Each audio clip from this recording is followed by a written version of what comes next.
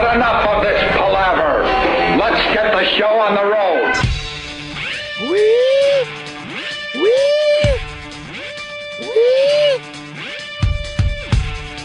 That's the wee wee song. Oh, that's too low. Holy Jesus. You got to crank that up a little bit, but lower your headphone volume. There you go. That's better. That's good? Yeah, right. Now we got it. We're ready to broadcast. Oh, wow. Good morning. Hi, everybody. Swine flu is officially over. Go back to your regularly scheduled activities. Life. Yeah. Nothing to see here. Nothing to see here. Well, the big headline, Mexico to resume normal business tomorrow. And what is that? Nothing? Yeah. I mean, you know, what's like an export or a... what do they base their gross national product on? What is that? They export brown people. Is it that and... I don't know. Because I honestly don't know. Goya products. What is the number one export of Mexico? And people go, Mexican! But it's you know, there's got to be something. I really don't know. Legal export of Mexico. Is it tourism? Do they make their money off of tourism from like Cancun and shit like that? No. We'll find out. What the fuck could Mexico, what do they... It is Cinco de Mayo. Is it? Yeah. It is. Is that why they lifted the ban so everybody could get together for these big parties and just make everyone fucking sick?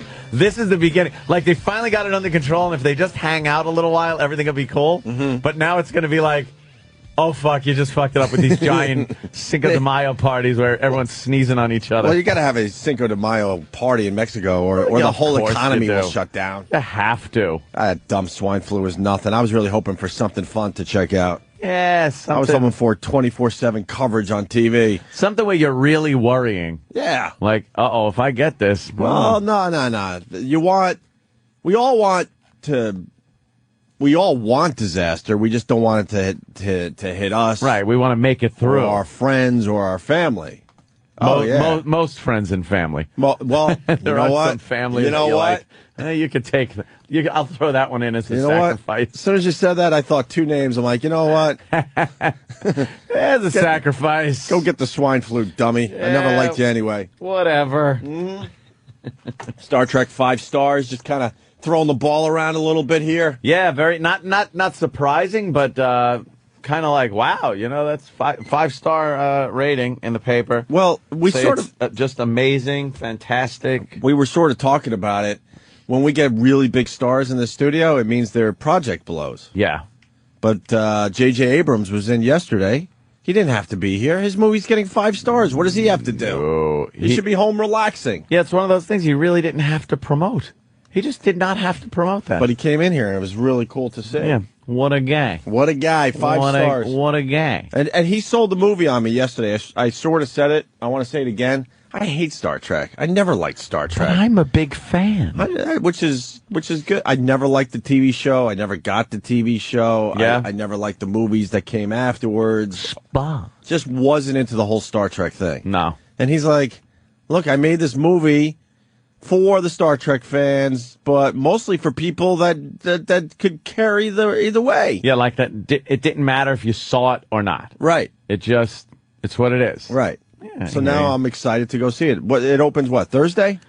Opens Thursday. Is it Thursday? Well, that's the new thing, is to sneak these movies out before the weekend. The day before the weekend. So the numbers look a little more impressive. Numbers look giant in that case. You're right. I think officially you're going to see all movies, opening up on Thursday. We're heading that way. Usually it's blockbusters, but I think that's going to be the new day. That's complete fudging of numbers, though. Right. That's like you're adding an extra fucking day in. Well, the whole number thing is stupid anyway. Look at this weekend. Wow, giant. Top grossing movies of all time, and it just doesn't work out because Jaws is up there, but then again, it costs $2 to go see Jaws. Yeah. Now it costs, $15, $20? What is it up to? Why am I asking you? Probably. You don't go to movie theaters. Why am I asking you? My theater will pay for itself in 8 billion viewings. You should just have showings. I should just invite people. You see my neighbors, like this whole friggin' line of cars parked up the road. That would be a cool thing for the fans. Viewers. Set it up nice and have a showing every once in a while. Yeah. I'm not even kidding. Every so often, just open it up to the public. have a showing. Yeah. A screening of something. How cool would that be? Triumph of the will. You'd have to organize it. People are saying course. Mexico textiles. Shut up! Don't give me textiles. That's everyone's export. You know if what? you don't know what their export is, I really textiles? Don't. I thank you, because I don't know. Textiles I've never known what a textile was. Textiles are things like materials. They're texty. Textiles. They're tile-ish. Tiles and text. With words on words them. on their textile. It's actual text tiles, not textiles. Yeah. And then someone else is saying they export cars and trucks. Shut up. Who's buying a car or a truck from Mexico? But they do make them down there because it's cheaper. I'm sorry, Jimmy, but Tennessee, not Mexican cars. It's American cars, right? Or other countries. They're the largest North American auto-producing nation. What? Largest North American auto-producing nation made in Mexico. Huh? Wikipedia knew that. Well, Wikipedia. Wikipedia knows everything. And oil is their largest source of foreign income. Oh, okay. Yeah. That makes... Wait. From them shipping out oil? Yeah. Mm-hmm. Well, how much oil could they possibly have? And how could they get it out of the ground? And if they have so much oil, why are they such a poor country? Yes, every other country that has oil is rich. Right. And Mexico is poor. Yeah, other countries, they just pave their roads with gold because they don't know what else to do with their money. Yeah, we got... And Mexico's falling apart. Yeah, what is that?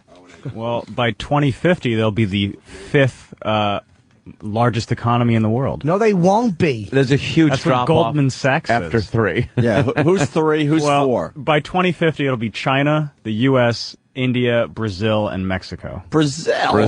Whores. What the hell's going on in Brazil? Their export is alposa. We all expect China. Yeah. India's a surprise. China just got us by numbers, that's all. How's India? I mean, what are they going to find a way to bottle AIDS? India. Their biggest exporter is annoying public service. Oh shit, I suck. What happened? What is it? What happened? It's not Annoying even public service. What happened? I know. Annoying phone reps. Annoying fucking. Annoying tech support. Annoying tech support. All right, Annoying tech support calls. Ta-da! I finally got it out. Look how funny it was. Shut up. We all learned about India from Slumdog Millionaire. Yeah. I mean, if Millionaire. See, I was trying to say Millionaire. if the rest of the world is going to learn about America through like some real old Clint Eastwood movie, we can learn about India from Slumdog Millionaire. Yeah. All I know is there's a lot of very poor people and a lot of very rich people, no one in between. That's what I see. Exactly. High rises and horrible slums where duty goes on your head. Right. That's what I know about India. What do you know about India? That they all do dances. Like that? Like this. And they go like this. Hi-ho! And then they do like this stuff. Hi-ho! And they do this. No, they don't do that. They do that. That's like more of a genie move you just did. Yeah, exactly. Are the genies from India? I don't know. And then they do these things, and they all go and do little moves at the end of their movies, even with the bad guys. That was odd. What do we know about India? This is a good little topic. This is a stupid world. They don't like beef. Because they think that their dead relatives are the cows. Right. So you can't fuck with the cows. They can walk the streets, piss, shit everywhere. I used to know an Indian. Yeah. Are they called Indians? Yes. But not the woo-woos? Yeah. How do you... Indians aren't called Indians anymore. They're called Native Americans. Nah, we're still calling them Indians. Well, not the woo-woos is right, actually. Not the woo-woos. No, let's call them the woo-woos because, if you go to a casino and you're spending half your paycheck, we're allowed to still call them Indians. The only reason they were called Indians was because they looked like people from India, from Europeans that came here. Because they had the dark skin and actually looked like Indians, so they called them Indians. So all the Indians are the same. And the West Indies they thought they were coming to. So they called them Indians. The Indians never called themselves Indians, but that just kind of took off. What do you think they called themselves? For real. Wanagana Hunaga. They probably called themselves Americans. Americans, yeah. We're such scumbags. They just called themselves whatever they were. It's one of my favorite things to discuss. How did we discover America if people were already here? Well, I mean, our whole history starts off with us being pompous. They were a conquerable people, which is what it was. And I'm not going down some dumb liberal rant. Trust me. I'm just going with basic facts. Like, how do you have the nerve to set sail, discover something that people have already inhabited, go back and go, what? I just discovered something new. Hey, you ought to see this big chunk of land I found over there. Right. There's some, like, people on it. You want to kill them all? Okay, you got it. And then it's ours. All right. Sounds good. I kind of like that word dicks. I kind of like that word dicks in America. And it all started with that move. It had to be We're the biggest assholes ever. In order to be where we are now, we had to do what we did then. And it was during a time where that was an accepted practice. There were people that hated it. No, I understand all that, but the nerve to say that we discovered. Yeah. We probably should have said we just conquered a new place, not discovered. Well, people really didn't understand the difference between animals and humans back then. They thought there were some kind of hybrids a lot of times. Obviously, with Africans, they didn't consider them human when they brought them over as slaves. With Indians, it was the same thing. They saw this primitive society that they considered savages that weren't really up to par to them. They weren't people. They were there, but just like the buffaloes were there and everything else, they were just there to get out of our way. We're taking this. It's a real odd concept, right? Because they saw the Indians for the first time. Look at these stupid idiots just living off the land. What are they doing in perfect harmony? Yeah, what dopes? You guys suck. Right? You're like, you only kill what you eat. Yeah, you don't just. You guys need real jobs, and you need to pay real taxes. Taxes? What? Right. And they're like, what do you... Right. I don't understand what you're saying. All right, then we'll shoot you. Right. You are forgetting, though, that it wasn't perfect harmony. It was, you lovely guys that paint little buffaloes and then cut each other's scalps off. Well, that's true. The tribe, amongst the tribes, they would really battle each other. Yeah, they were pretty brutal. They were brutal with savages. each other. Then they could kind of consolidate against Europeans when they came over and say, like, look, they're fucking us all over here. Why don't we just kind of get together? And even then they couldn't. What else do we know about India? Yeah, we're talking more about American Indians than we are. Well, because Indians. you went with the cow thing. Oh, I know why. Because the cow thing. Yeah, because I knew an Indian. That's right. Yes. You know they have like, I don't know, thousands and thousands and thousands of gods. Gods? How do you? Do they have that elephant one with the arms? Is that India? I think that is. It's the elephant guy with the arms. I don't know what he's called. Mexico exports illegal immigrants. We did that joke already. We said that already. It's such a hack joke. We threw that out as the first pitch just to get it out of the way. Pete from Virginia, you're a little late to the party. Oh, boy. A little late to the party. All right. And 70% of fruit and vegetables come from Mexico. Really? Oh. Then what's getting picked by illegal aliens here? I know. Yeah, you would think there'd be so many jobs there. 70% of the fruit and vegetables come from Mexico. You could absolutely employ every Mexican down in Mexico. And they're probably leaving Mexico because they're sick of picking fruit. And then they come to America to pick fruit. I want a good job here in America. I heard this is the field there. Okay. Yeah. Thanks. Could have done this down there. I guess they come for the money. It probably pays a little better here. You know what? We could seg into the Jay Severin controversy. Has he been fired yet?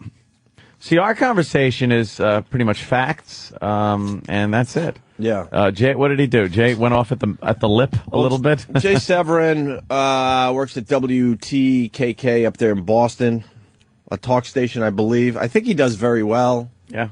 I know his name. Yeah, I've heard his name as well. And he said some stuff about Mexicans. Wait, isn't he the one, too, that just came for Imus and was bitching because he went to see Imus?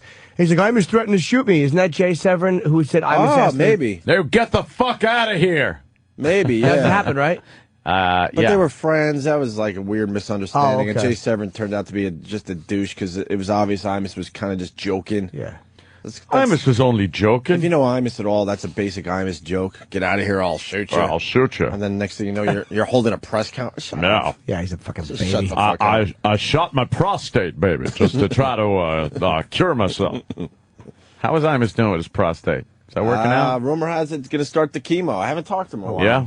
Maybe we'll send him a little email today. Yeah. See how the Iman's doing. Yeah. Why don't we send him flowers from the show? Why don't we be nice? Flowers is such a... Or something. Something in a hospital. Candy. Whatever you can eat. You send flowers when people die. We should. No, you don't. Not necessarily. Candy. We should send him flowers. fucking gummy bears and watch his teeth rip out. Hey, thanks a lot, asshole. Or we should send him a cowboy hat full of shit. Take a dump in a cowboy hat. He would appreciate that. Of course he would. He probably would. He's despicable. Love Imus. India has third largest concentration of mathematicians. Yeah, you know something? A lot of doctors. If you go to a lot of the hospital emergency rooms and stuff, you will see a lot of Indian doctors. You know what? If I go see a doctor or any of that stuff, I want to see an Indian. Indian guys are number good. one. Matter of good fact, doctors. Indian female, because then they're going to get back to you. Then they could touch your wee-wee without you feeling funny. No matter what. I got the sniffles. Touch my wee-wee.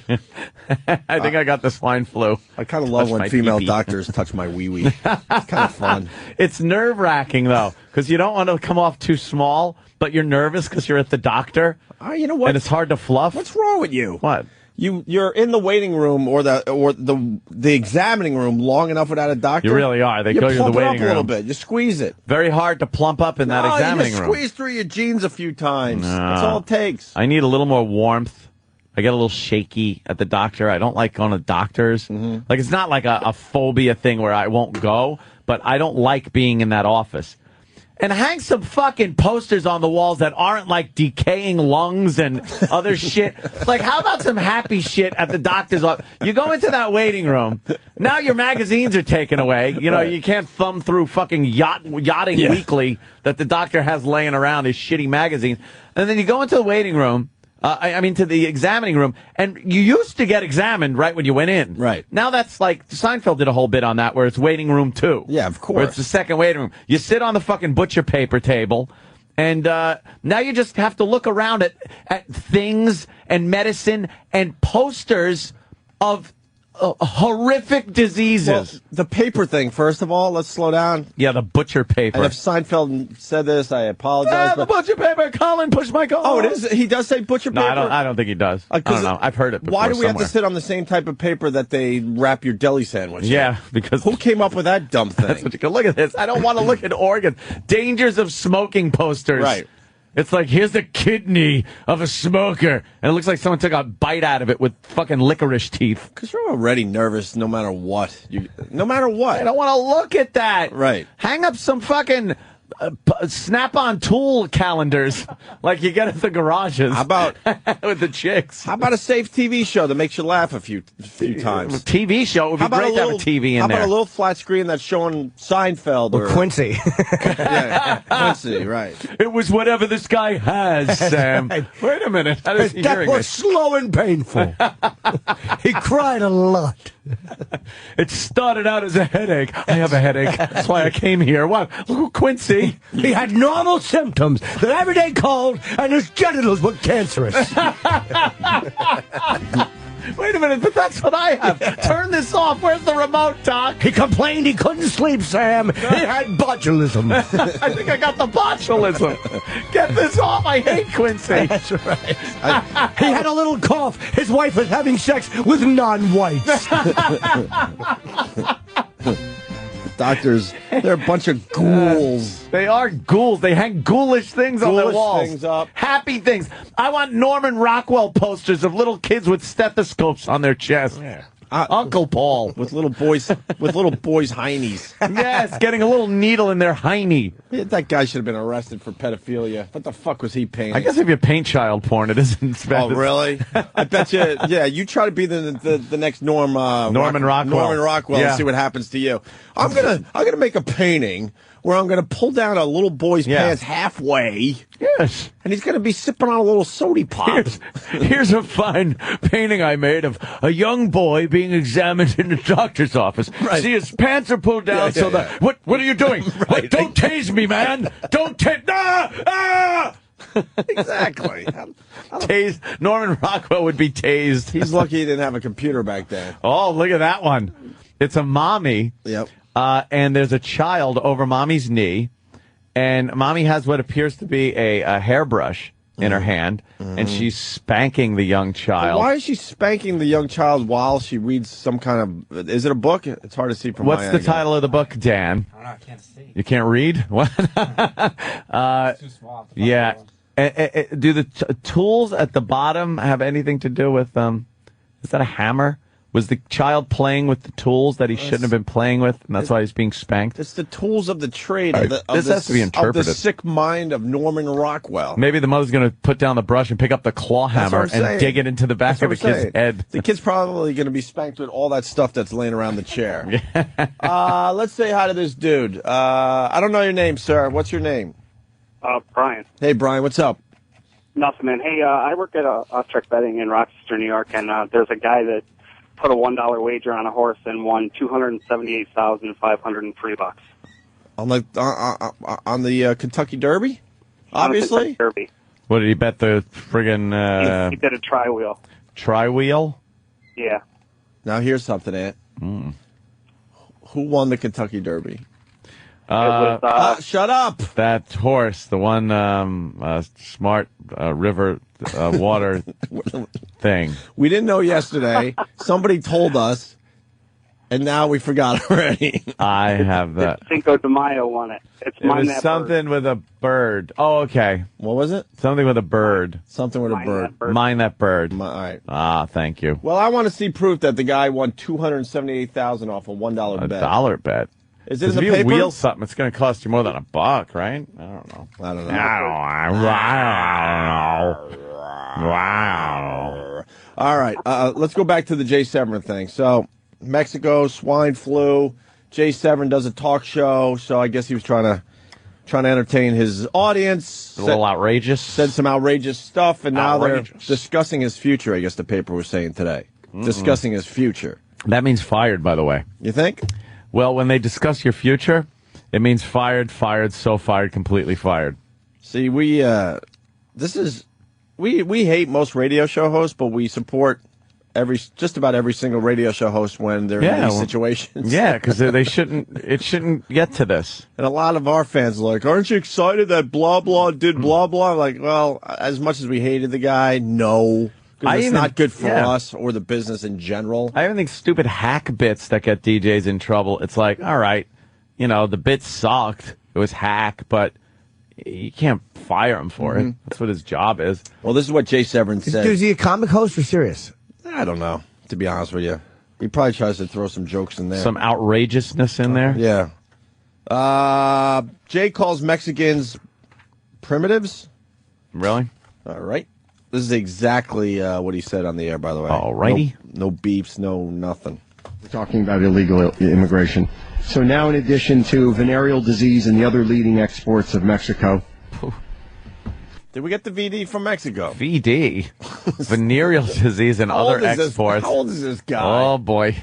That right there should have tipped off a red flag in his head like that one made it through, and he should have gone like, ooh, wait a minute, my filter just kicked in. My brain-to-mouth filter just kicked in. That one got out, but I know now to maybe take it down a notch. Where did VD come from originally? Look at us asking a lot of questions. A lot of knowledge today. Venereal disease I need a pile of placemats in front of me. Is very, very old. Did the Indians give it to us? No, I believe it came from ancient Greece. Oh, boy, the butt sex again? I have no idea. I have no fucking idea. I think venereal disease has been around since the prehistoric age, to tell you the truth. It was probably just hanging out in a woolly mammoth, minding its own business, and some idiot decided to have sex with a woolly mammoth. Or a piece of meat. He took 2 slabs of mammoth meat and warmed it up over the fire, but kept it rare, and then just stuck his dick in there and fucked it. Let's learn about VD today, Dan. Danny, any origins on venereal disease? Way ahead of you. Look All right. I like this. I like this. I like this, Danny. They want me to. I didn't say I have it, but they want me to. They want me to say. Patient 0 is Jay Norton. They want me to say, "This is Danny" every time you talk, because the listeners, need to know who everybody is. It's Danny. It's Danny, his voice. talk. If it's stupid, it's Danny. No, but they do need to be constantly reminded. Yeah. That's why I was saying that, Anthony. I know Jim Norton. And someone get me a goddamn cup of coffee down the hall. That's what Opie wants. Go ahead, Daniel. Sorry, that was my inner voice. That's all right, Opie. Danny? This is Danny. Thanks, Danny. Still looking. Cool. You find anything, Danny? I thought you said you were way ahead of us, Danny. That's what Opie said. This is Danny. I was just, I was looking for it. I thought When you had asked, it. I was already looking. Oh. Anthony's asking you right now why. Yes. I thought you had it up there. This is Opie. Anthony, why are you asking Danny if you already gave the answer? That he's Anthony still would looking say at that it Danny over here? already had it up on the screen. Right. And Anthony, saw it. So did Jim Norton. I did, Opie. I'm talking to you now, looking left at Anthony. But Danny to my right. Wait, who are you? I'm Jim Norton. Oh, hi, Jim. But Anthony had I'm said Opie. Jim. And Me. so I wanted, that Opie was asking who I was. Now, Danny, why don't you explain how long till you get this? You're about to hear Danny's voice. Not now, because I'm Right, Opie Opie. saying that you're about to hear Danny's voice. Right. Anthony Right jumped after I in. stop Yeah. talking, you will hear Danny. But in all No, honesty, I just hold said on. right. This is Opie. Danny Yeah. was supposed to talk, but Anthony, you talked when I said that Danny was going to talk. Opie- Right when I stopped talking, this is Opie, Opie. I was just talking to let people know that it was you talking. Right. And not to confuse anybody, especially me, with Danny, because I'm Anthony. Now Danny will Oh, speak. hi, Anthony. I'm Opie. Hey, Opie. Nice to meet you. Jim Norton. Hi, Jim. He's a good friend of mine. Yes, nice to be here. Also sick of this bit. Go ahead, Daniel. This bit is so bad. It's great, though. It's got to be annoying them. I can only hope it is. That's why it's great. That's why we do Someone it. just said that. I'm like, it's great because it's annoying the fuck out of everyone. We're only here to annoy you. Oh, God. This is Danny, by the way. Hi, Danny. I'm still looking for it. All right, thank you. okay. Somebody saying VD comes from the Vikings. I was going to go with Vikings. I was going to go with the Vikings thing. You know something? Let me see All what over John's the got. earth there with their boats and their dicks. Hi, John. Hello. John. Hi, John. I have learned this in high school that they comes from the Vikings. That actually they used to have a lot of that bestiality thing going on back then. Did they? You know what? I think if we stayed out of everyone's asses, we would have half the diseases we have today. The ass is such a disease haven, and we just love putting our weenies in there. Why does it feel so good when it's your birthday? I know. Exactly. It's like as soon as you relax and get used to it, it stops hurting. That stupid asshole has really fucked us up. Oh, the ass is just a disease All right. haven. This is our new bit, just throwing the ball around. I think we start every show like this now. Disease. Danny, I'm going to give this job to Travis. Oh. How many diseases have we gotten from the asshole? Wow, that's a something tough homework assignment. That's gonna be a Trav. tough one. Tough homework assignment. 71. Yes, all of which I will show you when I pull my pants down. I want pie charts. I want cute diagrams. Yes, I want to know how many diseases were spawned by the ass. That's stupid asshole. You know what? Someone's saying my mic sucks, and I didn't want to Sounds bitch. good. I didn't want to bitch today. This mic sucks compared to those two. I'm telling you. Sounds good to me, but I hear It it might every be- day. Yeah, it's like I have to be like this. oh, you got to eat it. And I don't really Yeah, feel you like eat it. licking the head of the big black No. cock today. Put it so. up your ass. See what disease you get. I do believe this mic does suck. Wave. Whatever, but we're not going to stop the show. All right, so Jay Severin. Talking about Mexicans. Mexicans, the swine flu, I'm sure is the reason why. I have noticed you go off mic a lot more than you used to. You'll lean back here a lot of times. Yeah, because And that's go I've here always been and like here. that. I know, these mics. I told these guys they used to be called unidirectional. I don't know if they are. I mean, omnidirectional. Thank you. Because I like being back here, and if you're back here, you don't notice a difference. Oh, you should see the mics at the compound. Oh God, They're wonderful. if I was only invited. Oh my God, that'd be so Yeah, cool. well, if I got the big invite. To You're cordially invited. Oh, my God. I think the phones will be fixed tonight. God. Very good. All right, Jay Severin, swine flu, got him a ranting, and now he might be out of a job. Let's see what he said. We're talking about illegal immigration. So now, in addition to venereal disease and the other leading exports of Mexico, women with mustaches and VD, now we have swine flu. But now it's too late to do anything at the borders because, of course, we didn't do anything. So now it's too late to do anything. And when we are the magnet for primitives around the world, and it's not the primitives' fault, by the way. I'm not blaming them for being primitives. I'm merely observing they are primitives. And when you scoop up some of the world's lowest of primitives in poor Mexico and drop it down in the middle of the United States, poor, without skills, without language, not share our culture, not share our hygiene, haven't been vaccinated. Look at all the things we take for granted. Here's the deal. Let me hold on. Let me start because I see you revving up too. I hear nothing in that 1 minute of audio that should get this guy fired. Nope. I think he's an asshole. No. I think that He probably could have been a little more tactful. Well, no. I don't know his show, though. No, I'm saying I don't even really give a shit what he's saying. I think he's an asshole because he's trying to be shocking and he just comes across sounding like a douche. Yeah. I think I'm not sure of his show's format and context, and we've been accused of that so many times that I'm not going to jump on the bandwagon because a lot of people take our show as some kind of news show, and we get in trouble for saying like outrageous stuff, knowing that it's a comedy show. I would say he's more newsy than we are. Yeah, I but, would assume but more not issues oriented, but not as newsy as obviously a Rush Limbaugh or a Sean Hannity. He's news oriented, but it sounds to me like he's that speak your mind kind of guy. He's like news-ertainment. I'll say it like I want to say it. Right. And again, freedom of speech on the one hand, but you do have a company that you have to adhere to their rules. I hate what he's saying because I hate what he's saying because he's trying too hard to be edgy and shocking, and it's just. You know. Well, when he talks about using the word primitives is what got him in trouble. Everything else he said after that was completely legitimate.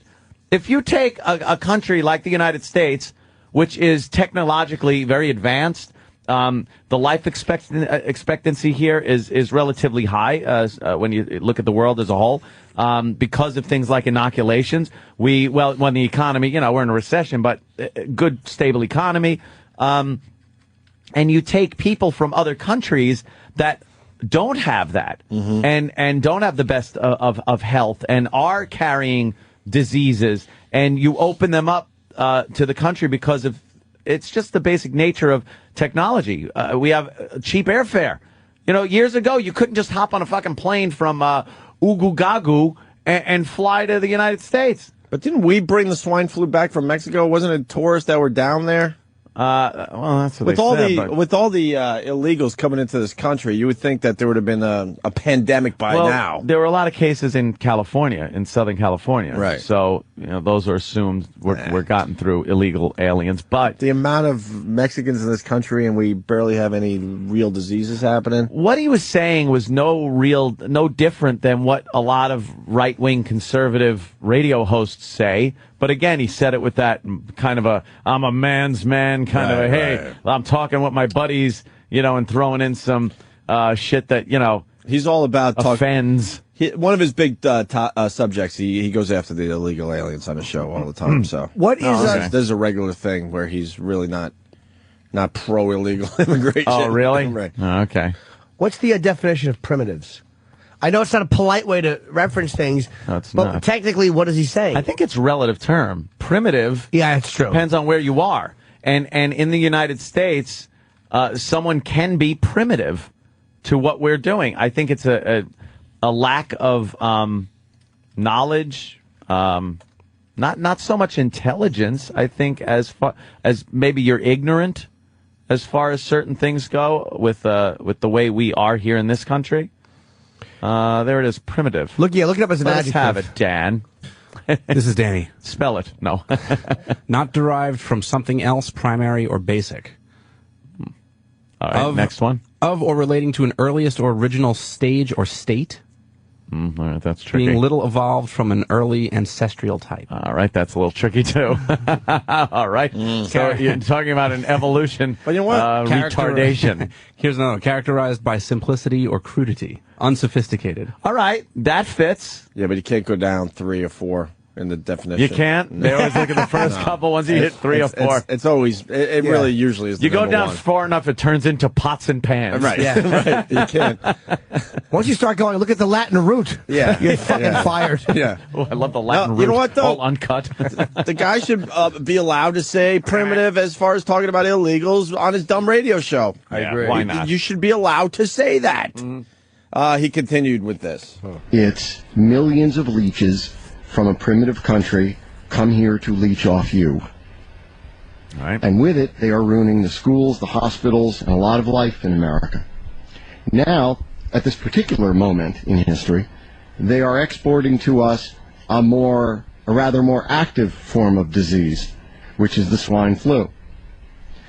California, and middle-class people are fleeing California in droves to get away from the criminalians, as we know. The governor has declared a state of emergency because of the disease.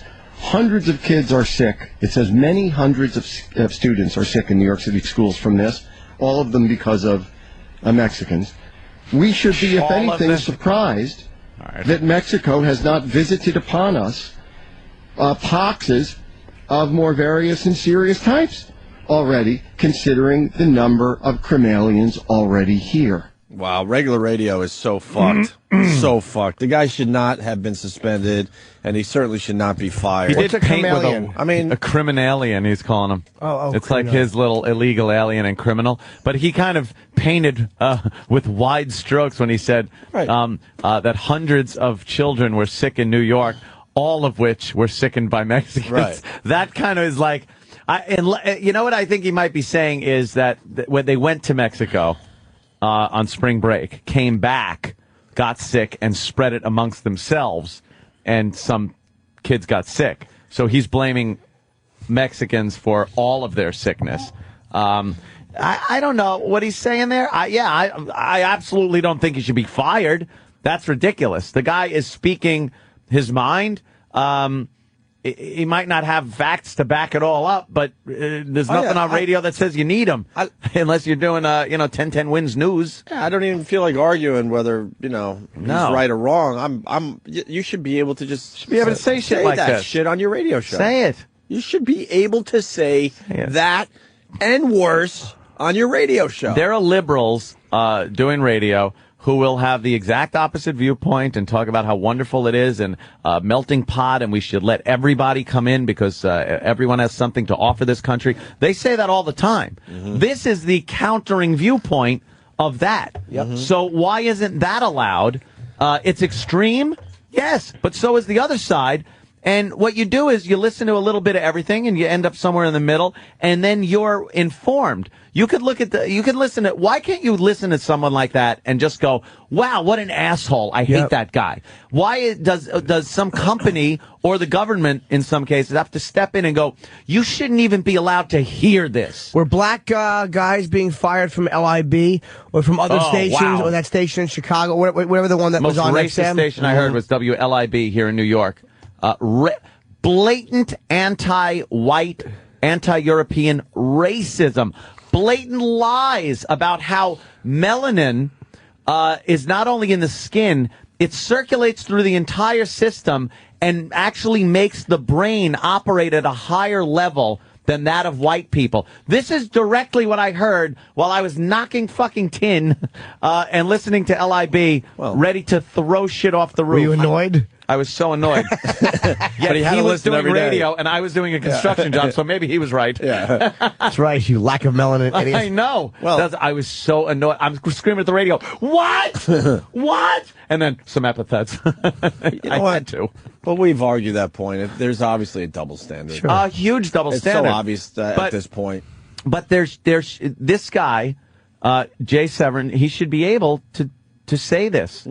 With impunity. Just say, he's not inciting a riot. Exactly. He's not doing anything that is illegal as far as the FCC goes. There were no words in there that the FCC would deem obscene or anything else. So why is it even being considered that this is awful and perhaps he should be removed? Let him talk all he wants about illegal aliens in the way he wants to talk about it. It's his right to say that shit. It's like, who cares if people like it or don't like it? He's not saying go out and hurt anybody. That's the problem. If you start saying go out and hurt people, but he's not saying that. That's the problem. And if the station has a problem with it, run a fucking disclaimer that says the opinions by Jay Severin in no way reflect that of the station or management. Now you've covered your ass with a disclaimer, and then the guy can get on and say whatever the fuck he wants. They're just going to make it so safe in the regular radio world. And then they're going to be like, why don't we have any audiences anywhere? Everything is just very, very...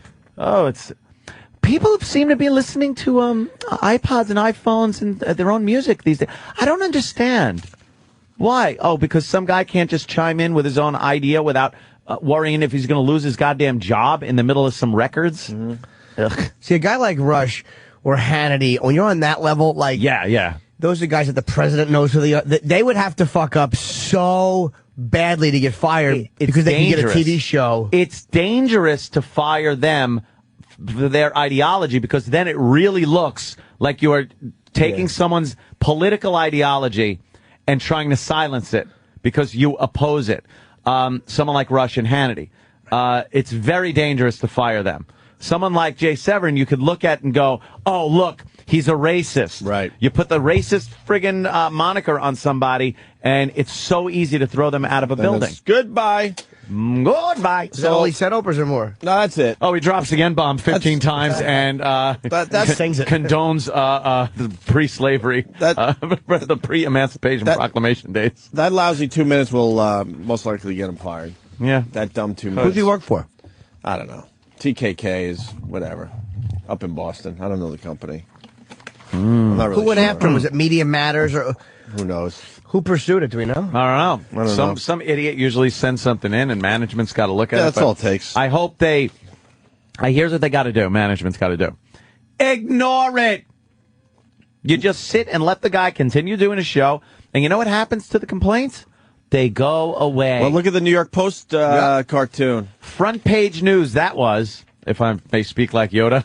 And and Al Sharpton had to Why kind did I of say that? Al Sharpton had to put his head down and turn away and march back to wherever he came from, and it's over. Because they said it's this over. is a political cartoon. Right. And the second you start censoring shit like that, you're in huge trouble. Whether you look, found it tasteless or not didn't matter. Well, and the company controlled the situation. Yep. Something that radio companies don't understand. They let everyone else. Fire him. They let everyone else control their company. Yep. The controversy hit with the cartoon with the monkey, and the Post said, "All right, we've offended some people, so here's our apology." And Al Sharpton was like, "Well, no, we want more. We do not accept it." And the company said, "Well, tough shit. This is our company, and this is what we're going to do, and that's it." And they even End said, of story. yeah. And then Reverend Al had to sit out there for a few, other extra days, looking like a complete idiot, and went, "Oh God!" And then he had to walk away. And he walked away. End of story. You don't think Al wanted to accept it?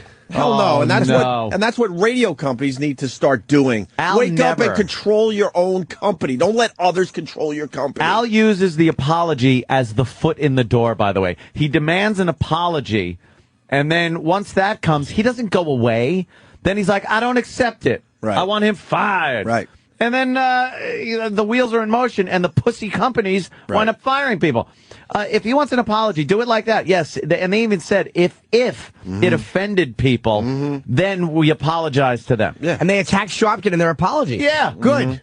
And then he went away. The story went away. The guy still got a job, and no problem. Did they lose revenue? Did they lose it? No. No, more people probably bought the paper, Yeah, to see what the guy was going to write next. in the days after that cartoon. So that's what, it's so obvious. Radio if you're a radio companies- company, control your own fucking company. Yeah. Stop with these groups controlling what you put on the air. Let your public interest groups control what your company puts out.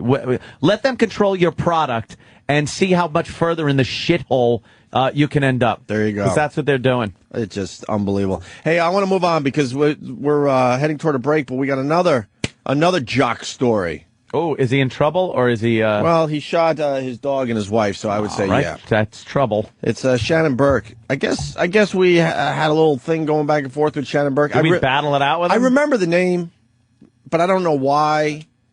10 paces, motherfucker. Yeah. Yeah, get some dueling pistols. Well, I got this is audio from I about. remember him. You remember? I don't even. I remember the his- picture. Okay. It isn't? No, I don't remember that. Oh, Well, let I'm me- a liar then. I remember the bean head. Wasn't the guy, didn't he have a shaved head? Now watch, he's got a full head of Sam hair. Exactly. Shannon- Looks like Shannon, fucking, what's her name? Boyle. Shannon Burke decided to go after us. I think we got a little taste of that, and then it's worth playing He does today. have hair. Before we get to the Is that him? yeah, before we get to the news story, Looks like Jim Laird. then I got some of our pests calling a show, which is just freaking Oh, cool. hilarious. But this is what Shannon Burke was saying about us. I don't know, about 3 years ago, maybe a little longer. Here's Ray in Virginia. Ray, how you doing? Oh, you can call me Ray. You could shoot my dog. You could shoot my wife. Nice. You know what's weird? I hate that bit, but I can't stop doing it whenever I hear Ray. Stupid Ray. You know what? We put Shannon Burke in the Radio Hall of Fame. What did we call it? But he has the same voice. No, there's 5 or 6 popular radio show hosts that all have the same voice. All have the same voice. Bubba the Love Sponge, Man Cow, Shannon Burke was in there. Who else? E-Rock. Oh, you got it right here? Uh-oh. They're all the same fucking guy because they don't know how to use their own voices on their own radio show. Oh, Tom Likas. All right, is he gone? Yeah. Oh, E-Rock? No, I just don't know. Cheeks. Do you think he scrubbed his ass and changed his underwear and pants? Yeah, with shit. Poor E-Rock was the embarrassment of the show yesterday. The video is pretty funny. People smelling his ass? Yeah. How could that not be funny? Sam enjoyed smelling it. You know what? He smelled it. He went back for seconds and thirds. I don't want to let Sam off the hook. He kind of enjoyed smelling E-Rock's ass. E-Rock's ass? As far as ass smelling goes, like, Sam was right in there, no problem. He had bad swamp ass. And then intern David also smelled it. And yeah, the video's up on Opie Radio on the YouTube thing. But Sam got right in there, man. Yeah, he dug in deep. he didn't have a problem with that. No. Creep. All right, now we're Shannon Burke. Yeah, I know, but now okay, because we haven't played this in a while either. Hold on one second. It'll all make sense in a few minutes. It's the radio voice Hall of Fame! Now, the Radio Voice Hall of Fame, you have to sound like this particular voice, and a lot of guys have the exact same voice. Yep. Brother Weeze gave me the best lesson ever. Just go on the air and use your voice. Don't try to do anything with your voice. Just be like yourself. you. Right. Here's a montage of radio guys that all sound the same. Here we go. And I don't like when people call me Todd Clem because that's not my name. My name's Bubba the Love Sponge Clem. I had it legally changed. It's like It's 101, the ongoing on-air adult education course that teaches men how to get more tail for less money. You never want to come on after a show that was popular, and I understand that. And I never wanted to do it. I never, ever, and it was offered to me at one point, and I don't want to do it. I didn't want to do it. Oh, a great movie. You don't know what you're talking about. Cinematic masterpiece. You have no idea what you're doing. If I was a hot chick, I'd be the same way. It's like, I'm not paying for anything for you, dude. I'm hot. There's a bunch of dudes that can pay stuff for me. That's why it's asinine, the controlled corporate press claiming that we didn't own guns in the colonies and that most people didn't have guns. Everybody owned guns. It was a frontier nation. We just had massive wars with the French. Snoop Dogg's real name is Calvin Brodus. You hate him now, right? Huh? That's funny. That's not funny. They're not funny. Oh, that description That's is awesome. even terrible. I forgot we added that douche to the montage. That's not funny. Now I still do that to this day. Boy, was he fucking upset. Oh, he certainly was. Now it started with Bubba the Love Sponge because he said his name, and then I got completely lost. I don't even know when the voices started changing. Yeah, it just becomes it's all the this same mishmash fucking voice of radio voice. A bunch of dopes that can't use their own voice on their radio show. Anyway, Shannon Burke was one of those guys, and he had something to say about us. Here's Ray in Virginia. Ray, how you doing? Hey, how you doing, Shannon? What's happening, brother? Hey, first-time caller. I got up about 6 months ago. I was in Florida. I love playing these. I'm sorry I keep stopping it, but another thing to listen for, I love playing these older clips because all these guys said that we're losers, that we're failing. It's only a matter of time before the company fires them. So you're about to hear something that is, I'm looking at the date now, over 4 years old. Eventually, these 4 years old, this clip. Eventually, people are going to be right. We'll eventually be fired, and some idiot will go, see, I told you so. Failures. I heard you guys about the XM. Excellent. Came Christmas last year, about 10 trucks, about each one a XM radio. Now, I heard yesterday you guys are after the 28th. You guys ain't going to be there anymore? Yeah, you'll be entertained by the fabulous Tony Kornheimer, whatever his name is, and it's Kornheimer Sports Show or something like that, and then the great G. Gordon Libby. Yeah, after after I heard that, I called customer service and I told them to cancel my service. I got one more month with them. I got 10 radios working on 10 big trucks, 18-wheelers. Yeah. Got it. So after next month, if you guys don't come out anymore, I got 10 radios that are going to be canceled. We heard. At $9.99 a month. That's about $1,200 a year. Well, I appreciate that, man. Thank you, Ray. And thanks for the support, man. All right, a little criticism to E-Rock. If Shannon Burke's in the news and you're digging up old Shannon Burke clips, how about you re-listen to the clips and then just cut this down a little bit? We live in an ADD world. You don't have to. I'm a minute into this clip and no one gives a shit what they just heard. I want to know how many radios this guy had. He didn't allude to it. I believe it was 10. He kept saying that like that would be the big push to get management. Yeah. Right. I got 10 different radios and 10 trucks. Shut up. Got it. Who cares? And E-Rock just walks by the studio. Now he's coming back. E-Rock, why wouldn't you just re-edit this clip? We just heard a minute of nonsense. Cut that fucking 10-truck loser out. No one gives a shit what that guy said. A minute in, the guy's not even talking about us yet. Sorry, I just pulled it from the book. That's what we had highlighted from last time. Re-edit it. Listen and go, okay, you know what? I could cut this down a little bit. Okay. And how's your ass today? Everyone wants to know. Exactly. You scrub-a-dub-dubbed? Oh, yeah. You fire hose it? Febreze antibacterial and everything. What was the deal? Febreze your ass? All my pants. Why not just paranoid? Why not just everything. launder them? They were. No, they weren't. That wasn't a fart. Okay, but they were laundered. You're either done re-wearing your underwear or you're wearing your jeans too many times in a row. What's the matter? How bad do you think his underwear smelled yesterday? Who? We should have made him take. We should have made them take them off. Oh wow! And put it on someone's head. Yeah. Oh, fuck! God damn us! How many days in a row you wear jeans? I'll wear them 5 days in a row. You do 5? No, you won't. 4 days, yeah. To work only. I used to do 5. I don't care. Oh, to work only? I don't give a fuck. My ass doesn't stink. I'm down to 2 or 3 days in a row Shit now. comes out of it, Jimmy. Big deal. Fingers go in it.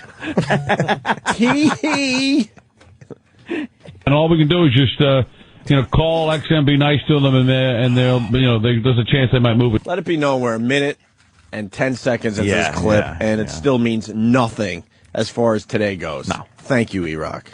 Somewhere else. Yeah, I tried that for about 2 weeks, but after I heard that yesterday, just wanted to call in and see if the other drivers want to do something like that. All right, we're now a minute and 20 seconds into this clip. We only have 35 seconds left in this clip, and still there's no reason for playing what we just played for everybody. Unless he says 10 trucks one more time. And here's the deal. I think at this point I've heard enough people say it, and I think the deal is they have another service available during the time the show is on, and it's a premium channel that a couple of... All right, listen. Now he's finally getting into us with 25 seconds left in the clip. Yeah. It's a 2-minute clip, by the way. Dude, the premium E-Rock, channel? You fucked us today. Yeah, we were on a premium channel when we first signed on because they were scared of us. That we would do something really stupid. So they put us on this premium channel that you had to pay extra for, which they took us off of how much later? January of 2005, I want to say. You know what? Hugh Pinero did it. It was the stupidest thing ever. He was a douche. And as soon as Logan came aboard, he's like, dumb. He said, no, take him off of this stupid thing. Immediately. It's a dumb idea. That was literally the first thing Logan did. Yeah. Yeah, it was, to get us off that stupid premium channel. Yeah. Because Hugh Pinero didn't trust us. Thought we'd get on and fuck his whole platform up, which he did single-handedly anyway. Wow, no kidding. Oh, no. He should have been put in a premium fucking category for CEO. Ugh. Whatever, ancient history, just like this clip. Boy, did that guy not like us. Oh, not at all. It's a premium channel that a couple other guys are on, and nobody's signing up for it because they're just too entertained by this show. So what I think they're doing is trying to bore the crap out of you with every other talk programming on XM so that you'll be forced to pay the premium money to get the premium channel. Yeah, but the guys are all washed up. I used to hear them when I used to go to New York. They are. There. They are. XM missed the boat with them, but hey, I appreciate the support, Ray, and hopefully you'll hear us again. There you go. We're washed up, Ope. Wow. So weird. We were washed up 4 years ago. More than 4 years ago, we were washed up, according to this Shannon Burke. Yeah. Yeah. And, then the pest got involved, and hopefully this will be a little more entertaining than the last few Let's minutes. hear the first 2 hours of his show before a pest calls in. Jim in Clearwater. Jim, you're on Real Radio. Yeah, I had testicular cancer. Yeah? I right now have one testicle. Yeah? Can't they put a fake one in there? No. Yeah, they can. Well, the thing is, like, they call me Little Connor because they say only one nut is dropped. It's kind of a joke about Connor Peterson, how a little baby joke. And you're a fucking tool bag, and O&A are gonna. O&A. Oh, he was swearing like he had two names. Yeah, way to go. O&A, yeah. Yeah. Way to go. They call me Little Connor. My ball hasn't dropped. That's who we were back then. Holy shit. shit. Way to go. Oh, yeah. We probably drove him to shooting his dog. I'm starting to think. The dog sneezed and it sounded like Frunkus. He just shot it. Here's Brian. Brian, you're on Real Radio. Hey, Shannon. Yes, sir. Not you. What does that mean? I don't know. I have no idea. Not you. He thought it was funny. I don't get it. Me either. Try to be a little more funny next time you call. Don't hang up like a pussy. There's a lot of a-holery going on today. Notice that? The level of a-holery is at an all-time high. A-holery. A-holery. Go Here is Reggie. Hey, Reggie, how are you? Hey, what's going on? What's happening, man? Can I suck your seed? Opie and Anthony suck. Punch it out. What the hell was that? I knew that one. The guy said he wanted to No. suck on a seed, and then he said, jib, jib, jib, jib, jib, jib, jib. What does that mean? No idea. Never heard of it in my life. That's probably the 30th time he's called me today. Really? What a good boy. Oh, Jesus. Reverend, how are you? Hey, what's going on, Shannon? What's happening? SBK, how you doing, man? Hey, preacher. Big fan of your show, and I just want to say really quick before I get to why I called. Yeah, that, go ahead. I was really bad news to hear what happened with XM and everything like that, because now I got to listen to an online feed and all that. Really sucks. But anyway, glad I can still hear you guys. I appreciate it. Thanks. So the reason why I'm calling is I'm in the Army, and when I got deployed, I didn't receive dime one from Opie and Anthony. Opie and Anthony suck cock. Wow. What makes these idiots? Oh, that's good. That guy was on forever. He's holding forever. Hey, they don't care. They don't give a shit. They're like fucking Terminators. Right. They'll sit there. They don't care how long it takes. They don't give a shit. They can't be bargained with. They can't be reasoned to. Right. And then finally. Let's see. We got some great trivia today. Oh, yeah. That's good stuff. We're going to give you the name of the real birth name of the rappers, and the callers will have to identify their rap name. That's a good game now. I'm going to give you the rapper's real name. You tell me what his rapper name is. Here is Tom. Tom, how are you? All right. I'm going to give you the name. You give me the rap name. Calvin Brodus. Is it Nate Dogg, Music, Ja Rule, or Snoop Dogg? Ramon, turn on Opie and Anthony. Wrong. It is not right. Here he's... You lose. You loser. Ramon. Well, you get the point. There's 20 of these. Oh, yeah, they just pounded them. I want more. Do you really? These are fantastic. They are really funny, man. I can listen to these all day. They are really funny. The listeners are just insufferable. When they start pricks. showing off for each other, it makes me so happy. Here's Amanda in Fort Lauderdale. Amanda, how are you? Hey, what's up, Shannon? How are you? What's going on? Great. I'm calling to defend Girth, actually. You're defending Girth. Yeah, it really, I mean, I don't know what these women are talking about. It's really not the size that matters. My boyfriend that I'm currently dating just has a really thick penis, and we were making love at Fort Lauderdale at the Improv from March 24th to 26th, and it was pretty much just the best sex I've ever had in my life. Thank you. I didn't understand what that was. That was a plug. Thank you. Plug for her boyfriend's a comic or something? Yeah. He has the comedy penis. Little plug for Jimmy's show. Got a Jimmy's plug in. That's great. Well, you get the idea because, they just keep going and going. So, that's fantastic. That guy, last week, shot his dog. Yeah. And his wife. That's right. Great. Guy we used to fight with. Yeah. Or I don't even know if it was a fight. Great guy. We said what we, had to, and then he obsessed about us for a while. Yeah. Florida guys were fucking bitches about it, man. There was him. There was fucking Bubba. There was another one down there. The Florida guys were so fucking resentful. Jim Phillips. Where, God, I mean, the listeners ended up buying a fucking billboard. Just amazing. Yep. Amazing stuff. Here's that guy, Shannon Burke, with a little 911 call.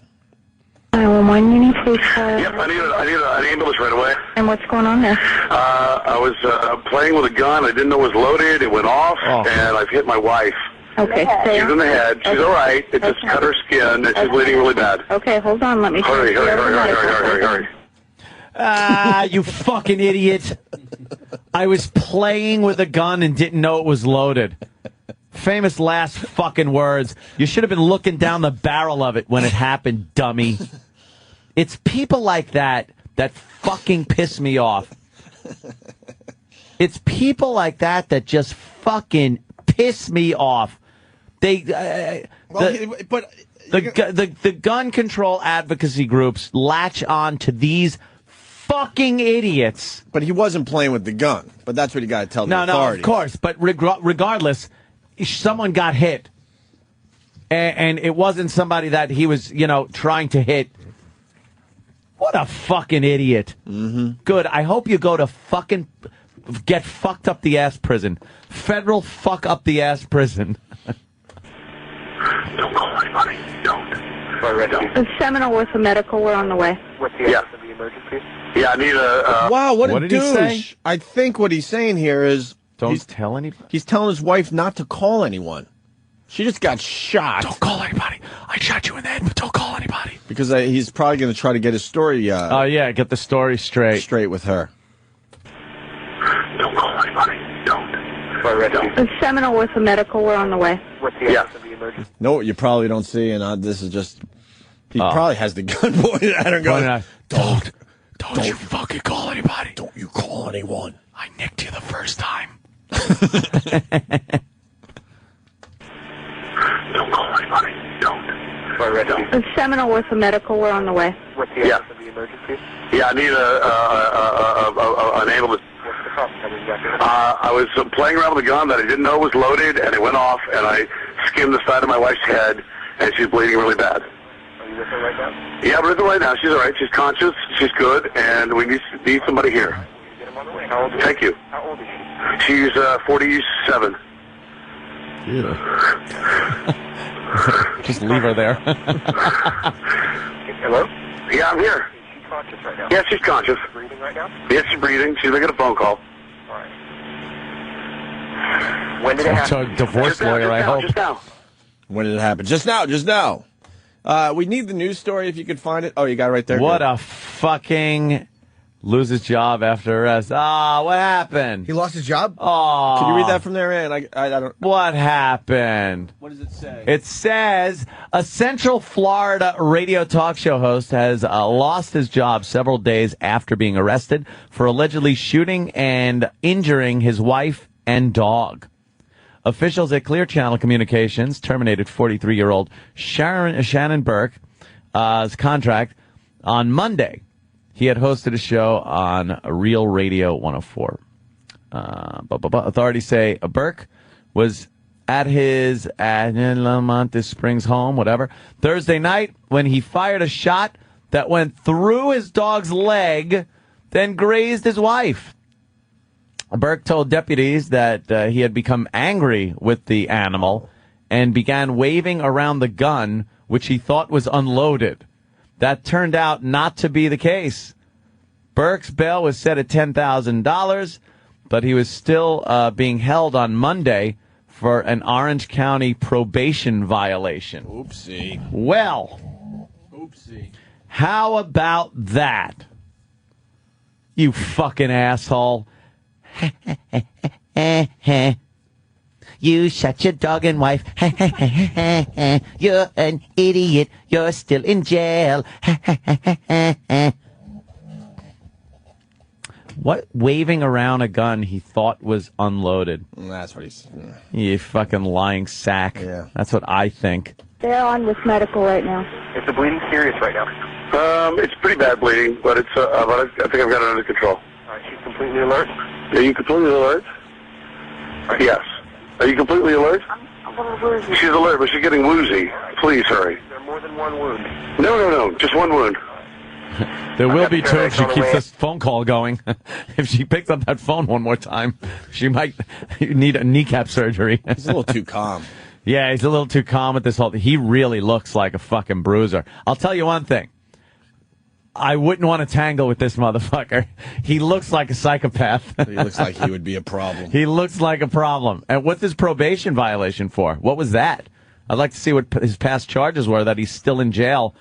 $10,000 bail. DUI. You think it's a DUI? Yeah, it is. And look at him. He's kind of a, I don't know. He looks like a problem. He looks like he fits in prison perfectly. This is Danny. This is Danny? Yes. He kind of looks like he's got a little Hetfield thing going on. I was going to say the profile's a little Hetfield. Yeah. Shoot my wife and my dog. Yeah. It's funny, that wasn't even like a real Metallica song. Of course not. Stating the facts. Just stated facts and went, yeah. That's all I have to do. I've got the paramedics on the way as of right now, okay? Thank you. I'm going to give you some instructions, okay? All right. Now, what I want you to do is I need you to take a clean, dry cloth. Okay? Now, I want to confirm this. Is the bullet embedded in it actually? No, the bullet did not. There's nothing embedded in it. No, just, I don't know. I don't think so, no. All right. What I want you to do is I want you to take a clean, dry cloth. Apply firm, steady pressure to where she's injured. Okay. And I want you to keep that pressure on there until the paramedics get there with you. Okay. All right. If it keeps bleeding, you're probably not pressing hard enough. And if it bleeds through that first cloth, I just want you to put another. Okay. All right. Don't take the first one off for any reason. Okay. Okay. All right. Jeez. You put another one over the bloody cloth. You don't take the first one off and put the other one on. Why is that, I wonder? Remember that. Because if it's starting to clot and coagulate, you don't want to pull away any of that, those platelets that are sticking together to stop the bleeding. No, look. So you slap that other one on there. We're teaching. That is. So she's alive and fine, right? He probably didn't try to kill her because obviously you don't just graze her in the head. No, like I think he went to shoot the fucking dog. He shot the dog. The bullet ricocheted off of something, a bone, the floor. Something. A fragment hit her in the head. I don't think he... And cut her head. Doesn't seem like he... it looks like he was shooting the dog for whatever reason. I'm going to shoot that dog! Little rascals. Yeah, the gun's been secured, right? Yes. Oh, yeah. Yes. Now, what I need you to do is just don't give her anything to eat or drink. Okay? All right. Ever? I just want you to let her rest in a comfortable position. Okay. All right. Yes. If she happens to become less awake and vomit, I want you to quickly turn her on her side so she doesn't choke on it. Okay. All right. I also need you, is it just you there with her? I'm here. Is it just you there with her? Is there somebody else, though? No, it's just us. All right, well, I want you to make sure, if you can, that you unlock the door and turn on the lights outside. Yeah, you got it. I'll go right now. If you have any pets or animals, go ahead and put them away if you can. I shot him. It's okay. If you take any medications, I need to get those together and also show those to paramedics, okay? Okay. All right. If anything changes or gets worse in her condition, hold on, very telling. What happened? Very telling. He goes, if she's on any medications, I need you to get those so the paramedics know. And he goes, like that to me, and believe me, I don't need a lawsuit, so I'm just saying, based on just what I hear, his sigh sounded like, I gotta get so much stuff. like it sounds like maybe something's going on. Listen to it. It sounds like he goes, like that's gonna be the big job. It's amazing though, these paramedic guys, like the phone guys, how they really are covering all bases. Unlock door, turn light on, get medications together. Yeah. How about, like everything that you're gonna need to get the fuck out of there quickly. And how about drop the gun when the cops show up? Yes. Don't use it as a pointer. Lock the door and turn on the lights outside. Yeah, you got it. I'll go right now. If you have any pets or animals, go ahead and put them away if you can. And Okay. If you take any medications, I need to get those together and also show those to paramedics, okay? Okay. All right. Okay. It's like, we gotta empty the whole fucking medicine cabinet. It's fucking just scooping shit out. It's scooping the deal with Shannon Burke prescriptions that are in there. All right. This is to deal with his anger issues. This is to deal with his stupid voice. He's just going to sweep his arm across the entire bathroom counter. Whoosh.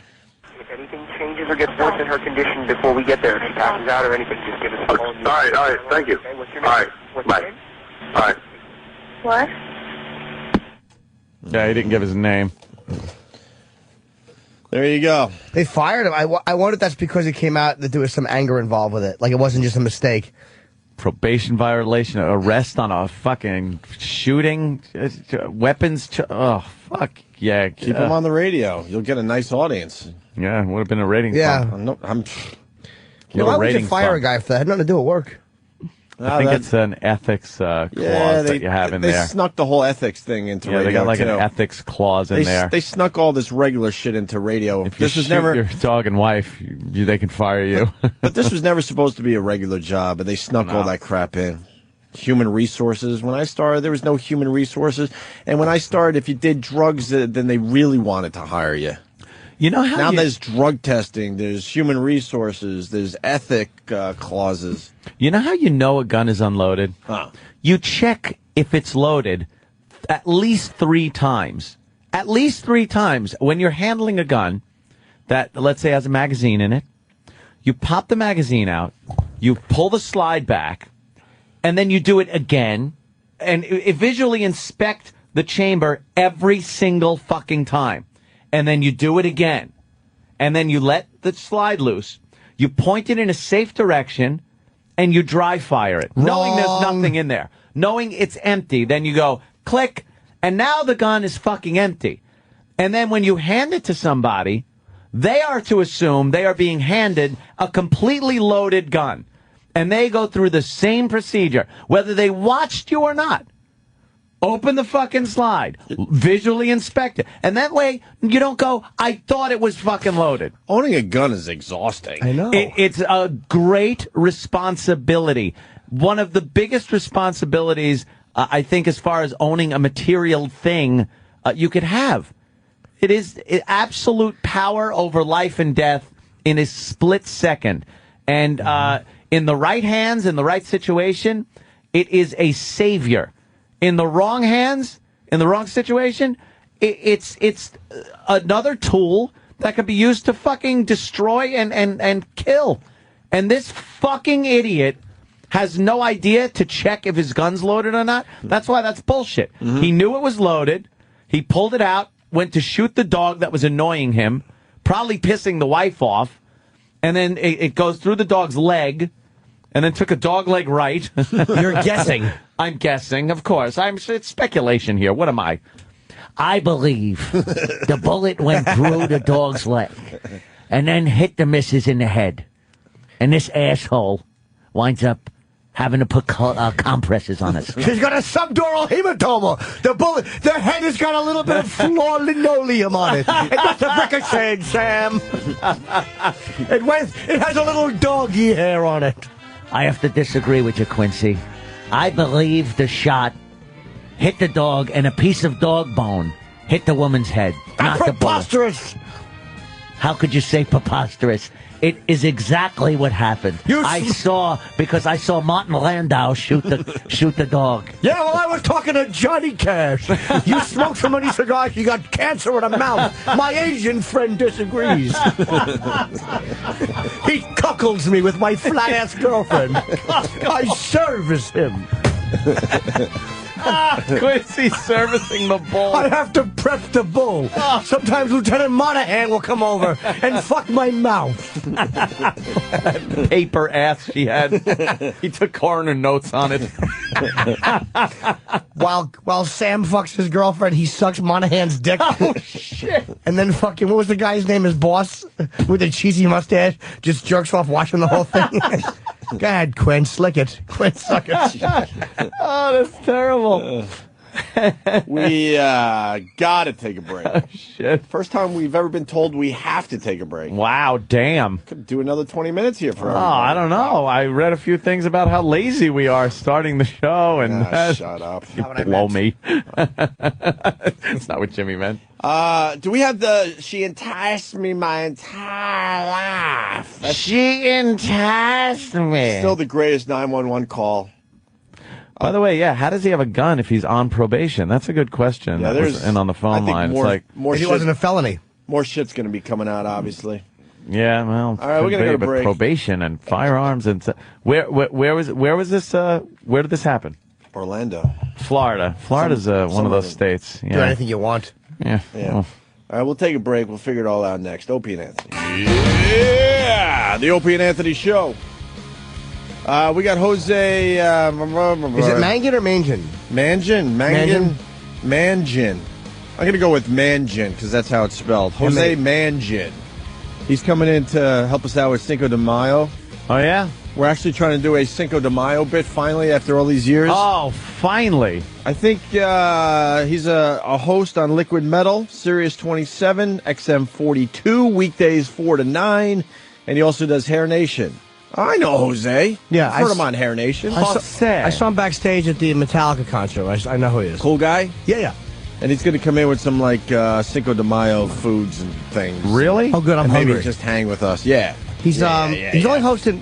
Does anybody know the Boneyard sounds different than it sounds? I don't know if you guys listen to it. Uh-oh. No, it's better. I'm wondering if there's a new programmer or if they've seemed to make it... The music seems a little softer. I'm wondering if that was to make it different than Liquid Metal. I don't know. I just don't know if someone new is programming. You don't want redundant programming. Yeah. We could try to find that out. Jimmy is right. That's what I'm reading here. Yeah, see? They played a Kiss. It's funny, I was so glad that we weren't having that Bill Burr Kiss argument. Because there's a song that Kiss did. I heard it on my iPod recently. I was working out, and it's not good. It's not good. And it kept running through my fucking head. Oh, no. And it's called Charisma. It's not one of their better songs. Wow. Because they got charisma? No, well, the song itself is okay, but the chorus is fucking horrible. It's, what is my... charisma. Can we get that? I don't know if it's off Kiss. Dude, it might be off Kiss Dynasty. I'm embarrassed to say I was a Kiss fan growing up. So I still love. I never was. I'll go with some of the hits now just for whatever. Fucking Destroyer's a good album. I couldn't get Rock and enough Roll of Over. Kiss growing up. Couldn't get enough. I bought everything they did. And then they never really developed for my tastes. You know what I mean? Yeah. Because then you put it up against like a Zeppelin or Black Sabbath, because I was into the Sabbath early on too. And then I'm like, wow, this Kiss stuff doesn't sound as good as, I remember Zeppelin when I and was a Sabbath. kid. And they weren't lyrically up to par with those bands either, or conceptually. You know what I mean? Musically. Different. Yeah, music, of course. A lot of their stuff was very simple. Ace became my favorite. Well, Ace is a terrific musician. I think he could have like really rocked if Gene allowed him to. No, why would he? Here's the song Jimmy's talking about. Hopefully at the hook. It ran through my fucking... I think we should hear some. It ran through my fucking head. All right, hit it. Beth, I hear you call, but I can't come home right now. The jazzy version. Me and the boys are doing some radio. Nice. And I can't find the sound. It's nice. Thank you. Thank you. Wow, that was good. Thank you. Damn. You have it? Oh, he says he doesn't have it. That's too bad. You don't have charisma? No, he doesn't have it. I mean, well, he does. literally. Stupid E-Rock has to go, no, I do have it. I know you have it because you told me you had it. And I was just trying to fool around and say you didn't have it. But then E-Rock had to go, no, I have it. I go, no, you don't. He goes, no, I really do have it. I go, I know that. I'm trying to make a little bit on the air. Jesus, E-Rock. I have it. All right, well, let's hear the song.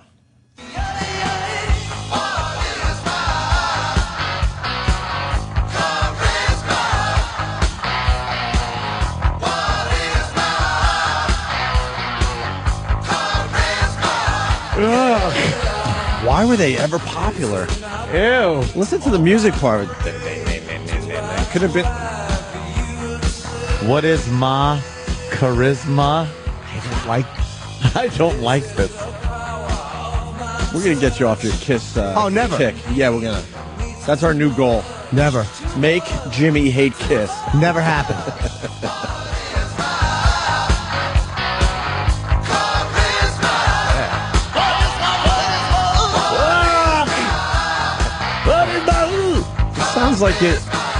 This sounds like a song they made for like an 80s movie because they weren't using real bands yet. You know what I mean? Well, look at this. Foundry never sounded better. Yeah. No, you'll never get me off of Kiss. They have too many songs I love, and I'll always love. Strutter. I love Strutter. I love Shock Me. All right, we get it. What is my charisma? Is he trying to say, what is my charisma? Yes. But it's ma? To make what is my charisma? Oh, you gotta be hip. You'd have to say charisma. Well, it's what is my charisma. Doesn't sound right. No. What is my... Yeah, the obligatory guitar lead. Very Not a very good charismatic. one. All right. That's good enough. Thank you. We were talking about E-Rock's ass yesterday, and there's a video up and all that, blah, blah, blah. A little swamp ass happening. And Sam and intern David smelled E-Rock's ass, and they were not happy Point about blank. the results. Right. Well, Sam went backstage with E-Rock after that little bit we did yesterday. Oh. And now, backstage with O&A. Here is Primetime Sam Roberts. I'm Primetime Sam Roberts, and I'm taking you backstage with O&A. Recently on the Opie and Anthony show, producer E-Rock the Sex Bagel was exposed for having a terrible case of stink ass. We found E-Rock and probed him for answers. So, E-Rock, they said you had a stinky ass today. What do you think was happening? I don't know. I think they were over-exaggerating on that. When was the last time you washed your pants? These are brand new out of the wash. This is the first wearing of those pants? Yes. That's a lie. No, it's not. How come your butt smells like doo-doo? I don't know. It shouldn't, but it does. I guess. I don't You admitted it just now. Your butt smells like doo-doo. We didn't get enough information from E-Rock. Thank God we were able to hunt down some witnesses to the horrible stench. Hey, Danny, level with me here. Eric's butt, did it smell like doo-doo? It wasn't so much doo-doo. It was more of a filth. It was like filthy, unwashed staleness. Travis, you smelled Eric today. Did his butt smell like doo-doo? It smelled like double doo-doo, I'd say. David, you smelled Eric's butt today. Did it smell like doo-doo? It smelled worse than doo-doo, like disgusting dog shit. How bad was it? It was very bad, very, very bad. Thanks, everyone, and hopefully E-Rock, king of the stinky ass, will learn to wipe, or at least wash. I'm Primetime Sam Roberts, and this has been Backstage with O&A. Man, that's not bad, man. Wow. You know something? I have to say that I think Sam is right. I think E-Rock was lying about the pants thing. Yeah, of course. Like being new and out of the laundry. Because you cannot work up stink ass that's going through your pants that quickly if you just put on fresh pants and underwear. I completely agree. It takes a while of sitting there and letting the odor soak into those pants. Unless he marinade. He has to marinade. Unless he's shit in his pants. Yeah, maybe you shit your Maybe pants. a little nugget Although in there. shit Smearing around. Shit your pants is different than swamp ass. Swamp ass is a sweat running through the hemorrhoidal tissue and making a stinky, swampy, musky odor. And depositing at the bottom of your underpants. Right, and then drifting through the odor sweat to your pants. Sweat slides through the crack, picking up all that nonsense. Picking up all the goodness. Let's just call it nonsense. all the nonsense. And as it then, that moisture then hits the clothing, it puts that smell in the clothes. Nice. You can't achieve this Nice, right? in the short period of time between the time E-Rock got dressed and the time that Jimmy noticed that his ass stunk. Unless he exercised. All right. I think we can rule that out. Yes, you might even put space travel in there. They were, the video we put up yesterday, they just hate E-Rock's hair. They hate it. Oh, E-Rock comes in with the new haircut and everything. E-Rock, I think, cuts his hair more than anyone else. The thing is, E-Rock's got a nice full head of hair. Mm-hmm. I don't know why he insists on just getting it cut so poorly. Hedgehoggy. Yeah. He goes with Sonic. What was that? Yes, they the fucking Look at Jay theirs. Moore said Dykes get their hair cut like Sonic Yeah, the no. Hedgehog. They just, what are some of the comments about E-Rock's hair? He's got retard hair. That's a hair. And brain. And body. Like, there's no reason that E-Rock's hair should look that bad. A retard. Just stop cutting it. Parents of retarded children have their hair cut like that, unless they go with the mo, the full mo haircut. Cut it short so they can't rip it out, get it caught on things in their retarded daily life. Mm-hmm. But E-Rock, why don't you grow your hair a little bit or something? Why don't you get a nice style, like the kids are wearing? Cinco de Mayo. Are we going to get Jose in By the way, yeah. We're commenting on how ridiculous E-Rock's hair looks in a picture he's in with Sam. Right. And it's E-Rock we're commenting on the hair. Well, the only reason Sam's still growing his hair, and Danny, because they refused to... Oh, yeah. The contest we started over a year and a half ago is way over, but Danny and Sam for bragging rights, refuse to cut their hair. That's what that's all about. It's going to be a sad day when one of you come in and it's cut and then the other one comes in. But they're not cutting it anytime soon. Danny, when did the Afro contest officially start? Oh, hold on. This is Sam. I just want to cut. I don't want to cut my hair because I want to be like my hero, Danny. Oh, Sam. This is Danny. Yeah, that's right. Thanks, Sam. Appreciate it. It's uncanny. Oh my God, Uncanny. Look at Sam run. Oh, so look at him! Look at him! He looks so. Look at his feet. silly. His straight leg run with those dumb fucking Mad Magazine feet. Sam, when did we start the Afro contest? This is Sam. Oh, not that other guy. Wow. That was Danny pretending to be Sam and doing a terrible impression. You know, he started with an afro, and then the afro got so crazy that he had to put his hair in a ponytail. So then he had a tiny little afro. But now the ponytail afro is getting completely out of control. So now you're going to have to add a second ponytail to the afro that's sticking out of the first ponytail. Well, I think. Wow, that's right. You're going to have to start wrapping that up. I was actually thinking that today. Like, I'm multiple gonna have to, ponytails. Yeah. Well, that'll look great. Thank you. Thank you.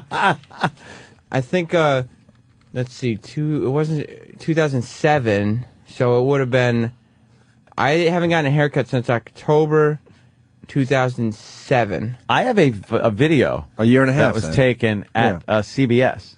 Of That's what I was going to end up looking like. I have a picture from CBS of Sam with short hair walking down the hallway. It's weird when you see it, right? Yeah, yeah.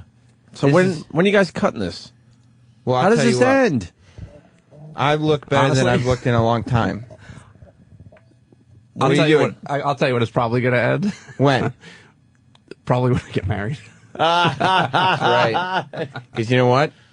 My sister's getting married in September, and she was like, you know, for my wedding, you got to cut your hair. You know what I said? Shit, yo. No.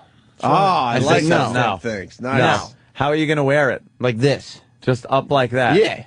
You'll ruin her wedding. Danny, when are you getting Think married? of the pictures. We won't. Probably next year. Please. Exactly. What are they going to do? How would his head ruin the thing? She's getting married. So you're really not going to cut it anytime soon, both No. you guys? No. I don't think so. I think you should both go bald one day on the show. Really? They should both completely shave their Shave heads. it? The fans love my hair like this. The girls love it. All right. This Slow is down. Exactly. Slow the fuck Holy down. shit. Walona loves it.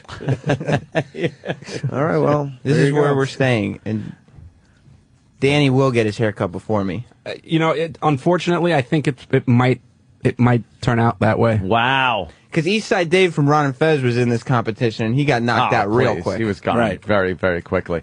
That's even long hair on Sam, because I have the close crop Sam video where you barely have any hair. I used to cut my hair every 3 weeks. Really? Yes. Sam actually thinks he looks good with that, though. There it He's is. gotten used to that, and he's comfortable with it. He probably kind of thinks he looks quirky and kind of cool. It's cool, and people look at it and go, "Oh, It's a good look. He does look. You look better with the hair grown out a little bit. I think so. Yeah. You can't have the real short hair thing. It's very G.I. Joe-ish. Yeah. Could you do like someone's suggesting cornrows? Could you come in here with cornrows one day? Oh, Lady Trucker. Yeah, I could do Lady cornrows. Trucker's saying cornrows. Can you do that for us one day? That's what she wants to run through naked. All right. We got Jose about to enter the studio, but before he comes in and says hi to us, Obama's ultra cool Cinco de Mayo speech.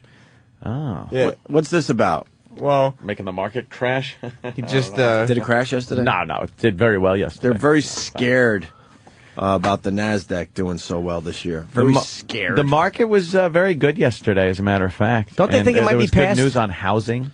Yeah. But they keep us scared. They go, it does seem to be getting better, but we might not be out of the woods. It's like the swine flu. They like keeping us scared with the economy because that kind of keeps us in check a little bit. Like Bush kept us scared with the terrorism and the war and everything like that.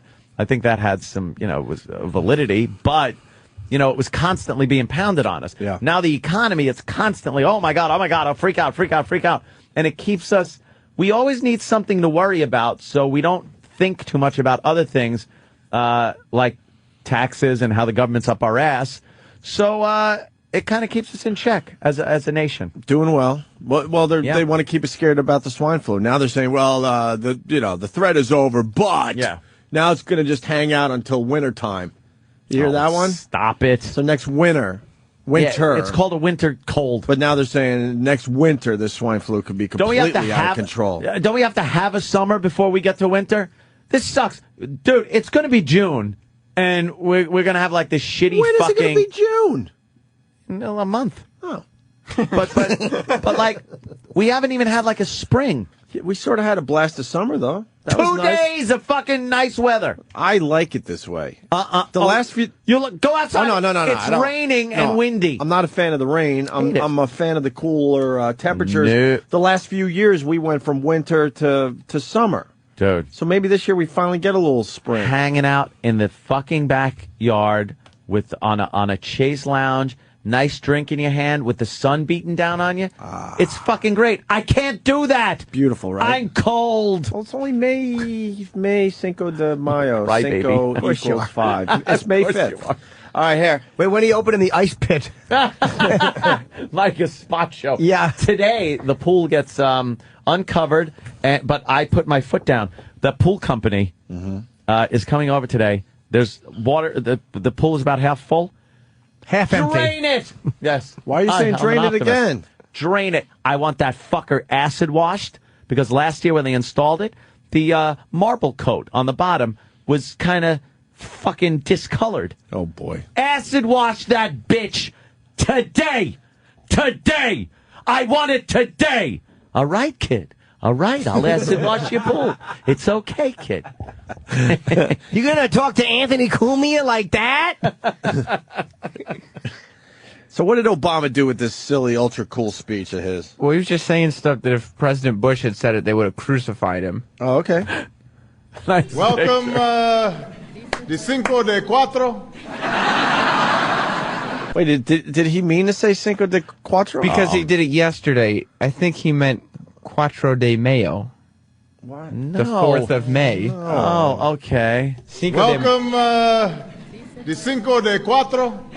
That translates to the 5th of the 4th. Yeah. I got you. Completely wrong. Of the 4th. Totally wrong and incorrect. So it's just a Cuatro de Mayo. Oh. Mayo means Welcome, May. the Cinco de Cuatro. Cinco de Mayo at the White House. We are a day early, but we always like to get a head start here at the Obama White House. He's killing. He is. He's having like an 8.5. Yeah, it's great. All he needs is a shitty striped suit. And when I made my first trip to Mexico as president, not just 3 weeks ago, I was greeted by the children of both our nations, waving flags of both our nations. And while I was there, I found it impossible not to be touched by the warmth, the vigor, and the forceful vitality of the Mexican people. A love of life I've seen in Mexican-American communities throughout this nation. And that's what we'll celebrate tomorrow. That's what we will celebrate tonight. And that's what we will celebrate in the future. So, Feliz Cinco de Mayo. Thank you very much for being here, and party on. Thank you. Party on. That sounded, at first, it started sounding like that. Yeah. It started sounding like the senator's speech in The Godfather, too. Italian Americans have done a great job in this country. This country was built on Italian Americans. I will not stand by. Mexican people are amazing. Their warmth and vigor. Shut up. Vigor. Party on. He's a nerd. Obama's a nerd. Yeah, he really is. He's a black guy, but don't be fooled. He is a nerd. Yeah, that came out during the campaign. He's not a cool guy. He knows how to be funny. You were hoping for the first cool president. A lot of people were hoping for the first black president. I was hoping for the first cool president. And, man, we fell short. You know what it is with his speeches? He is a nerd. He knows how to be funny and charming. I think Bush was much funnier than he is. He was a laugh riot. No, but Bush was a funny guy when he talked. But I was. don't think he realized he was funny, though. This guy's got that geeky, nerdy thing going. But there's something very everyman about the way he talks. He said Cuatro de Cinco. Yeah, like he'll goof on himself about that. But he's an awful president. I mean, he's, as far as hanging and shooting the shit, why not? He sounds fine.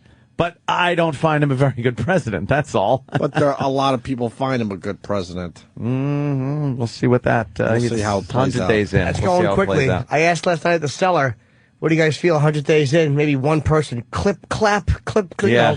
People are like, hey, I'm fucking broke, and I'm getting brokerer. Broker. All right, why don't we get Jose Mangin in here? Yeah, where is he? He's right here. You got the hat? Yeah. Look at that mariachi. What's up, O&A? What's Hey. up? What's up, Jose? How are you, my friend? I didn't know. guys. I didn't know it was you coming in. I know you. Yeah, dude. What's going on, guys? What's up, brothers? This is your. This is pretty much. Headphones are a little rough with. I forgot. I have a sombrero on my head, dude. Sombrero. Hey, happy Cinco de Mayo, everyone. Yeah, happy dude. Cinco de Mayo. What's sir? up? Hey, hanging, man. Yeah, just kind of hanging out here. I hope this stands on my ear. Oh man. Yeah, that's a tough one. Wearing a sombrero to put headphones on, or having a mohawk too. So it's either or, man. Oh so, yeah. It kind of puts a crease in your mohawk, doesn't What's it? up, guys? What's up, everybody? Yeah, hanging, waiting for waiting for actually the show to end so I could start my Cinco de Mayo celebration. Yeah, well, what have you guys been doing so far today about, for Mexicanos? Well, we were talking Mexicans. we played we covered the Severn audio. Severn audio. Yeah, Jason. calling the Mexicans primitive. Primitive is what he did. Primitive people. Yeah. Are you from Mexico? No, well, I'm actually from 9 blocks from the Mexican border. I was raised in Douglas, Arizona, which is remember the drug tunnel in 1990? 1990? Mm-hmm. The big drug tunnel, like the real elaborate one, like the James Bond looking one, where the pool table in the Mexican house lifted up on hydraulics, and there was like a round staircase to go down really? to the. It had pulleys and drainage systems and lights going into a warehouse on the Arizona side, 9 blocks south of my house. Nice. How long was the tunnel? Dude, it fucking, I don't know. Like, I mean, I don't know how many feet. Yeah, I'm pretty high right now. It was pretty far. He's celebrating. No, I'm just kidding, man. What's up? Hey, Cinco de Mayo. I'm going to go down to, you know where I'm going where today? you going? I'm going to Poco Loco. In my town, which is a great Mexican restaurant. I'm going to have some Dos Equis. Yeah. And a nice platter with a couple of tacos. But you're not Mexican. An enchilada. Hey, it doesn't matter. You gotta Today, celebrate. everybody can be a brown dude today, or a brown chick. I drink on St. Patty's Day. Yeah, man. Hey, guys, you know what I did, too, to welcome you guys Was a softball no one to the hit? building here? What'd you say? I said I drink on St. Patty's Day. Oh, well, you do. We're just looking for a day where you don't drink. Exactly. What day would that? Just any. Some of these jokes drinking don't need to accept. Some of these jokes don't need to be said. Let the listeners write. Everyone is right there with you. What day don't you drink? He gets drunk at the Mothers Against Drunk Drivers dinners. Dudes, well, to celebrate today, man, I made a bunch of tacos, stayed up till 3 in the morning, and I made a bunch of cool tacos. Yeah, they're pot tacos, are they? Yeah, no, actually they're not. But they're really good, though. I made each one with, like, tender love, and I was like, this is for the O&A show to welcome these guys to the building here. Nice. And I've been here 9 years, dude, on this floor and upstairs. You've been here 9 years. Yeah, man. I'm what was going on? Serious. Wait, dude. what was going on 9 years ago? We were just building the channels up from nothing, like, starting with the metal channel. Well, what do you play? Black Sabbath, and then you start from there and you just expand. One subscriber. No, actually, it was before. It was years before there were anybody subscribing. We were just building the channels, making them this monster, and believing that someday this was going to be a huge fucking deal. And as a metal dude in the middle of nowhere, Arizona, having this opportunity, it was like, oh, this is a fucking dream. And I just stayed here. I championed this place. I'm a whore for it. And look where we're at now, dude. It's like the music channels have done so well. And wait. But you look too young to be here 9 years. I'm 32, dude. I have a lot of white hair, man. I have 2 daughters. I have a house. Wow. My whole life has changed, dude. Yeah, man. So, but because of the music and the rise of the metal and the hard rock and making this place a brand, dude, He was also featured. You feel the metal, Jim. I love metal. feels the metal. You were also featured on the Man Cave thing. Yeah, what was that? I was actually the first dude in this building to get a man cave before anybody else did. What show was it? They featured your Man Cave. No, that was on NBC Today show. No, I was actually I wrote in as I'm a home dude. I have a tool belt and shit, and I like to do projects. And I wrote in one day on a Sunday. I was all pissed off after watching these shows. They feature a bunch of tools all the time. Where's the rock? Where's the Latinos? and I wrote a nasty sort of essay about why I deserve a man cave, and I was very colorful in my language, and I was like, I need a place for my bongs. You know, I was real like funny and the band, the producer the next day, dude, send me pictures. And I sent him a picture of me and Ozzy like fucking doing claws, and he was like, dude, and I sent him a picture of my hot wife and whatever, and my kids throwing the horns and shit, and he was like, dude, can we come over and film you? And I was like, yeah, come over. So I actually did it the legitimate way, and then they found out that I was a DJ at SiriusXM. They were like, or Sirius at the time, you know, and they were like, cool, but I was like just a regular dude, and I had the metal show, I had the rock episode of Man Caves. Nice. Yeah, day, I'm Cinco de Mayo. So there's food? Yeah, dude. I'm fucking starving. Yeah, I'm so bro, happy. Dude, I make some tacos for you guys, man. It's pretty cool. All you guys got to do, anybody listening in the back room, all those dudes in the back, just obviously remove the foil before you put it in the microwave. But about 30 seconds, dude, is all you guys need, man. I cooked it. It's all ready to go. But if you zap it any longer, you're going to fuck up the cheese and the tomatoes and the lettuce. 30 seconds, that's it. First girl I ever kissed in my life, Mexican? I was, yes.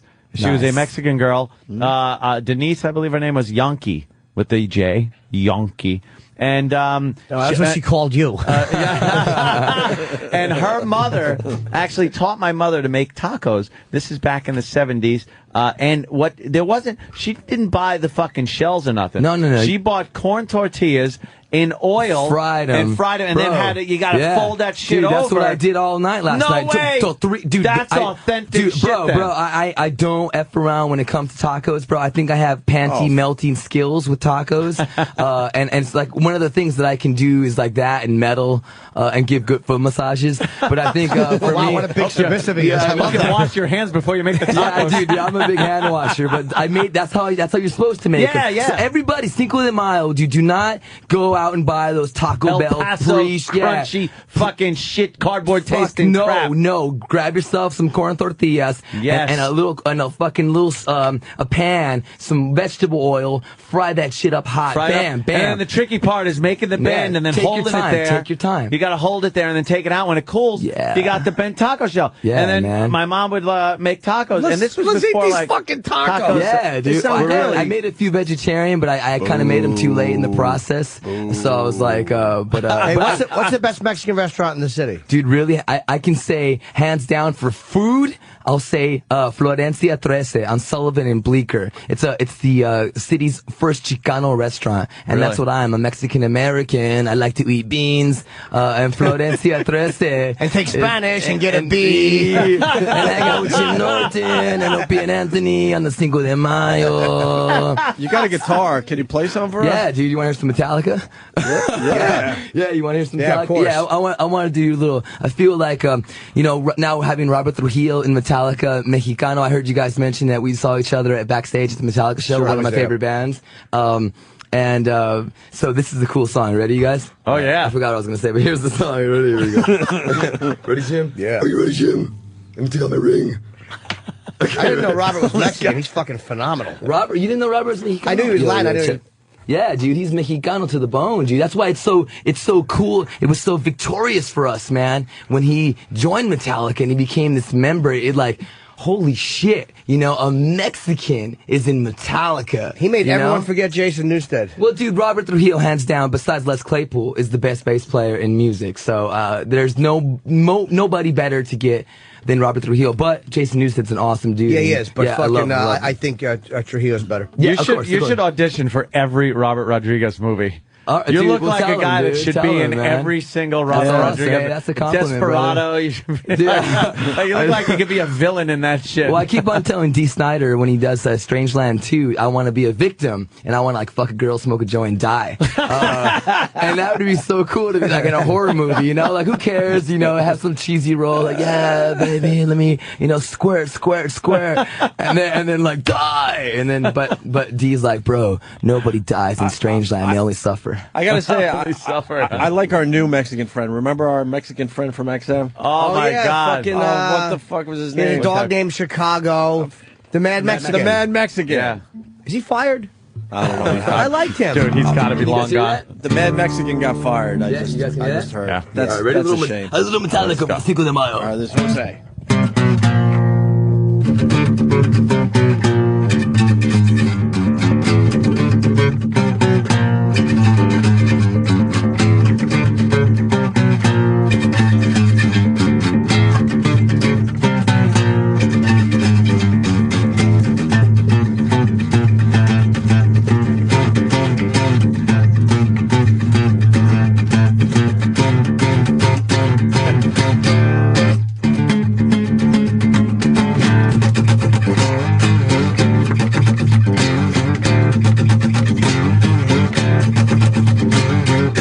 I should play. Come on, Tim.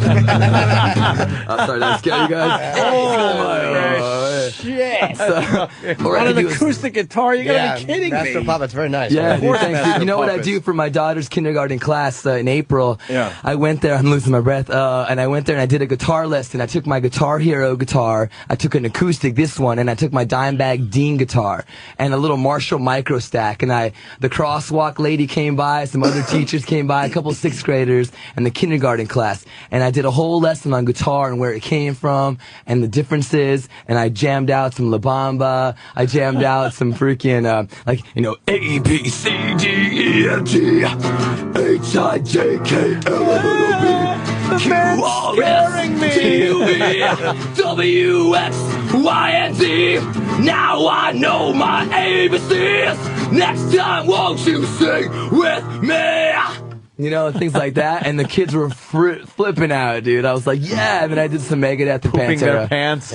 You know what, dude? But if I made one of those little dudes or those little chicks into a rock fan, then, you know, check mark, I did my job, bro. You gotta be the coolest father out there. They were cool. They were like, Maya, is that your daddy? You know, with just covered with all Azteca tattoos, the Cinco de Mayo. Yeah. Who's your favorite band? Favorite band in my life, dude, 32 years of living, I have to say Pantera is the absolute best metal band that's ever walked the face of the earth. I would say Metallica, Megadeth, Sabbath, Korn, Lamb of God are all big, huge bands. Motley Crue, Rat, Skid Row, Sebastian Bach, one of my favorite singers. Pantera. He is a talented gentleman, that's Sebastian Bach. Yeah, dude, he's cool. I did Piece of Me on Jim Brewer's show. I sang it, metal really? karaoke style. Yeah. Oh, shit. Yeah, I do La Bamba. I do a lot of like karaoke stuff, and I try to make them all more metal. Like one time I did Tiffany, a Tiffany song, and I just did it in metal, just completely rock. Well, give us another song, man. What do you want to hear, dude? You know, a lot of your listeners are huge Pantera fans. I did a acoustic bongo version of Mouth for War with Vinnie Paul. I gave him some bongos here at the studios, and I was like, yo, Vinnie, you know, play the bongos, and I'm going to play guitar. My friend's going to sing. He's like, all right, let's do it. You know, and we just did the first acoustic, the whole song, not just the piece of it, the entire song with Vinnie on the bongos, and we were rocking out, dude. Live on the radio. No practicing. We just said, let's just go. Bam. Have you interviewed Anselmo? Yeah, dude. I have to say, as a metal dude and as a rock fan, as you are, I've interviewed and hung out, thankfully, dude, I'm very blessed, but with every one of my favorite singers or guitar players or any one of my favorite bands except the dudes that are dead. But every one of my, you know, all these dudes, yeah, dude, from Anselmo to Vinnie Paul, who hey, tacos, wow, look at that, dude. Did you heat them up a little bit? That smells good. Oh, damn, look at this. You guys got help and shit. Wow. Yeah, dude, so these are the tacos that I made last night. Oh. These are the ones you fry by yourself. You can see the little bubbles in the tortillas. I love those little fry bubbles and shit. You know, those are cool, man. So, this is a really cool way to celebrate Cinco de Mayo. Remember, dude, everybody can just celebrate today. Like you said, you're gonna go fucking drink and have some tequila. Poco Loco later. Yeah, or San Loco or any kind of loco you want to get. Damn. Jose, they smell awesome. Yeah, dude. Yeah, bro. No, but just at least have one. Or have one, you racist. Have one. Yeah, racist. You know what, dudes? But thanks for, you know, it's the cool thing now. We're all one family now. You know what I'm saying? I mean, absolutely. It's a cool. As far as on the music Jose, side, how high are you, man? No, I'm not, bro. Just on life, man. No, dude. I drove in here. Oh shit, yeah. That's good. Yeah, right. Are these the veggies? See. No, I don't think so, man. But the thing is, once you zap them on the microwave, and you know, they're not the same. Yeah, when they're freshly made. Yeah, when you take them right from. Holy shit! Holy shit! Right. If you guys had panties, they would melt, right? That's the real deal. Nice, dude. Panty melters. Fuck, I'm never going to Taco Bell again. Taco Bell's a good second choice. Hey, dude, but Liquid Metal, and I do Octane too now, guys. Really? As of Tuesday, I'm doing the Octane channel. And you do Liquid, Hair Nation? Liquid Metal. I do Hair Nation now. I did Buzzsaw for years. Buzzsaw is like the equivalent to Jim, as you love Boneyard. Boneyard. Yeah, you listen to Buzzsaw. I remember we talked about it before back in the day. What channel is it now? Buzzsaw. It used to be around. And Buzzsaw's now Boneyard. Yeah. Okay. We merged together, and Heart Attack was the name of the metal channel. Yeah. And then we took on the LM name when the whole thing happened in November. So yeah, dude, I'm doing Octane again. I ran it for like 4 years, and then I'm doing it again now. So I just did some Headbangers Ball stuff on MTV2, which was just want to get it all out there, man. This is Danny, by the way, just for everybody out there. What do you say to those who say that liquid metal isn't as hard as it used to be? Oh, there's a lot, and I would say you're right. I would say we were definitely Heart Attack was way more mainstream. We were more popular. We had but at the same time, metalheads are very finicky, and when Liquid Metal became us, we kept it open too. We had to make sure that it was still the same channel, but we did get heavier. And you're right, dude, to have a channel that's completely death metal and deathcore and metalcore all day long, which was what it was. And that's cool. And I appreciated that as a hardcore fan, but to reach everybody and to Topeka, Kansas, to fucking New York, to AZ. You really got to dumb it down for him. No, dude. Hey, I know what you're saying, because I knew you're a big fan of Liquid Metal in the past. And, you're right. If that's the word you want to use, but we made it more mainstream. We play Slipknot. People say Slipknot's not metal, and I say, how in the hell where did that come from? You play too much Pantera, too much Slayer. Okay, I'm sorry. Hey, you guys play Merciful Fate? I never hear that. We play a lot of and the thing, Liquid Metal, the old school stuff, it didn't get deep.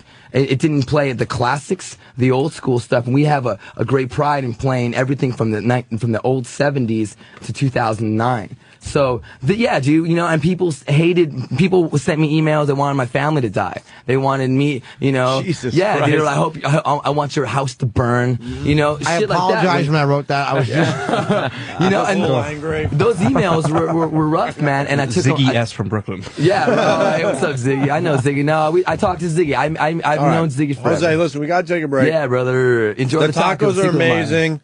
You want to love things? Holy shit! You got the acoustic guitar. You want to play one more before you? Yeah, dude. What do you guys want to hear, man? You play whatever you want. Whatever you want. Hit it. All right, dude. All right. How about? You know any Bad Company? No, but they're cool, man. My hairdresser does though. I'm just kidding. I'm just kidding. No, I'm kidding, bro. Bad Company. All right, cool. hit it, Jose. All right, ready?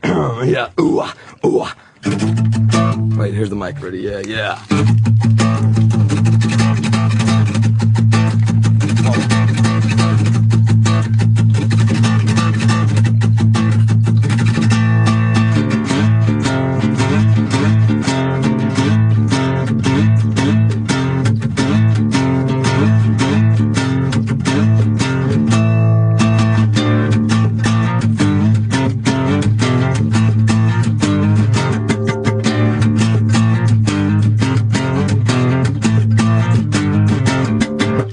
My Opie, Anthony. Yeah. Nice.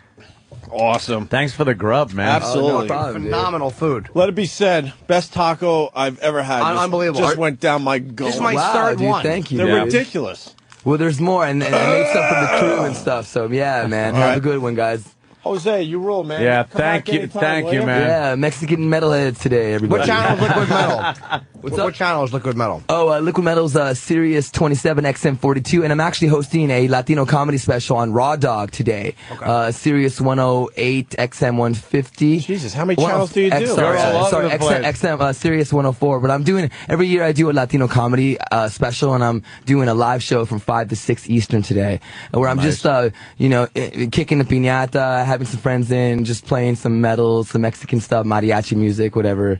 So it's pretty cool, man. I did a mariachi version of La Bamba, but a metal real one in the studio last week. It's pretty cool. Anyways, yeah. Insane, man. Yeah. Hey, man, thanks, Danny, for listening, dude. Yeah, man. It's Jose Mangin. Yeah, Mangin. It's Mangin. Yeah, my dad's a French white dude from Chicago. My mom is a beaner from Mexico. So right on, man. Yeah. All right, we're gonna take a quick break. Later. Continue. Opie and Anthony. Cinco de Mayo. You're checking out the Opie and Anthony Show. Want to thank Jose for stopping by today. The Opie and Anthony Show. I've seen him walking around the halls many, many times. I didn't recognize him with that sombrero on, though. Is he walking around with the sombrero all day? It's his day.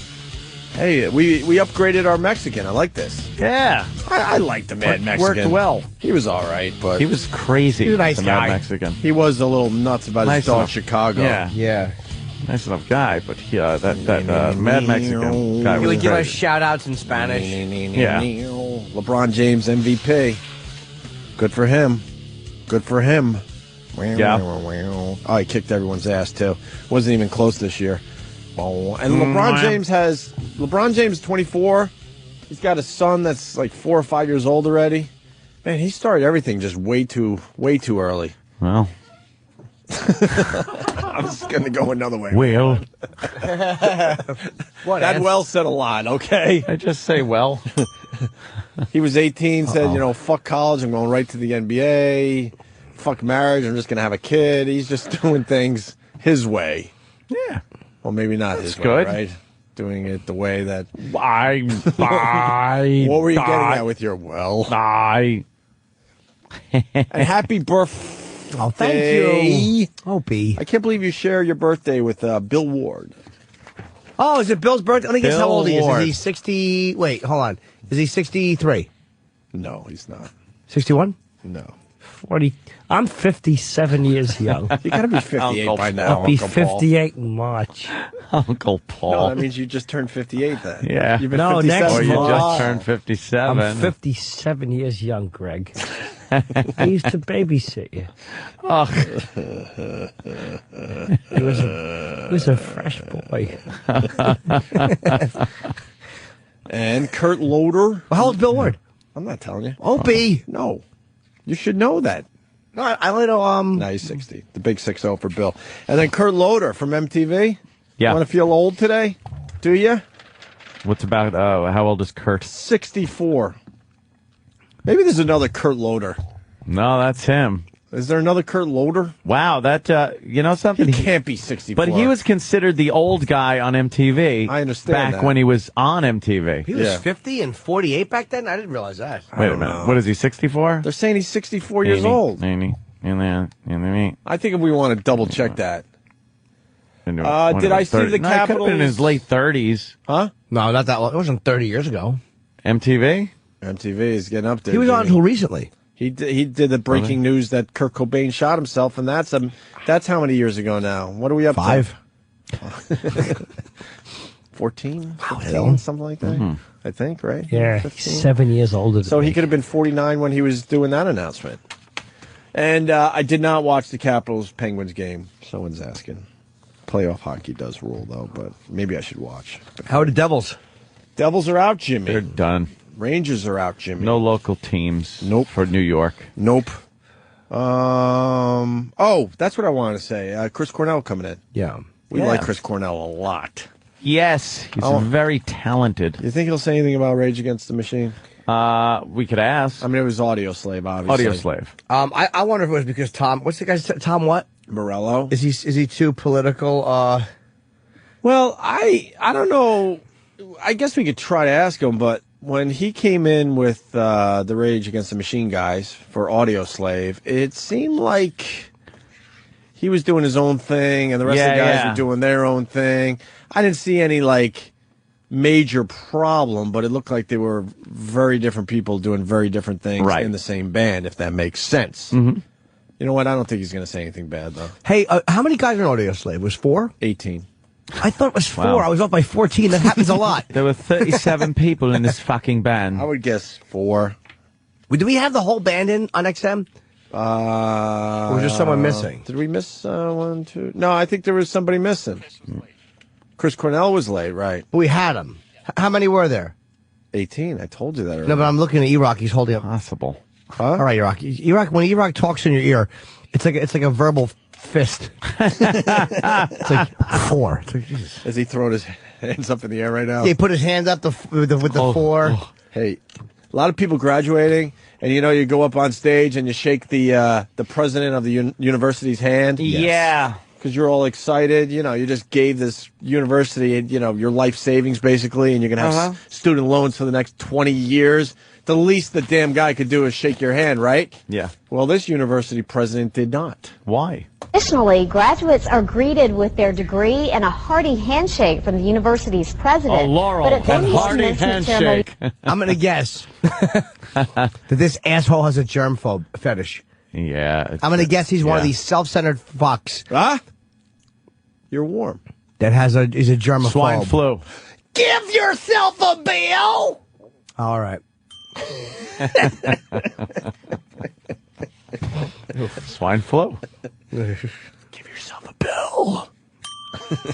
but at FAMU's commencement ceremony this morning, school officials explained the usual warm handshake from the university president wouldn't be extended due to the swine flu outbreak. Some graduates we spoke with say they understand the situation, and others are just excited. What was it? An awkward nod? Yeah. Like, I mean, you're walking right up to the guy. If just imagine in your everyday life, if you walked up to someone and instead of doing the handshake, what would you do? It would be so awkward. How about you put a glove on? Huh? Why didn't they just, because of the swine flu outbreak, everybody could put on gloves and do it? Like, if you're that worried. Yeah. Or just rub helmets. The graduates should have been able to just kick him in the balls one by one by one. You grab your diploma, kick in the balls, and walk off stage. Yeah. And you just hear a lot of, ooh. How great would that be? He'd be like, And others are just excited about getting their degree. We're taught that in the health field, we have to treat everyone as if they have an infection. So, I mean, it's just for safety precautions. So I understand. That was a little different. Like stand there, don't breathe on them, don't nudge against them. It was a little different, but whatever. I got this. That's all I'm really worried about. 3 graduates. Despite and they were not shaking hands with President James Ammons, FAMU graduates say they're pleased to now be Rattler alumni. Yeah, whatever. All right. Congrats. Yeah, good for Congrats, grads. Yeah. And then you'll realize that that diploma doesn't mean shit. Don't do nothing. Fuck. It might get you up to the next phase of your education, but as far as the job goes, yeah, that a buck will get you a ride to the subway. Exactly, Jim. And they rarely check, so you know what? Up your degree and up your university, too, when you're in front of potential employers. Lie. Just lie through your teeth. Write down on that application that you fucking went to Harvard. Don't matter. Any John and Kate fans? Oh. Yes, I hope to God they're okay. Yes. John and Kate. +8. This John, it's turning out, is an animal. Oh, yeah. Have you heard the stories? Oh, yeah. Sam's a big fan of the John and Kate. If you're in a relationship, you know what John and Kate's all about. The women seem to like this program. John and Kate. +8. And Kate is a real cunt.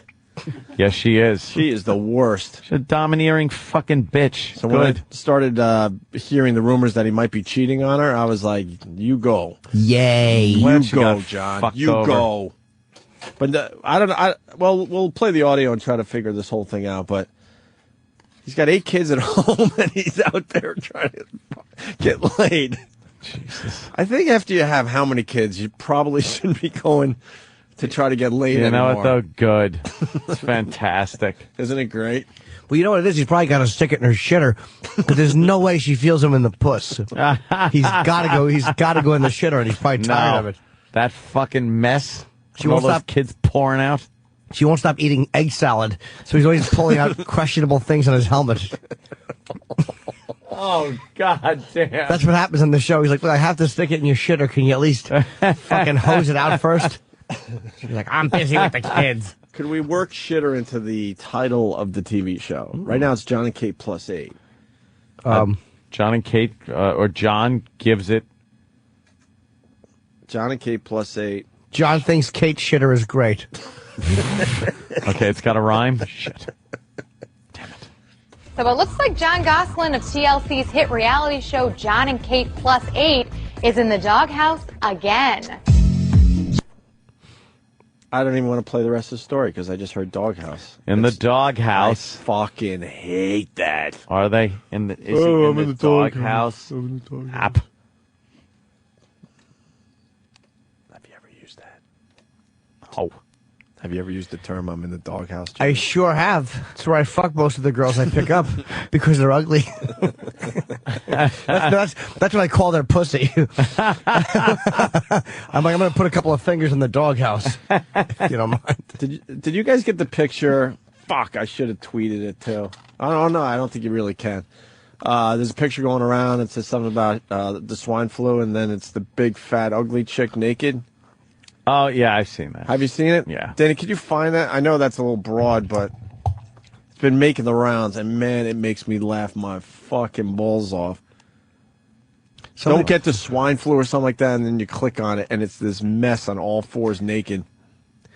All right, whatever. Did you see the email somebody sent out? It was actually a pretty funny tie-in about... you found it? What, Danny? This is Danny. I went to Google to try to find this, and the first thing that comes up with Yahoo Answers, which is great. There's always some great stuff on Yahoo Answers. This says, I see what you're "Can I catch swine flu from having sex with a fat girl?"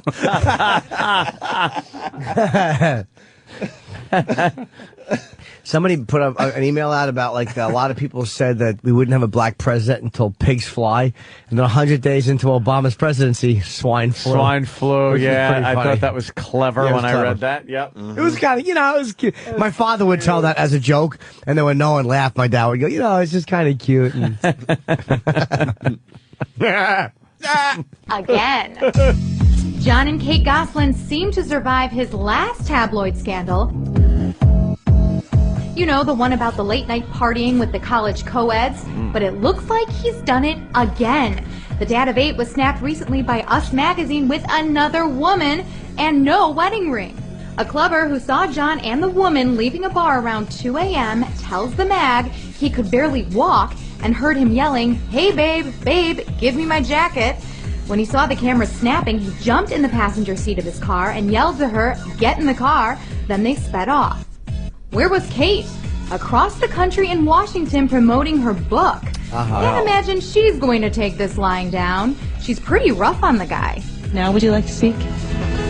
It's so irritating that you talk over top of me. Good. Maybe John will tell her what he tells. Fuck as many of them as you can, John. Yep. That's where I'm at with this thing. Is that irritating too, Kate? How's that feel with that fucking mess of a vag that you're lugging around and he's banging hotter chicks? Good. I've never heard a more irritating broad in my life. What a twat. Yeah, she's horrid. She's horrendous. Fucking cunt. Good for you. He's got to be a cuckold. He really is. Bye-bye. In some co-eds. He's getting co-eds. He's getting co-ed pussy. Fantastic. Good for him. Yep. That's probably why he takes it home. He just knows he's just getting co-eds. Co-eds. Yeah. She's like, it's irritating when you talk over him, and he's thinking, yeah, well, you'd be really annoyed if you could see me fucking knee fucking balls deep in a 19-year-old.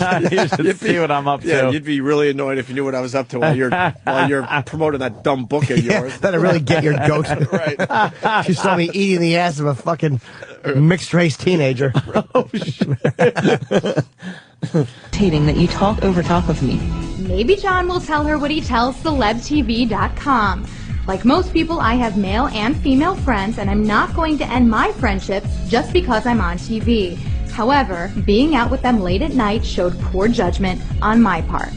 Somehow, that doesn't sound like it's gonna fly. Oh, shut up. Somehow. Someone makes a really good point. He's out, like, hanging out with a co-ed. Who knows what the fuck he did with her. And she's, like, promoting a book in Washington. Who's watching the 8 kids? Exactly. Yeah.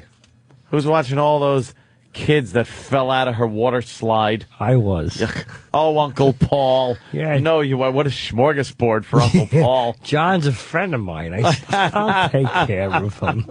You just go out and have yourself a good old time. You leave him here. And don't listen to nothing they tell you.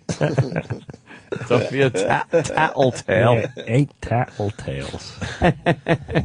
We got to get more John and Kate audio. Yeah, she is. Especially of Kate. Just right from the start, we were like, this can't last. This guy takes too much shit from her. Mm-hmm. She's just a bitter fucking bitch. Mm-hmm. Hey. Bye. Club Soda Kenny standing by. Kenny wants to be a DJ. We did this last week. All right. We told him to go make another demo. He has made that demo, and he's here to present it to us. Thank God. And we have also decided that why limit it to the disco station? Oh, he did such a good job with the disco music because he's familiar with that. That's like his decade. Yeah, what's your channel again? The Strobe. The Strobe. The Strobe. You're going to make a demo for the country station next? By popular demand, I have to do all genres. All genres? Genres. What genres are you going to do in the coming days? Country.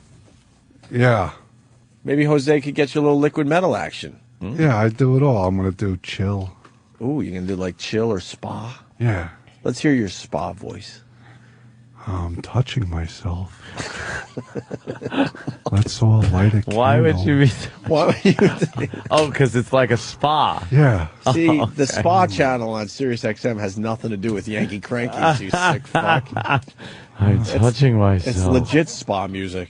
Like for a spa, really? Huh? Is it really like for a spa? Yeah, it's called spa. That'd the be channel nice. kind of rocks if you're just hanging out, I hate to admit. Does it really? Is this it? Yeah. Yeah, so let's all light a candle. Okay. Turn down the lights. Good. Take a deep breath. Good. And take a shit!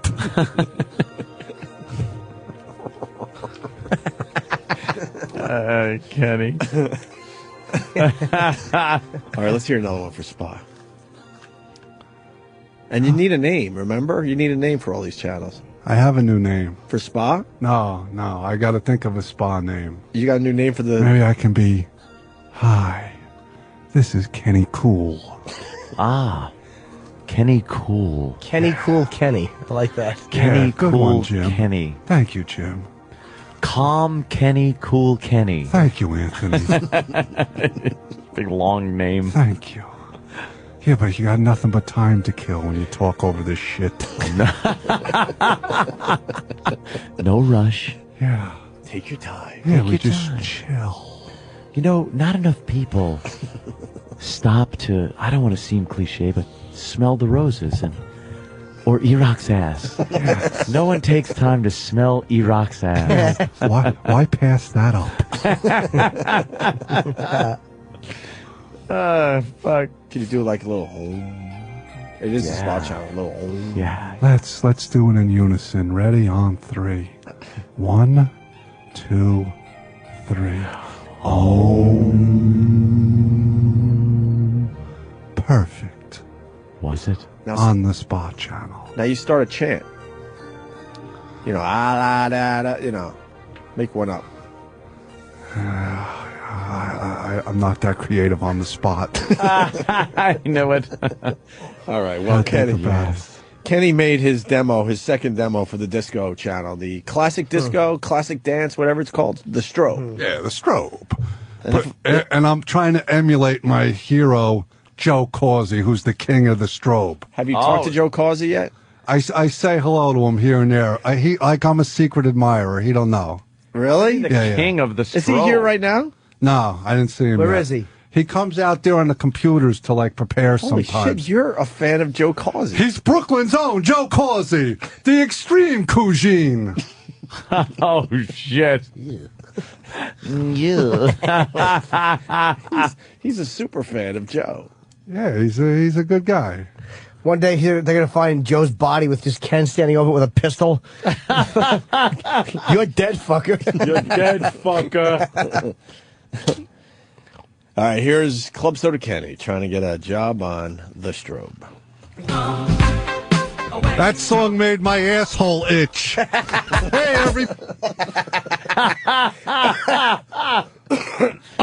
The fuck's wrong with you?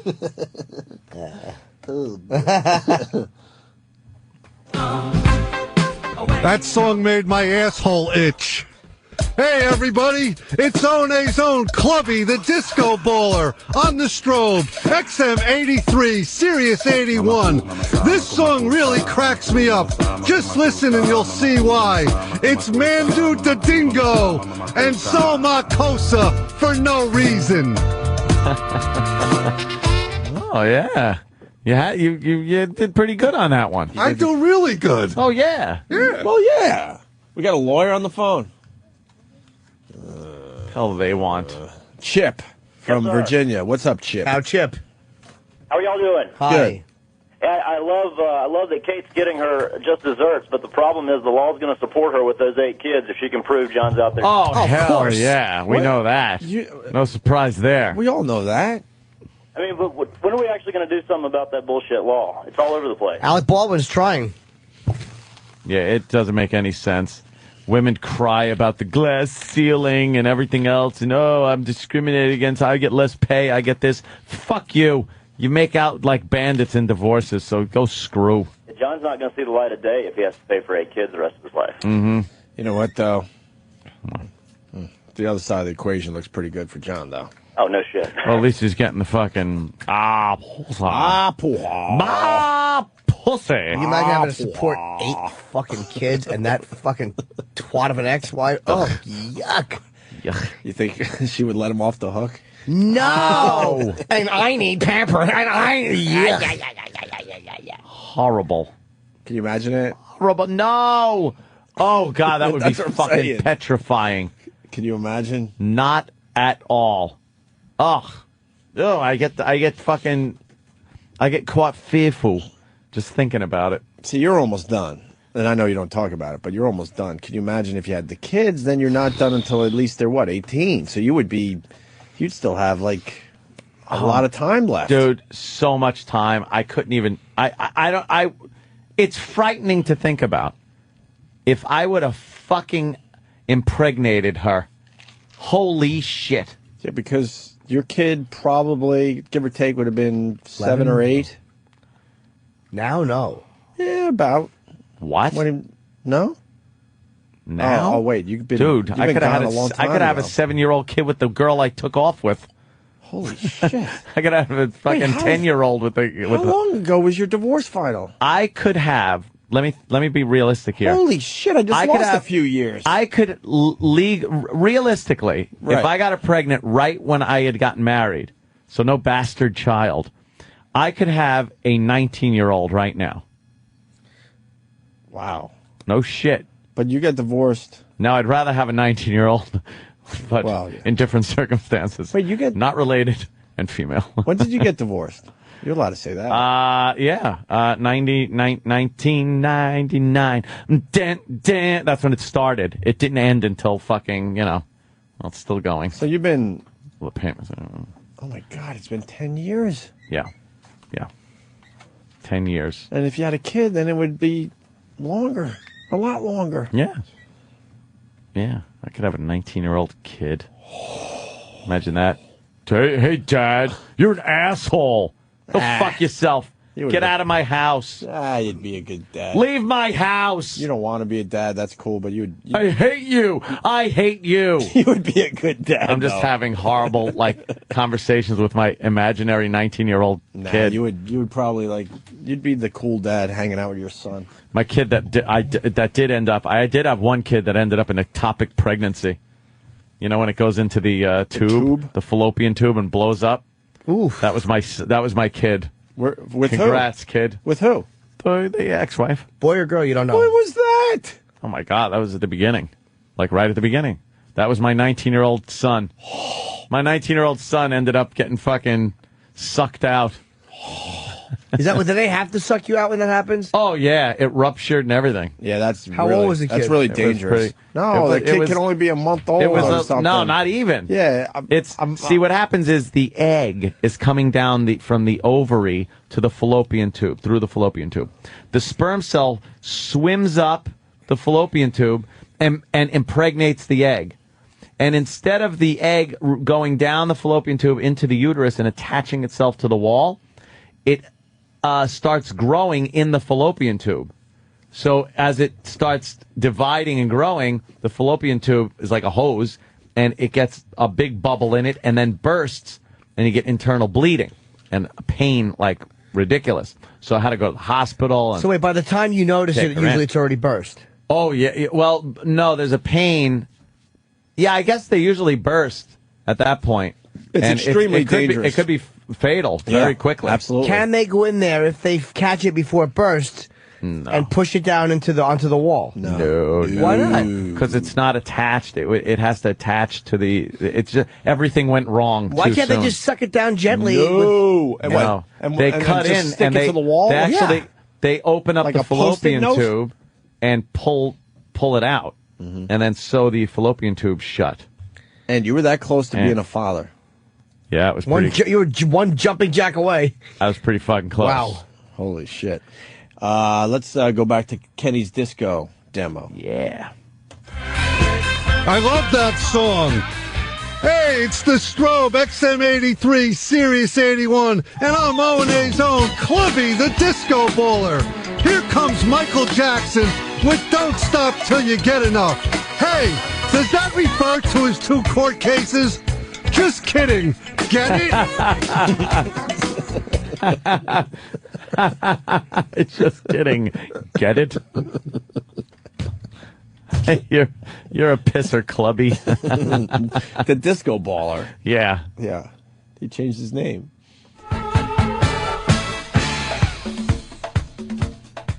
Stinks. I'm O&A's own Clubby, the Disco Bowler.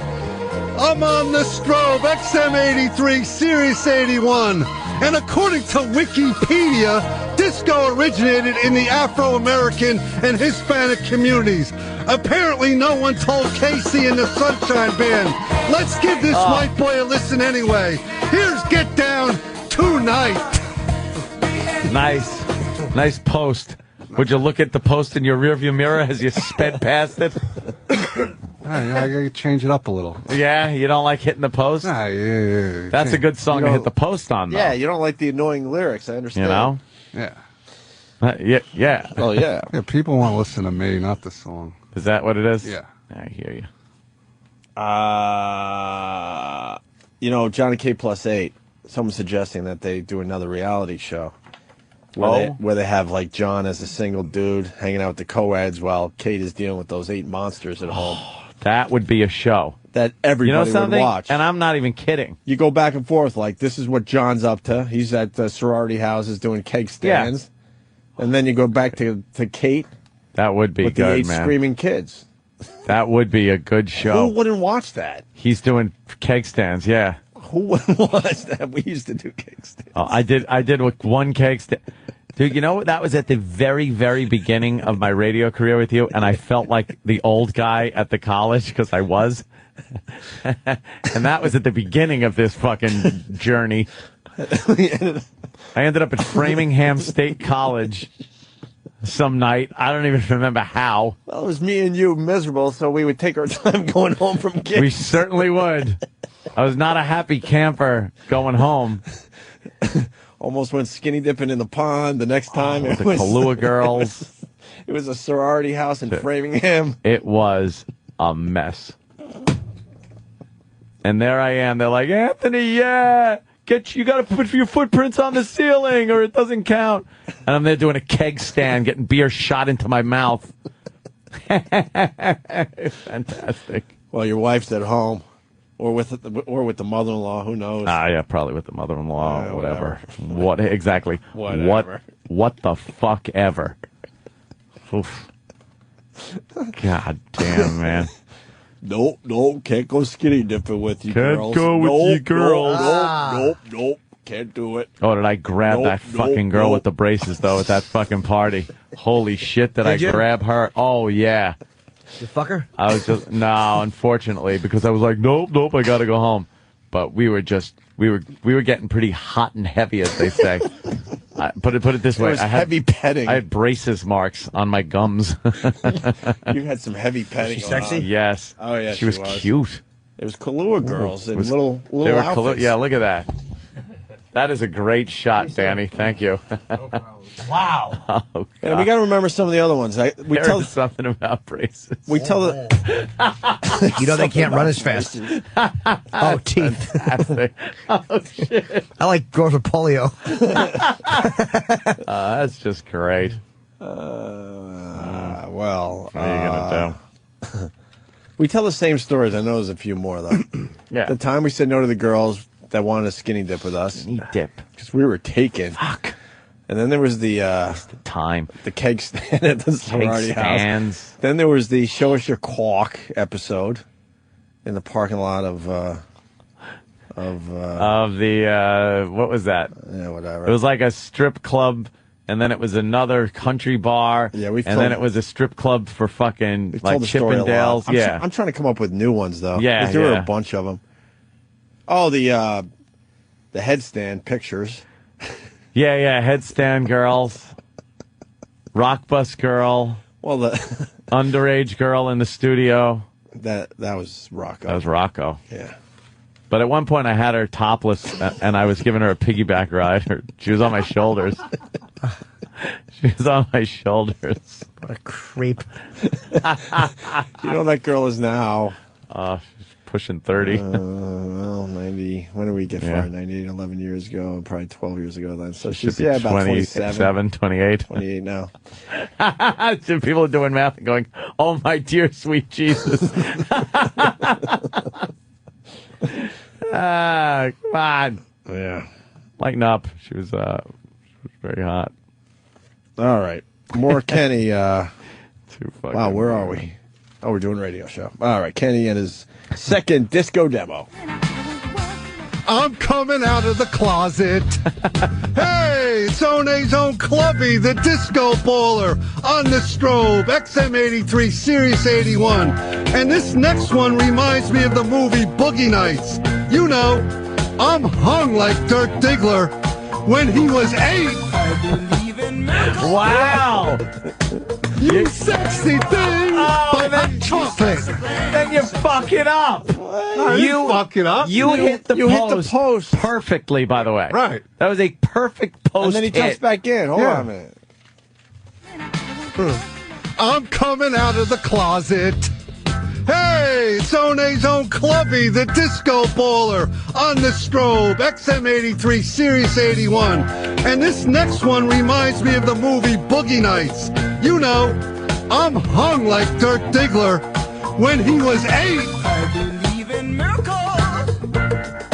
You sexy thing by Hot Chocolate. Oh, he said sexy thing in the wrong. Sexy I know. thing. I screwed up that part. You messed it all up. Yeah, I screwed up that part. Yeah, you certainly did. Get down and get back up again. It's me, One's own Clubby, the disco baller, on the strobe, XM83, Sirius 81. Get ready to fuck, because here comes the Bee Gees with Night Fever. I meant funk. Maurice is my favorite. Get ready to fuck. Holy shit. That's funny, man. I like that one. Why can't, whatever. Why can't we do this for real?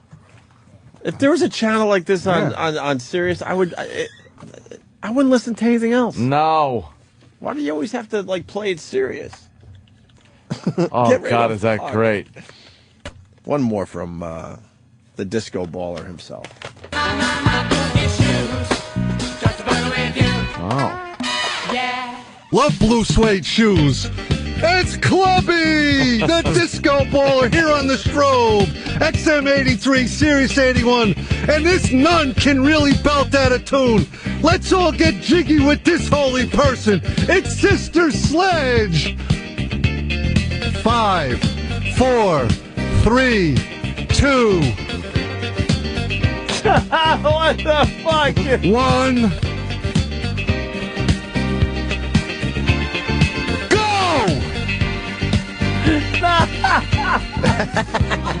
You fucked it all up. First of all, no one hits the post by counting. Go. And yelling go. I do my own thing. Wow. Yeah, I keep it real.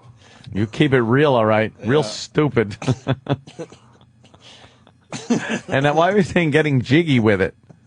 It had that same type of... That's like the name of the song, ain't it? He's the Greatest Dancer by Sister Sledge. I don't know. Yeah, getting jiggy with it is later on. That's not really the disco era. You shouldn't be using the vernacular of, another decade. Well, Will Smith sampled that according to E-Rock. Oh, is that what it was? I wouldn't know that, but that's what E-Rock said. Oh, okay. Then there is a tie-in, and I'm a douchebag see? for not knowing it. I was on the right track. Yeah, I wish you were on a train track. Oh, that Kenny. He is a pisser. People are saying, why not have you just guest DJ on 202 with your disco hits? Could do that. We could do that. One time only. It's up to you. You prepare and you do one. You do a quick hour. What's your up to favorite? Classic disco. Oh yeah, you should. You should. It's up to you. Do you think he What are they saying earned over the there? slot? Let me see what they're saying over here. Hell yeah, I'd listen. He sounds like those ride operators on the boardwalk in Jersey, right? I'd rather listen to Kenny than that limey. Some people. Oh no. What limey? What would management say? Oh, people like that. Well, I guess they're wondering what management would say if Kenny actually did it. What limey? Who's the who? Australian guy. Right? Wow, am I lost? What? I'm lost too. Actually. What's his name? He's on our fucking channel sometimes. The Australian guy. What? Okay, Jason Ellis. Yeah, some people Jesus, don't like I Jason. lost. My name is Danny, and Anthony's talking about Jason Ellis. There was somebody that didn't like Jason. I like Jason. And my name is Danny again, and this guy Rich on feedback Hi, says Danny again. that Kenny should get his own radio station in the next GTA. What would management say?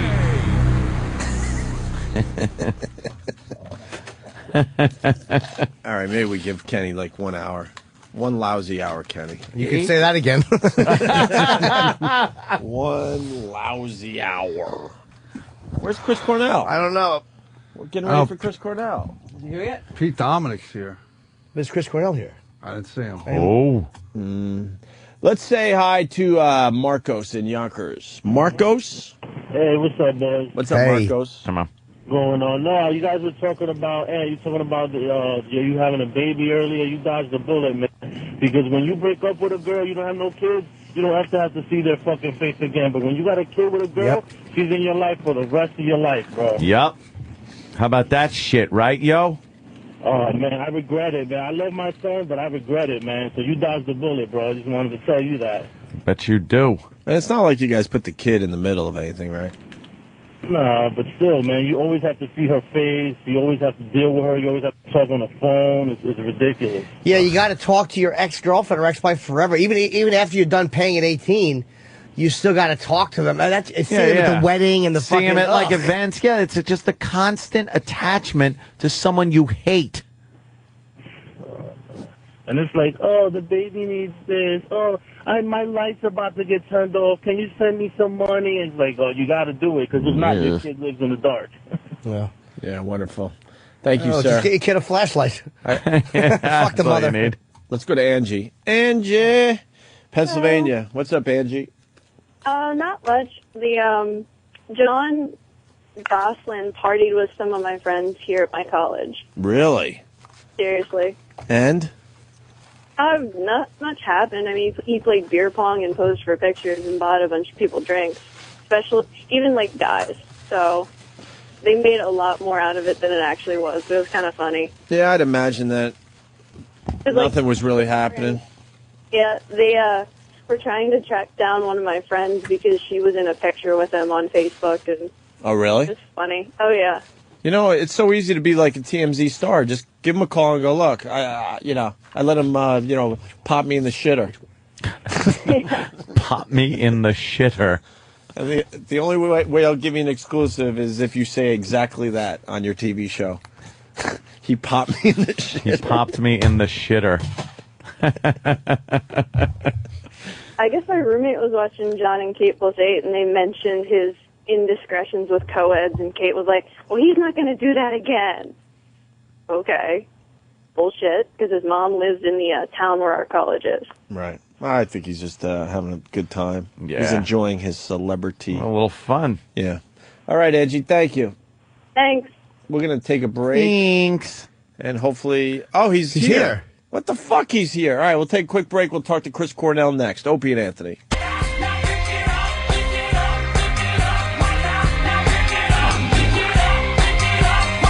Oh, we got to get right back on the radio. One of my favorite singers of the last, I don't know, whatever. Of the last quite a while. Yeah, I would say quite a while. Let's just put it this way: Chris Cornell, one of the greatest singers. Yes. He's got one of the sickest voices ever. Yep. Ever, I say. And he writes. And he writes? Yeah. What does he write? Writes music. What's up, Jimmy? Why you got your hood on? No, what I guess, or I just dropped in the fucking the little room in there with E-Rock and Butcher. I'm glad you bring it in here. Poor Liam is in there, and he had to be in. fucking victimized too. Oh shit! Walking down the hall is Chris Cornell. How cool is this? Look, that guy is he oozes rock and roll. Yeah, he's got rock and roll. Chris Cornell, rock star, making his way into the studio. He's a goddamn rock star, that they call it. What is it called? A rock star. Yeah, he's a rock star. Chris Cornell, how are you, sir? There he is. What's going on, bro? What's up, Chris? Hi. Hanging. It's Jimmy Norton. Do you hate Danny? Do you hate doing this stuff? No, be honest. This is my favorite thing to do. Yeah. To actually to be on the radio? Yeah, especially in the morning live. Yeah, I'm not kidding, because you can't actually do this. You can't do this job that you do unless you're good at it. Wow. This time of day with so many listeners. It does suck. You'll get fired. You're absolutely right.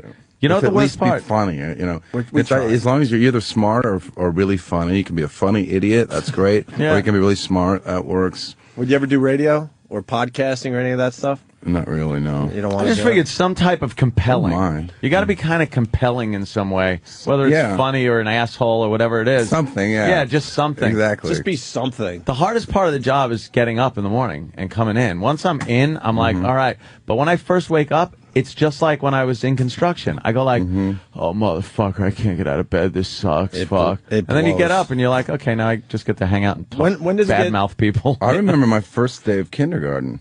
Really? Like it was yesterday. And I remember, and the thing was, I remember being woken up before I wanted to be. And I remember thinking, all you guys ever want me to do is be asleep. And now you want me to get up when I don't want to. And that starts a whole life of having to do that. Exactly. And I remember it like, and I hated it. I couldn't believe it. And then they just dropped me off at this place. I don't know where it is. And there's other kids. And I didn't, and that was Dude, how odd was that? Because so not right. I talk all the time about how I fucking was the biggest crybaby growing up. Like, I would cry at the drop of a hat. And when I got dropped off at kindergarten, my mother dropped me off. And then I assumed she was just going to follow me into the classroom. And I sat there, like, so she walks me to the door. No, it was like this big thing. And I think she knew, because she knew my personality at the time. So the kindergarten teacher came out and met me and grabbed my hand and starts walking. And then I look and see my mother walking the other way. I was like, yeah. What? I lost my mind. She didn't warm you up to this whole new experience because it goes against everything you were taught as a little fucker. Yeah, that you don't leave with strangers unless you're dropped off by your parents with them. Right. Yeah. And abandoned I was sold in a into strange slavery. place. Yeah. Were you the kid they had to pick up like 20 minutes later? No, I wrote it out. You were able to ride it out? I wrote it out. I was the kid where I went over to my friend's house, and by the time my mom got back to our house, which was like a 5-minute ride, she got the phone call to come get me because I was crying like a little fucking bitch. Couple of freaking fairies we were. But I was 5. I didn't have that option. Everybody was 5 when they got dropped off at kindergarten. I know, like we were 18. No, I was telling a slightly different story, so I didn't want Chris to think that I was 18. I was telling mommy. Everyone was 5. Well, I'm trying to get my 3-year-old to just like slowly get into it. And he's not having it. And really? So we would go and sort of just sit in the parking lot and watch the kids. And then he'd be kind of like, yeah, I'll go play. I'll go hang out with them. And he's almost 3.5. Yeah. And then, that lasts about literally 4 minutes. He's like, I want to go home. And, and I remember it so well. I have vivid memories of being a little kid for some reason. I've a lot of the 90s, I don't remember anything. But being right, that age, I remember. There. So I'm not really pushing him, I'm like, whatever. Well, he's too young anyway. He's just getting used to the idea. Yeah. But I hated the institution of school where they put everybody in one place. They judge them by the same criteria, make them do the same stuff.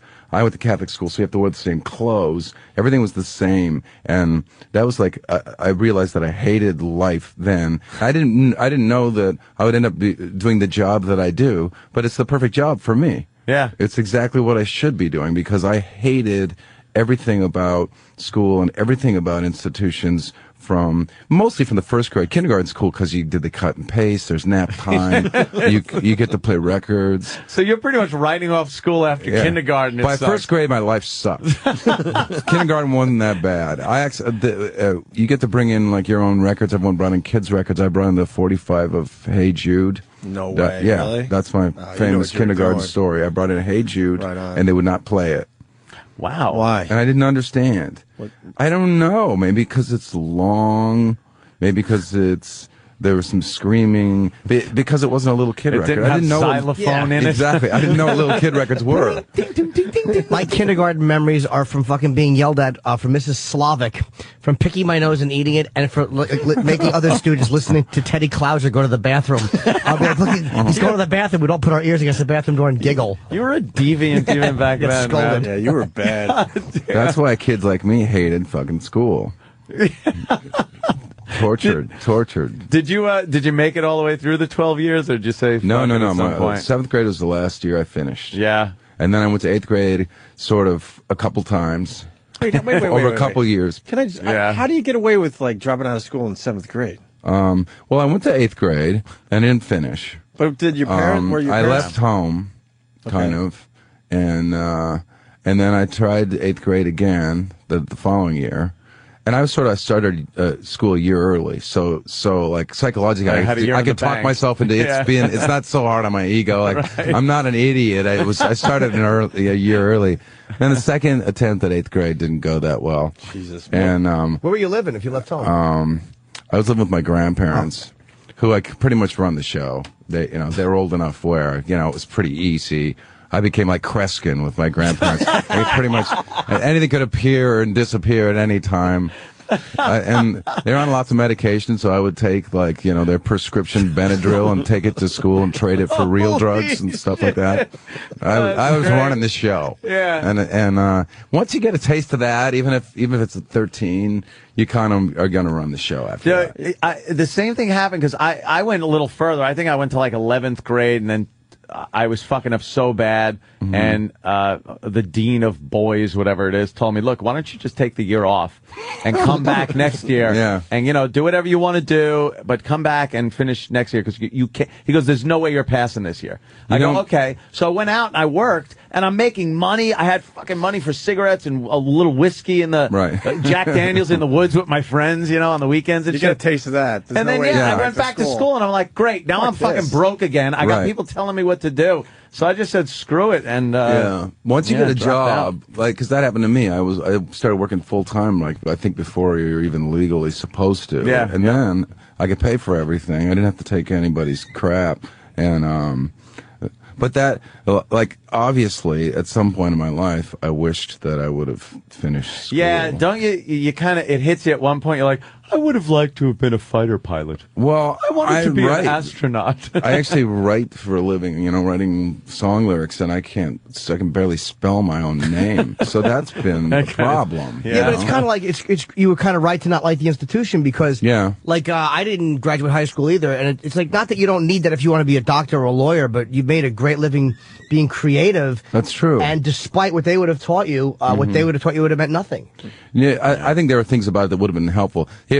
But I'm sitting on the other side of it as a successful musician, whereas I could have easily been sitting on this side of it as a non-successful musician with no education. So it's hard enough to get a job. There are a lot of very educated people that can't get jobs now.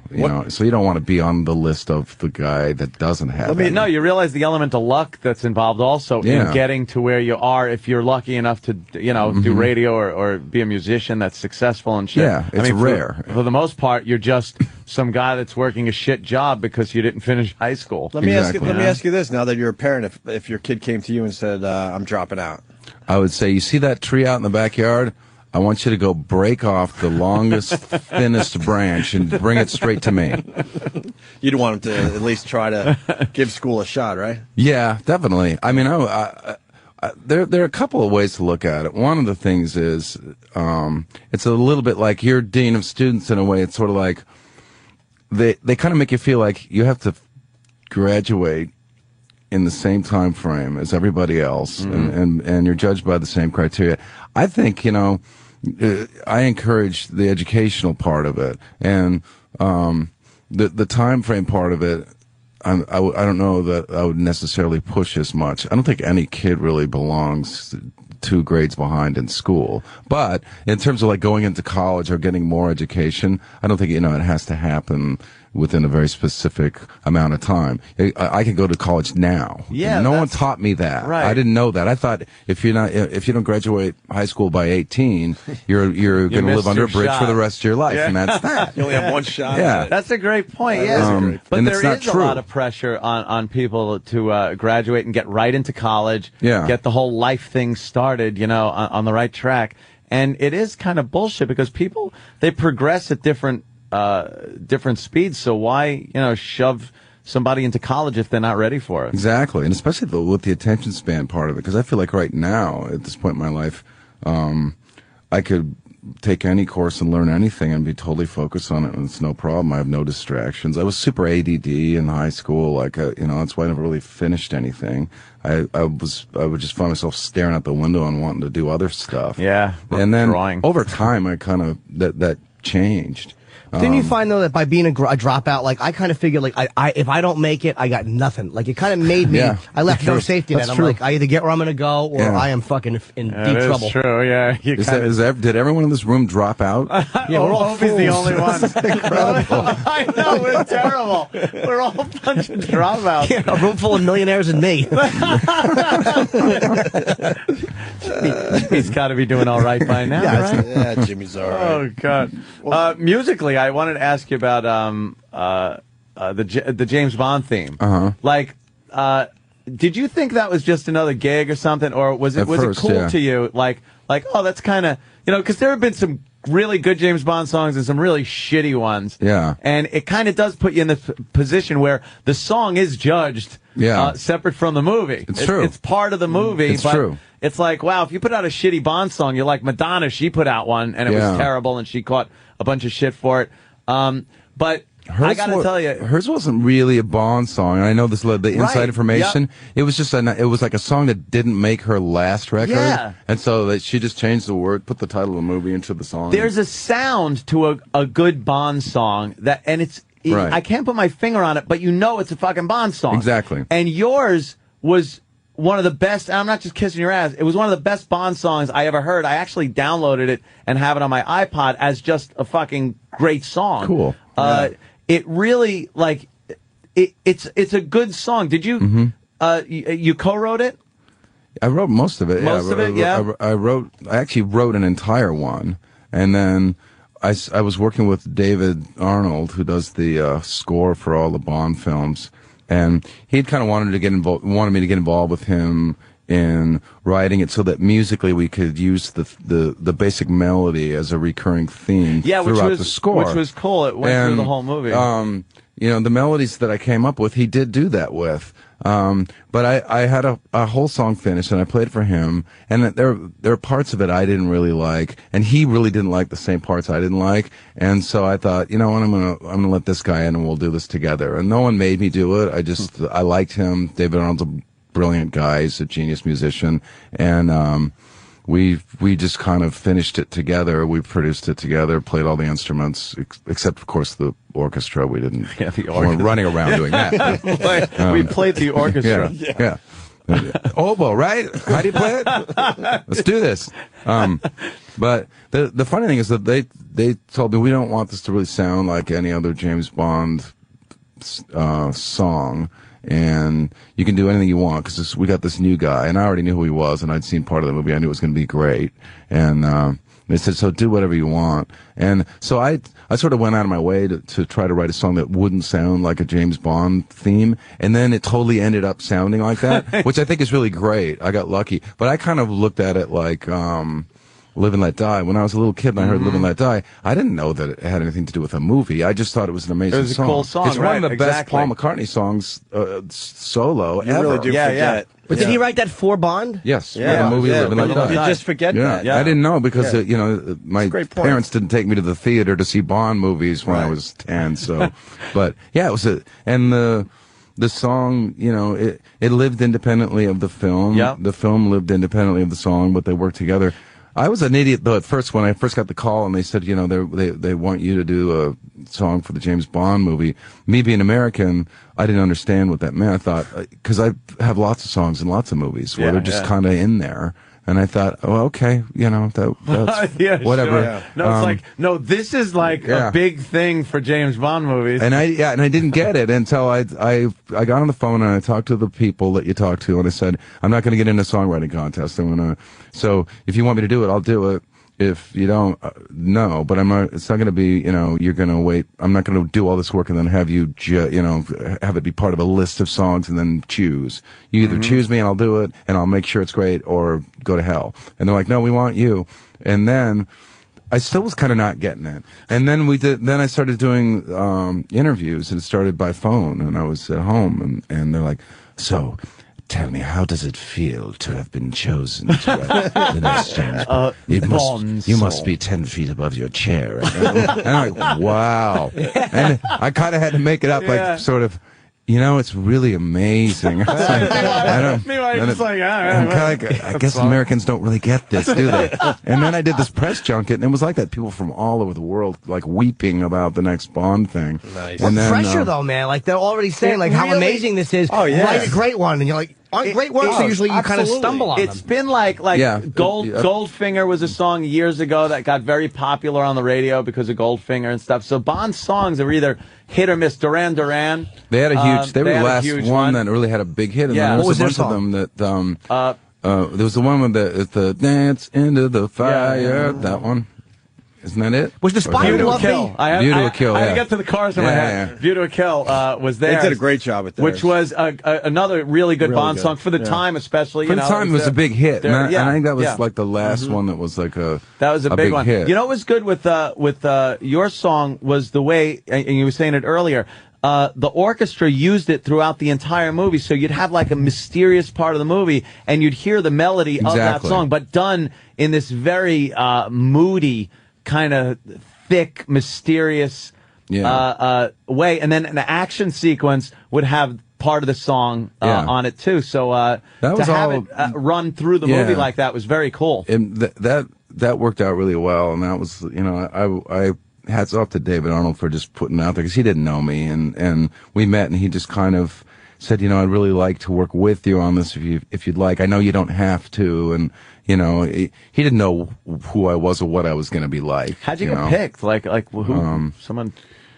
I think it was a few people. I think a woman named Leah Volek who does music for films. She sort of finds people for the right song and the right person to do the movie. David Arnold, I think, helped. Were they like fans that just kind of go like, a woman named like Jody Gerson, who's been worked with a publishing company of mine for years, helped. It's their job and they're fans, And I think the main thing was Daniel Craig got me the job, because they get Daniel Craig and they've got this guy. It's like, now we're going to have this new James Bond who doesn't take any shit, and he does all his own stunts, and he doesn't do anything that a human being can't do. And it's based on the first Bond book, so the first book that Bond is in, so it's sort of more of a tangible story. So now we need to get like an unapologetically male singer. That was their criteria. And then my name came up.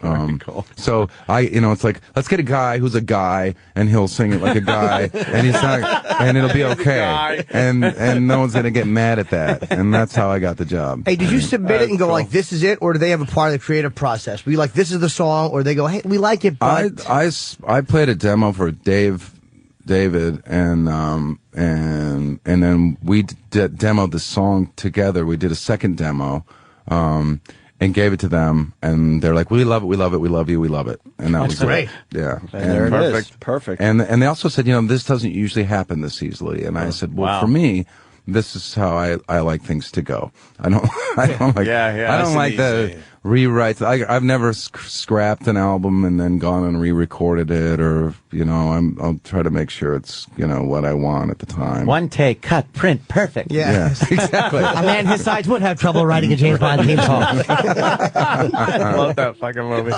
Stupid George the Animal Steel walking on the wall. Fucking Tor Johnson. Damn.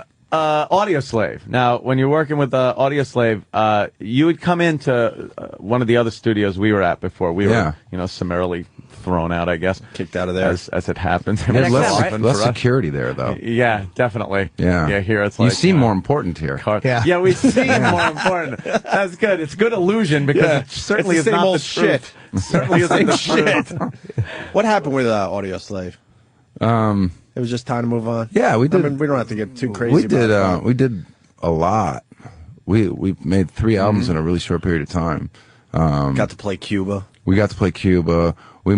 Our third album, I think, was kind of our best, really, in terms of, I think we finally sort of defined who we were as a band. The first couple, we were sort of, going in two different directions. That had to be rough. And well, it was great. I mean, even the first album, I love the songs. I love all the records. The third album, I think, sounds the best by far. Mm-hmm. But I also think it sort of has more of a cohesive sound in terms of the songwriting. And that was the time when, for me, I think 2 things were happening. One was there's a whole bunch of business stuff that we never really dealt with, that was really kind of tangled from the beginning because it was 2 separate entities, and it was time to deal with that. We weren't really agreeing on that stuff that much. And the other thing was that we were at a stage where musically we were going to have to sort of reinvent who we were and how we did it, like Soundgarden did, going from Bad Motorfinger to Super Unknown. Mm-hmm. By Bad Motorfinger, we had been a band for 8 or so years. It just only indie people had heard of us. So that was the first album where people really heard of us. But we had defined ourselves on that album. It was time to move on, and it was difficult, to reinvent your band and who you are and the way you write musically. And we did that. And I saw that as being something I'd done before, and thought, if I'm going to go into, if I'm going to dig that deep, I think I'd rather just sort of go back to being a solo guy. Mm-hmm. You guys had creative, artistically, it's got to be hard with a bunch of, because I know, was it too political for you or not political enough, or did that get in the way? No, we got, in the very beginning, that was an issue, and we got over that pretty quickly. Yeah, it seemed like you guys did. Because I quit before, said, fuck that. Before the first record came out. But no, why, you didn't want it to be as political as it was? Well, I didn't want to, I have no problem with somebody deciding to make that their focus of their art, but I'm not like that. That's just not natural for me. It would be just a stupid record. I write songs like that come out. They come out when they come out, and I can't force it. It just happens or it doesn't happen. Right. There's no agenda behind it or motive, just whatever you feel creatively as an artist. Exactly. I mean, even on the newest record, it's produced by Timbaland. There are a couple songs on there that have sort of social political themes that just kind of came out because they did. But you didn't go into it going, man, I'm gonna take on the establishment, man. Yeah, and it's also, I didn't, and I'm not making any judgments here or anything either, but when you sign a record deal with Sony International, and what songs are you gonna really sing and still sort of feel like that all kind of makes sense? Yeah. You know something?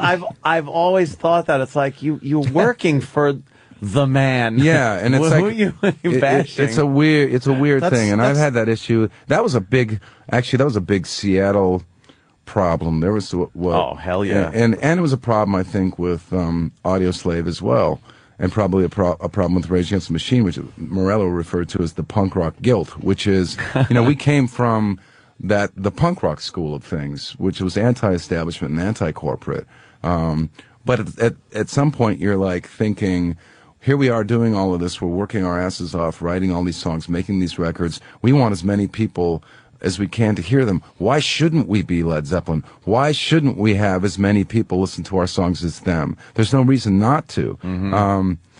And then all of a sudden, at least four bands out of Seattle have multi-platinum success, and everyone's sort of looking at each other trying to pretend like, we're still, in the garage, and it's not the case, Right, yeah. and everyone's real careful with what kind of cars they're driving, because they don't want to look. It's like, I know how much money you make, so if you're driving the Toyota, it doesn't, because you're not fooling anybody. You're only But driving we the really- struggled with it. Everybody struggled with it, and guilt. That's yeah, you saw it. hysterical, man. It came up a lot. Because material success or selling a lot of albums or becoming more and more famous doesn't mean that as artists you've sold out. It just means that you've connected with a lot of people and that there's a message you're giving which a lot of people like. But so it there's does- nothing to be ashamed of in that. It does change your outlook on things where when you spend all those years writing that first album, and now you're successful and have to come up with that second album.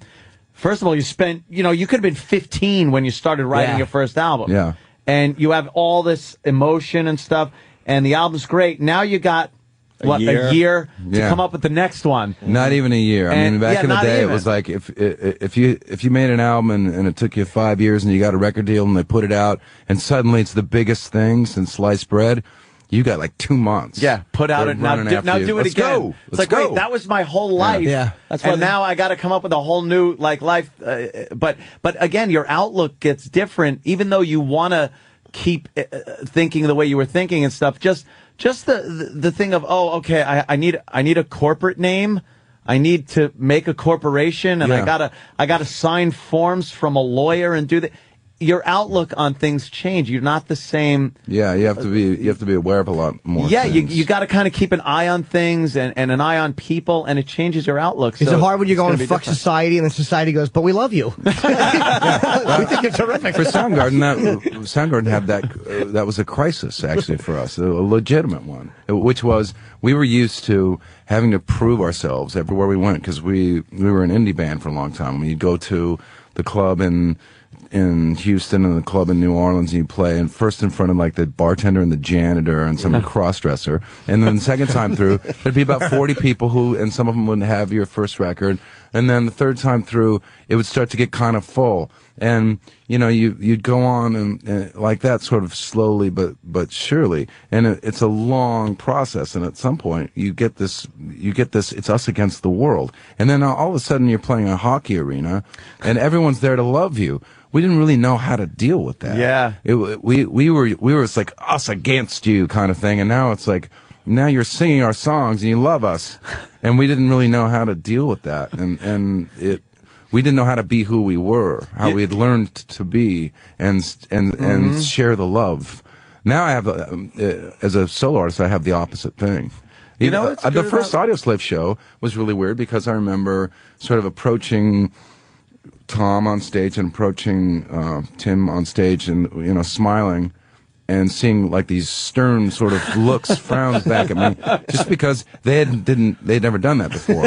I wasn't part of the program. We're not having a good time. We hate this. Like, why are you frowning? There's a private plane outside. And that changed. Like, everybody loosened up and we started to have a good time. But for me now, it's kind of like I enjoy the audience likes my songs and it's different. Have a great time. The different thing about Soundgarden though was you guys never came off as a real like bitter, angry, where every lyric of every song was about how establishment sucks and stuff. And it's like what you said before. No, if it came out that way, so when you had so many fans starting to just love the music, it didn't come off like oh fuck, these guys they're world haters and shit, and it just came off as we great never had music. A backlash of any kind. Rage is different in that every song they wrote was, wait a minute, he's pretty much singing that he wants me dead. But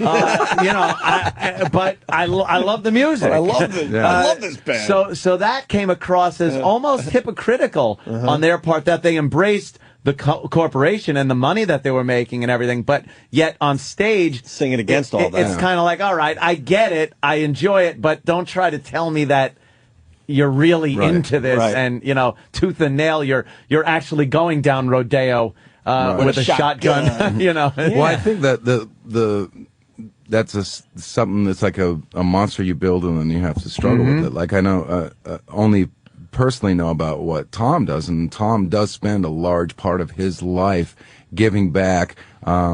He has a thing called Axis of Justice, and he's extremely involved in helping out different people from different demographics that need help from people like him because nobody else cares. And he definitely walks the walk, and I always said that about him.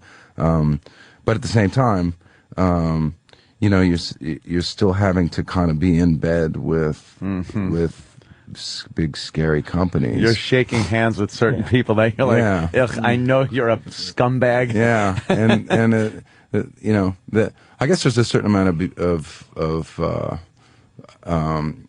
beauty of the fact that a large part of that industry is sort of dying off, and the scumbags don't really have a place in the world anymore, at least in the music business, and which is good. Yeah, because of the downloads, right? The record companies are getting cut out a lot of digital media. Yeah, absolutely. Yeah, I think you're going to see like the resurgence of mom and pop record stores because people are always going to want CDs and LPs, and all of the big stores that put those places out of business or made them struggle are going out of business because they can't sell the volume that they need to sell in order to stay open. No, you watch these huge mega stores just all going down. Yeah. I like that point though, mom and pop stores. I got nothing. I don't think it's going to happen because nothing better than mom and pop stores. Just walking around and going downstairs to the basement record store and checking out shit. For us, because we grew up like that, but people who haven't bought a CD, like there's 17-year-olds, I think 40% of them didn't buy a CD. For them, music is automatically just taken offline. They never hold anything. Whatsoever. Yeah, they would have no desire to do that. I gotta ask because everyone's asking. Soundgarden, would you ever get the boys back together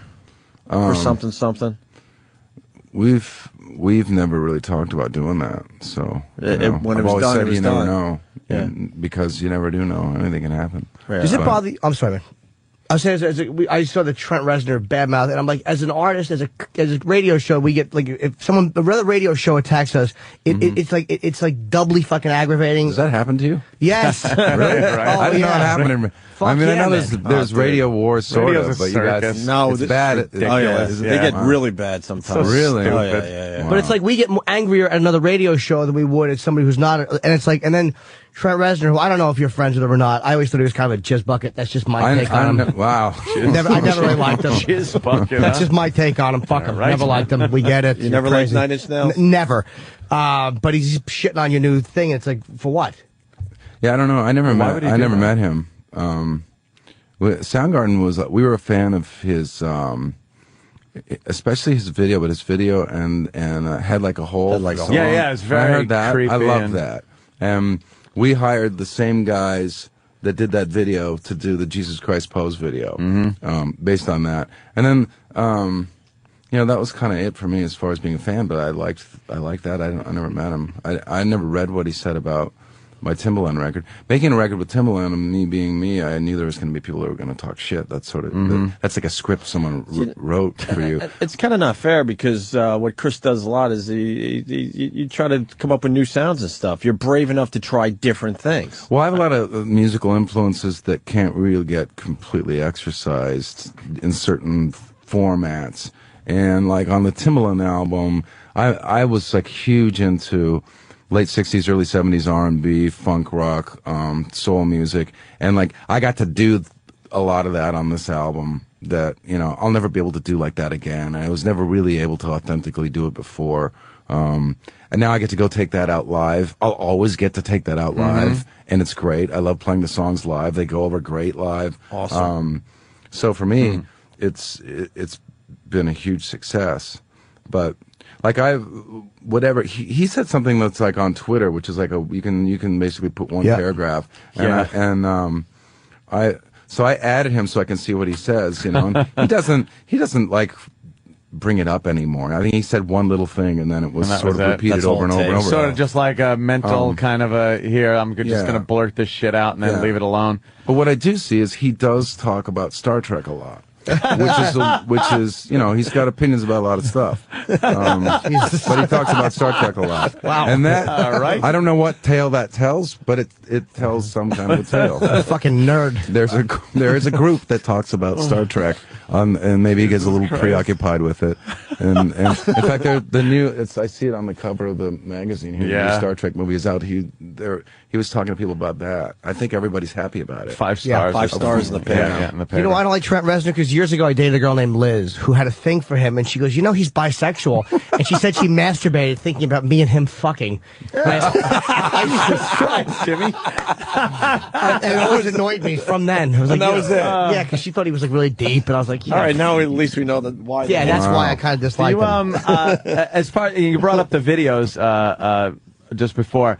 When you look back at 90s videos, did you realize at the time that they would have such a distinct look to them? Because they do. When you look back at like Nirvana videos and 9 Inch Nail videos, your guy, it had this weird, blurry, fuzzy background edge thing and old people's faces close up, kind of. You know why? And they started using it in commercials for like neosynephrine. You know why? Because it's the same guy that directed all of those videos, are the same 2 guys who started out as partners, and then it's those same guys that directed the commercials. Really? Yeah, it's the same handful of people. I wondered, because I started seeing commercials that looked like the videos, and I'm like, that's it, these videos are done. That's when you know you're in trouble. Done. Yeah, it's the same guys. It was like 2 guys. And I got in like a big fight with one of them because he did one of our videos, and he made it so smoky that you couldn't see who we were. And it was the first time MTV had guaranteed we were going to get heavy rotation. So it was like, okay, so we want to show people who we are. And the whole time we're filming, I'm sort of yelling like, there's smoke everywhere.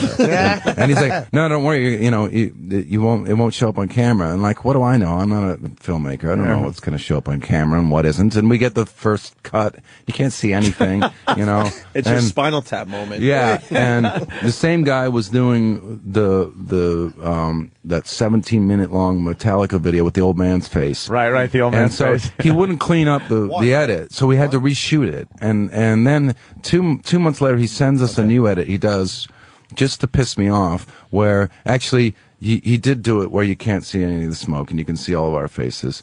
And we never used that video, but I didn't like most of them anyway. What about Black Hole Sun, which was a very I love that video. popular one. That video is weird, really creepy if you looked at it.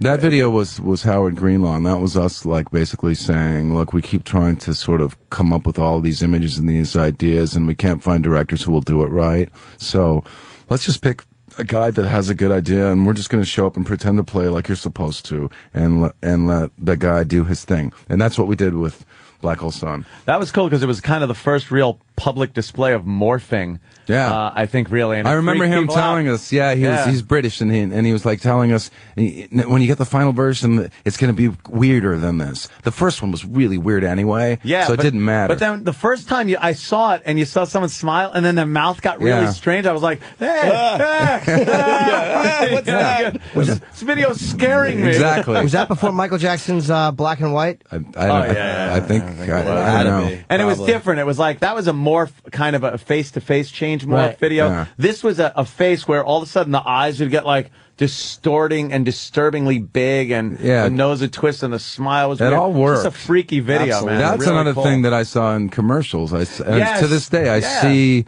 that video being ripped off in commercials. That same sort of like over-the-top kind of post-war perfect suburbia that gets twisted into some weird perversion. Yeah, or it's usually for some dog food commercial where the dog goes, what? And their eyes get really big because he's getting a sausage or something. That's saying Chris has to leave. That sucks, man. Well, I got the flu, so I got it's all right. We all do too. Don't worry about it. It's the swine flu. I don't know what that means. I ate too much pork, too many club sandwiches. It's nicer than the way I got it. Well, the CD's called Scream. They're saying Yep. it's in stores now. I mean, Yeah, Chris is just been download great. the damn thing, will you? Chris is doing Letterman this Friday. What stores? Yeah. There are no stores. Wait, you're doing Letterman? I did Letterman Yesterday? last night, but it's going to be aired Friday. Friday. You're on with our pal Brian Regan, who was in here Comedian, yesterday. yeah. Wow, that's going to be a great Letterman. You got Here's Chris fun. Cornell Oh, yeah. singing, Yeah. and you got Brian Watch Regan. for the end because he comes up. Letterman comes up behind after we're done with the song, and I don't know where he is. I can hear his voice, and I turn around and I hit his hand with the headstock of my guitar and on his knuckle, and I know what that feels like because it's obviously happened to me. Yeah, and I'd hit the shit out of his hand, and it was by accident. And he's really, he's a total pro. He's like. He did that thing where he kind of goes, "Ow, that kind of hurts," and you know that pause that you get when you hit your knuckle. You know it hurts, but it hasn't really kicked in yet. It's gonna hurt. He goes, "Oh, that kind of hurts," and then he goes up to address the camera, and then the pain kicked in. I can see it, and then he looks. He kind of looked back at me over his shoulder, like, "You motherfucker! That you just really—it's my show, and you really just fucking cracked my knuckle."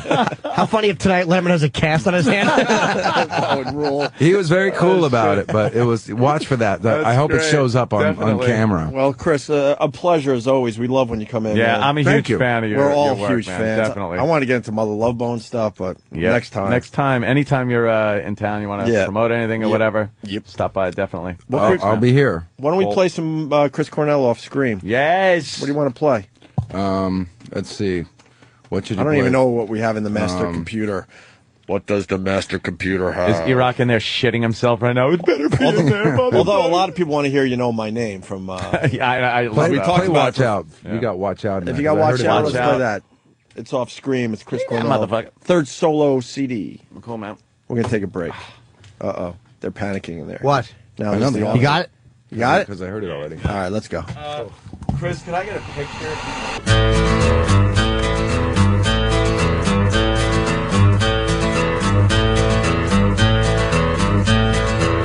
You wired me awake and hit me with a hand of broken nails. You tied my lead and pulled my chain to watch my blood begin to boil. But I'm gonna break my rusty cage and run. I'm gonna break my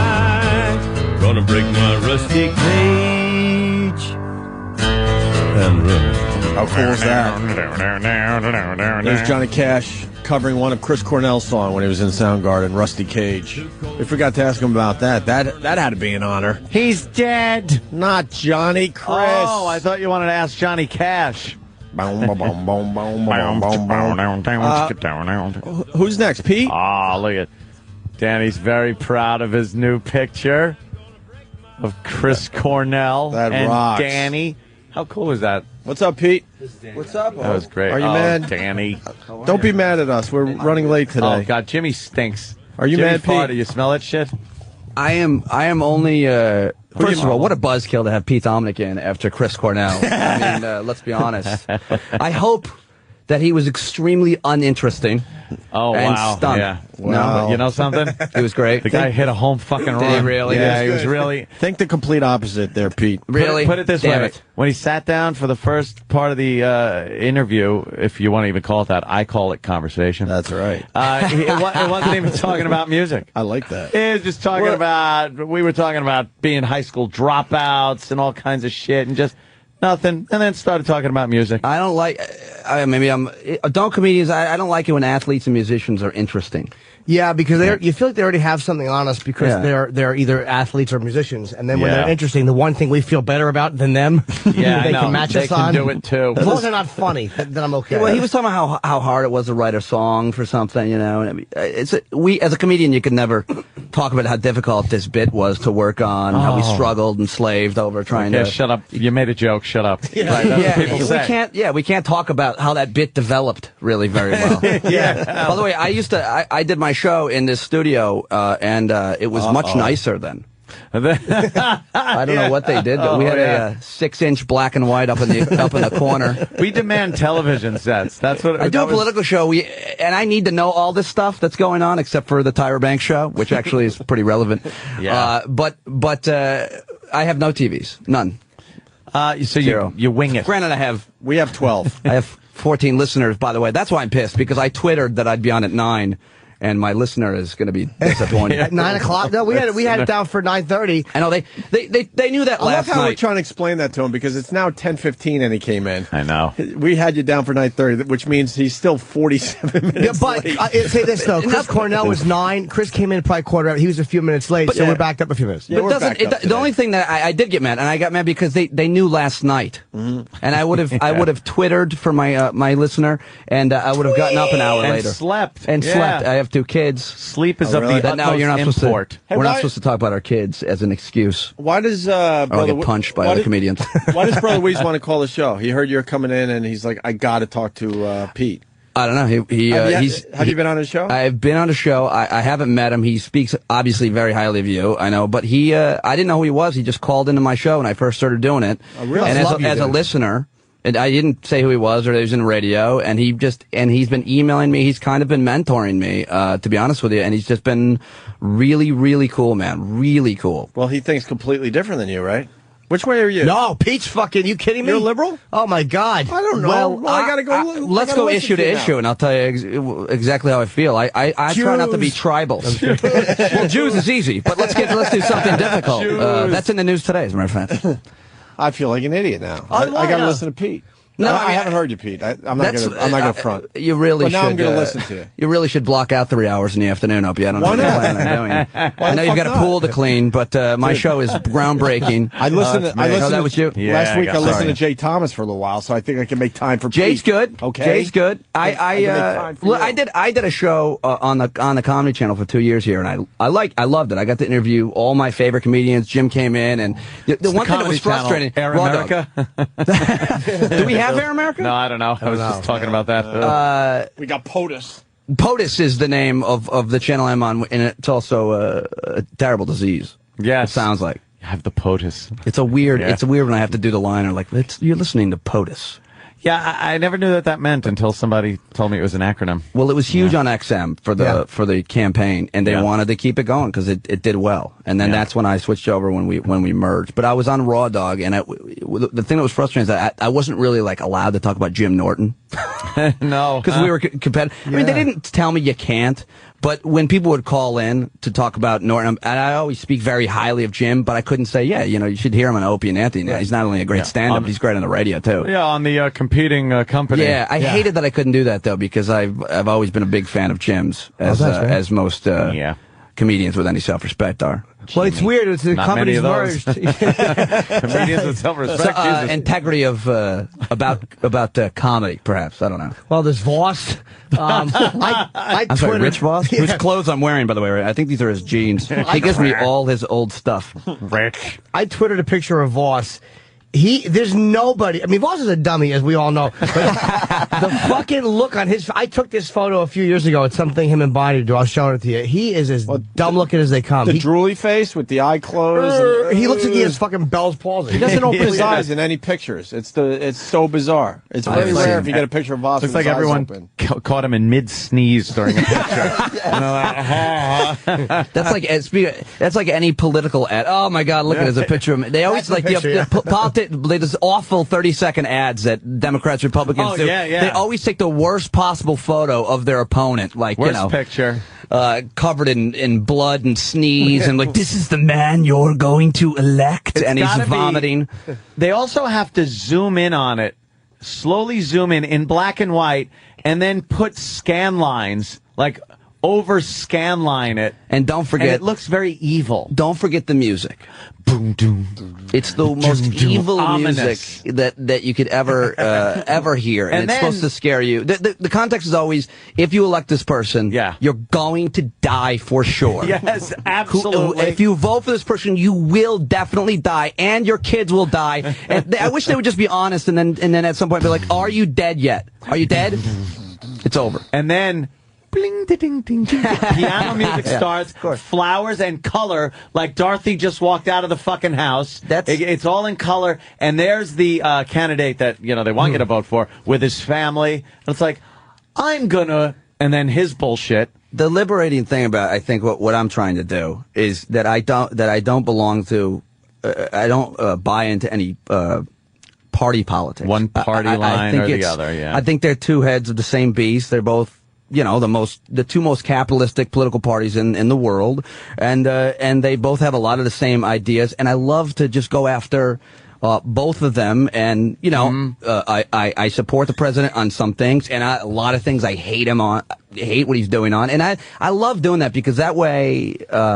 I don't know if that attracts or doesn't attract a big audience, but I don't really care about that so much. The thing is, you can get into discussions, and sometimes heated discussions, with both sides because of your ideas. So you cover the bases that way. I think it's kind of not hacky, but it's been used so many times. It's like, I think extremes on either side are bad, man. I mean, it's been said so many times, but it is true. If you're far left, I think you're just as big an asshole as the far right is. I bet you is this my water? I bet you we could come up with an issue where an extreme on the right or the left might be good on an issue. I don't know. Yeah. But that's the other thing. The only other rule I try to avoid is generalization, sweeping generalizations, which we all make all the time, including me. I have a sound effect, so when I make one. Except for certain races. Except for, you want to absolutely, gender, race. Right, yeah. Of course, don't get me wrong. If we're talking about women or wasps, that's a safe one. Skirts or blacks? Spit take. Nice. Skirts. Jim Norton is definitely one of the funniest guys. He has one of the funniest bits I've ever heard in my life. I mean, I love Jim's act. I said in an interview, and this got misconstrued to Jim one time, but I said, I don't sell what Jim Norton sells, but I buy it. Like, as a comedian, I don't do his brand of humor because I can't. But I love it. People can. But I love it. I go in there and I watch it, and and I don't know what the premise of the joke is, but it's something about a big, thick vagina lips, and looks like a poorly packed suitcase is one of the funniest. But that's one of the funny. And he forgets that even does that bit where I would close and open on it. Yeah, and he goes next 10 years. Yeah, next 10 years. Please. That one. You know what's fucked up about Jim as he's in the room watching us talk about him, which is probably very awkward. He's gained a little mush, I think. If that's one thing. A little bit of mush. What happened? Well, you've got the greatest running sneakers you can buy, and you have a little bit of new mush. I've had this for many years, though. I've always had. You didn't. I noticed this. I was a personal trainer. You didn't have it when I saw you. I haven't seen you in about 6 months. You were looking. You're not overweight. Less mushy. Yeah, I think he's right, though. No, he's right, because I think for the last month or so, I've been eating very poorly, and I've been exercising only a little. I have to agree. The last month, that'll actually do it. Yeah. I know. I gotta get back on that. It's like a horse, you know what I mean? You fall off, you suck his dick, you get right back on. He's got the thing with Jim that Jim has that I've noticed over the years is he can be despicable on stage, yet endearing to the audience, which a lot of people can't do. Like Dice would get on stage and just be fucking despicable and be hated by women, would be like, I don't like that. And Jimmy does it, and women are like laughing, kind of like, I don't want to laugh, but I have to. And, he's so cute, and I like Jimmy. Here's the difference between me and him, and Jim has seen me enough to know that my appeal is very likable, not so funny. No, that's not true. Right? Like, I am unbelievably likable and vulnerable, but not real clever.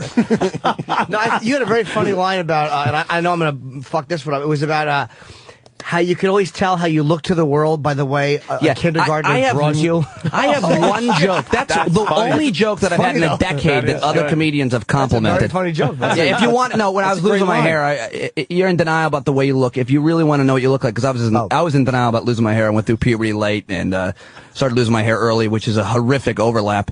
And if you really want to know what you look like, don't look at a picture of yourself in the mirror. Have a child draw you, because they'll find your most insecure physical quality and focus on it with a crayon. You're like 5 pounds overweight. You're just a fat circle. Your eyes are a millimeter uneven. A kid will just draw. Here's one eye. Here's your other eye on the side of your fat flounder-like face.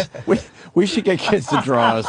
That is good. That's a good one. Hey, Peter, you, I hear rumors you're not well liked around here. Do you get under people's skin? Really? I have a couple of enemies. You do? See, I want to get into this a little bit.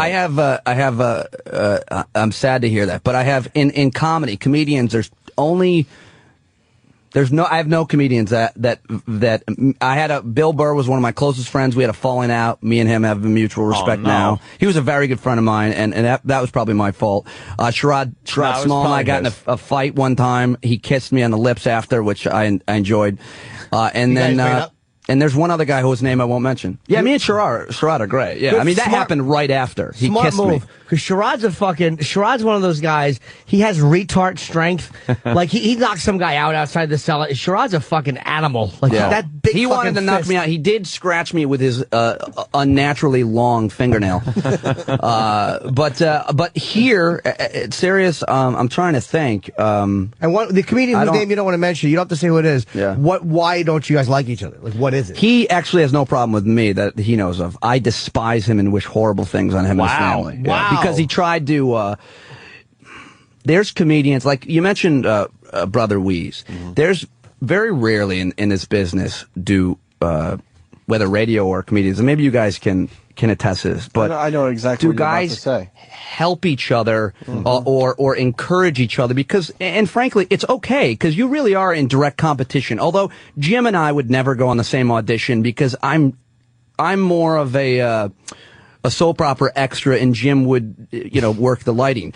Like we would, sure we would. The same one. They're looking for a fucking pedophile. We could both show up for that audition. That's true. No, actually, that's true. If they were doing like a playground awkward scene, like a Predator remake, we could both clearly star in that. But I mean, like certain guys, you're not competing with on things. But even so, there's a handful of comedians, and just a small handful that encourage you and want you to succeed. Will put a good word in at a club, or with an agent. And Weeze called me up, and I don't know what I'm doing in radio. I'm a stand-up comedian, and now I'm doing a political show, and I say every day, listen, these are my opinions. I'll give yours equal time and guess whatever. Yeah. But Weeze calls me up, and he says, hey, listen, just really nice compliments and telling me about his agent and all these things that he thinks. And why?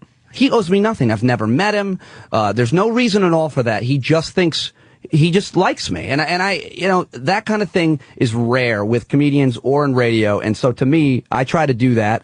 I think very few guys do though, but I do that for my own spirit. He's a fan of good radio. Simple as that. When he really gets off on good radio. There's very few people that do that in radio. You're right. It's unbelievable. Actually, Ron and Fez are pretty much the only guys that I listen to and like in radio, and I've talked with both of them, and they've talked with me about radio and given advice, things like that. But going with Pete's point, sometimes you listen to Ron and Fez, you're like, wait, they like us, right? Oh, that's the fun. I think Ronnie said something yesterday because we were having the football conversation, and he's like, have you ever seen a room full of men that know less about football? And it wasn't awesome. But he bashed the whole fucking room. He just trashed. We got caught in the brush fire. It's hysterical. Yeah. I would be okay with an insult like that sometimes too, because I think that sometimes and I talk about this on our show. Sometimes as men, we're put in the wrong box. Like actually, if you know more about building, like repairing your home, I own a home, and I'm a woman. I can't do anything. And I'm horribly insecure about that. But I wish I knew more about that than I did sports. You know what I mean? 'Cause that would make me both man things, but one's a little why do you even practical. need to know about that to be in a conversation? You're not playing. You're not going to get in the game. My dad knows everything about baseball and football. He's never been in the game. He's not going to be. I would prefer that I know how to put a garage door opener up. Do you feel good about yourself when you call the penalty before it's even fucking flag? See, I don't do that shit too much because my dad does that all the time, and I can't. Pass interference, and then but the flag goes down and you go, I told you. Told you. Face mask. Yeah, I don't get that motherfucker. Face mask. I look at guys who do that, or if I'm at the game and hear the guys that yell that in the third tier where I'm sitting, and I'm like, why? What are you accomplishing? My dad says, what do you think of Brian Cashman, the GM of the Yankees? Like, I don't think about. How can I have an opinion about his job? I have no idea he's got the best players. Yeah. He pays the most money. If that's, I don't know. But I don't think about him. Right. I don't know how to. But if you didn't play the sport. I guess it's just the equivalent of me having an opinion on politics, but it's at least a little different. We're all entitled to have an opinion on issues. And they affect your lives more than sports, and you can then, bat it back and forth with somebody on the phone or some shit like that. But I interview a lot of congressmen now, and I'll tell you what. me and a lot of my listeners know a lot more than a lot of people. Sometimes they... Isn't that frightening? Wait, a lot more than the congressman? Oh, my God. I tell you, these guys, some of these guys, especially the guys that are old. The guys that are old, aside from Barney Frank, who's really, really intelligent, I think he's made some really big mistakes. So he's going to go with really, really gay. That is, he turned our conversation gay without me even. But no, I mean he's a really intelligent guy. I disagree with him on a lot of things, but you can't. But then you have a guy, you know, I don't want to name names that I'm going to bash, but some of these old guys. They shouldn't be there. I believe in like term limits. I think you shouldn't, like Arlen Specter, go away. Just go away now. You should go away. You know, the guy doesn't want to run as a Republican again because he knows he's going to lose, and he's admitted to that. Just, you're done then. Yeah, fucking beat it. Beat it. Well, you shouldn't be allowed to do that. I don't think you should be allowed to do that. I don't think you should be allowed to serve for 30 years. There's something called a statesman. But he's on the Warren Commission. I mean, you know, he's on the Warren Commission. He's under Lincoln. Wait, was he really? Yeah, I think he's the one who pushed the magic bullet theory. I believe he and junior senator at the time. I think. Are you kidding? I believe so.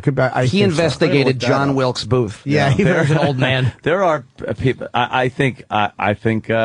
It's time for Ted to just fucking get the fuck out. I agree with that. I disagree. Well, I think that not you, Ted. But what about this? I think God's going to be taking care of that soon. Ed. Don't worry. But the thing is, like, you know, come on. All right, him throwing out that first he's pitch. in bad shape and everything. That was horrific. Why would you subject yourself to that? But I think in that case, and Justice Ginsburg and anybody, if you have a terrible terminal disease, you shouldn't fly a plane, and you shouldn't serve in Congress. You should step down, let someone at least, in any other job, if you're sick, you step out and someone takes your job for a while. And in this case, they're representing a state full of people. And Ted Kennedy is a guy, I don't know if he's with it or not. Some of these guys, I've learned, they have so many people insulating them and protecting them and telling them exactly what to think and what to say. And I consider it my job to figure out who actually reads and who listens. Yeah. Sometimes you hear them slip up, and you realize how many interns and aides that they have that give them their information. And sometimes they slip up with saying, you know, the internets and things like that, where they get that wrong. You're like, okay, this guy has no clue about what's going on online. Yeah, and it tips you off. Like, how could you be in 2009? And not know what's going on as far as that's concerned. You saw that happen with, most recently, I think, with Sarah Palin. Like, she might be a great governor. She might be, but for national politics, you clearly, everybody knew that she was being bombarded with information to get ready for the debate. And there was no reason for her to serve on a national level, you know, and let me try to think of a Democrat. We could name 100. That was a gag ticket. They were just trying to combat the black guy with the woman and try to, you know, the I think Hillary they were doing factor. the religious base. And they were trying to, and then I think they were trying to combat the fact that perhaps Obama was going to pick Hillary. So I agree with that. I think they did choose that. First. It was one of those, it was a gag ticket. Wasn't going to work. Also, I also think that they intuitively understood that Bush hurt the Republicans badly, and I think they understood that it was going to be almost impossible to beat a Democrat this year. And it was almost like, all right, well, who can we give him that we can sacrifice? But McCain is ancient, and she is not really a viable candidate. They didn't want to give up fucking any of their really good candidates. A lot of people think that, Jim, and I've heard you say stuff like that before. A lot of these things, like it seems like that's a fair thought, but you wouldn't actually be able to put that strategy into motion. It's like people believe at 9/11 things. You can't actually make those things happen in real life. Never spoken. It's never spoken. It's like an understanding. It's never like, let's give them a shitty ticket. But like when you look at Sarah Palin and you look at her ability to stand up in a debate or to answer questions that Katie fucking Couric threw at her, there's no way that gets by everybody in the party. I mean, they make so many decisions. You know what I mean? They know everybody in the party, what their strengths are, what their weaknesses are. There's no way they could have been that stupid or that poorly informed. I think you're giving them too much credit. I agree, and it's not they. It's really John McCain did get to pick. He picked Lieberman, from what I was told, and then they did say, "Hey, listen, he's Jewish." And but you know, I think that In retrospect, John McCain, clearly, he won't even bring her up now. When they were speculated on actual governors that might be viable running, I think he was on the Tonight Show. Wouldn't even bring up he her wouldn't name. even bring her up. And it's he said, clear, I left someone out. He even went as far as to say he left I someone may out have, on purpose. You could probably do a McCain, right? No, I actually don't. That was a pretty good one. Yeah, my McCain always comes out as Johnny Carson. Watch this. Lenny's wild. I was in a tiger box.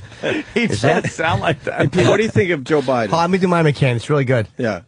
There you go. You have to see that. I was lifting my arms. Jim Norton was not bending. We got Joe Biden. I actually don't think that he's that sharp. I think he's been given way too much credit. I also think he's another 30-year guy. You notice that they're starting to hide him.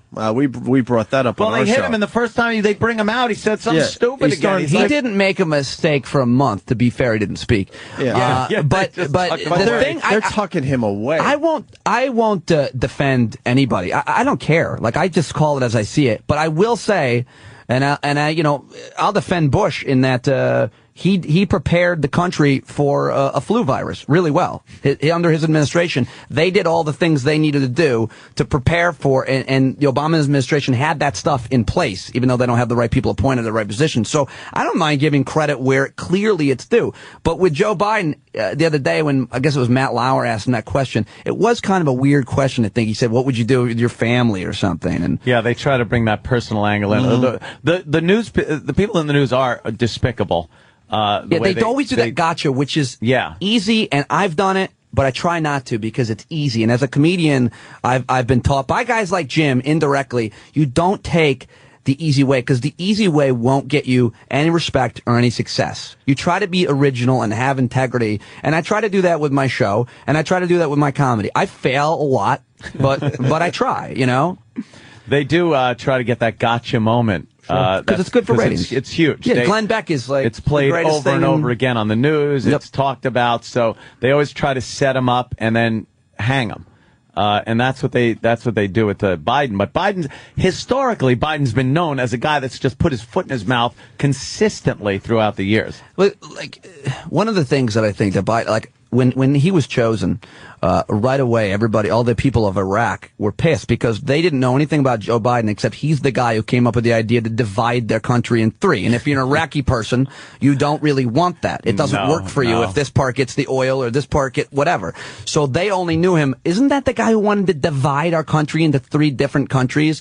And I thought that was a pretty bad idea, too. Yeah. Maybe for us it would be a good idea, but clearly they didn't think it was a good idea. And I always like to look at things through the people who are most affected eyes, when we're talking about women, Jim. Yes. The only eye I care about on them is the little brown one in the back that the shit rolls out of. Clean it so I can shove my Can we hog in. argue, please? Hey, wait, how did Patrice cost you a Bush exit interview? Oh, that's right. I know. I was told, I did Black Week on my show, where I just brought in black comedians the week after the election. Week before. Okay. Week after. I don't know.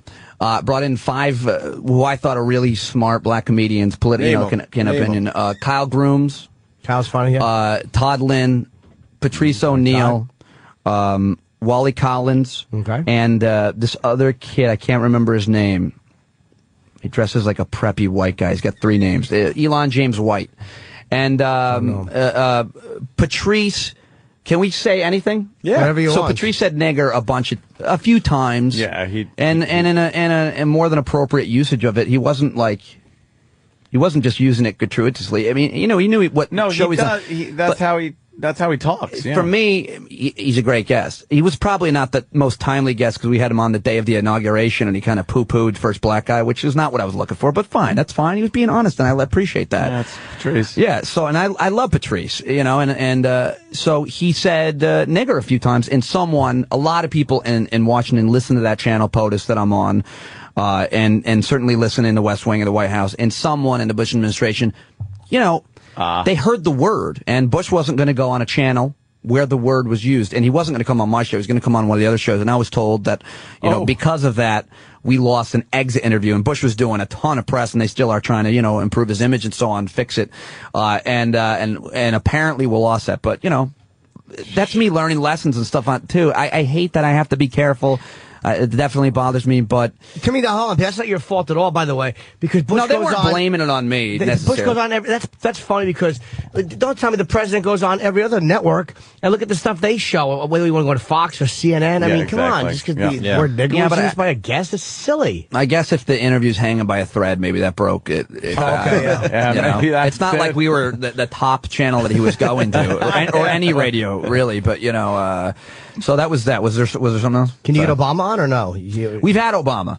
Have you talked to him? I sat down with him and his wife. Wait, you did you really? Talked to Obama? That's cool. I didn't, but I really want people to listen to my show, which is at 3 p.m. on XM. Very convincing. What faggots we are, really? Because he's tall? We got all excited. That's what he was going for. I met Michelle, and by I mean stood 13 feet away from her, looking at her with stalky, creepy eyes, because I'm very attracted to her. I do the warm-up, audience warm-up in the Colbert Report, and as soon as I'm done with my radio show, I run over there and do that. And so he said, I take a lot of guests from him, and I did get to be 10 feet from her. That's the closest I've gotten. And then there was clearly all the Secret Service was looking at me because I look like I hang out at playgrounds. Yeah, you look like everyone that would not like Michelle Obama. Pete's fucking very creepy looking. Yeah, my whole act now is about the fact that I just wish people would be honest about being white and bald. It's always creepy. I think I'm a decent looking guy, but it's always creepy. And I wish that, Jim, you would describe the dents in my head for the audience, for those of you, and my giant gums.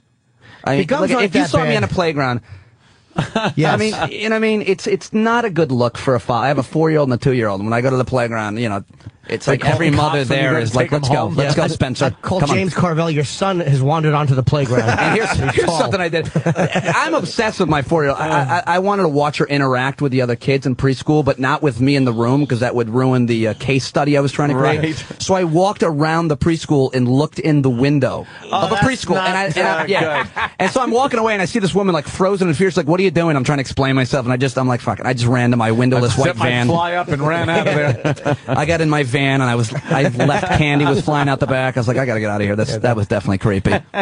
So you never personally have you? By the way, have you had Colbert on your show? Yeah, he's coming on again in a couple weeks. Yeah. Does he put you on his show? No, of course not. Why not? Just a little. No, I'm trying to figure out. It's like you're warming up his audience every night, getting him ready for a nice show. He should throw you a bone there. Yeah, I would like that. But like this show, like Howard, I opened for Artie, and I think that I'll be on a show when someone invites me. I don't crowbar my way on a show. Jim gave me his number 7 months ago. Call me, come on the show, and I'm like, I want to do this a little longer. I don't know if I'll be entertaining.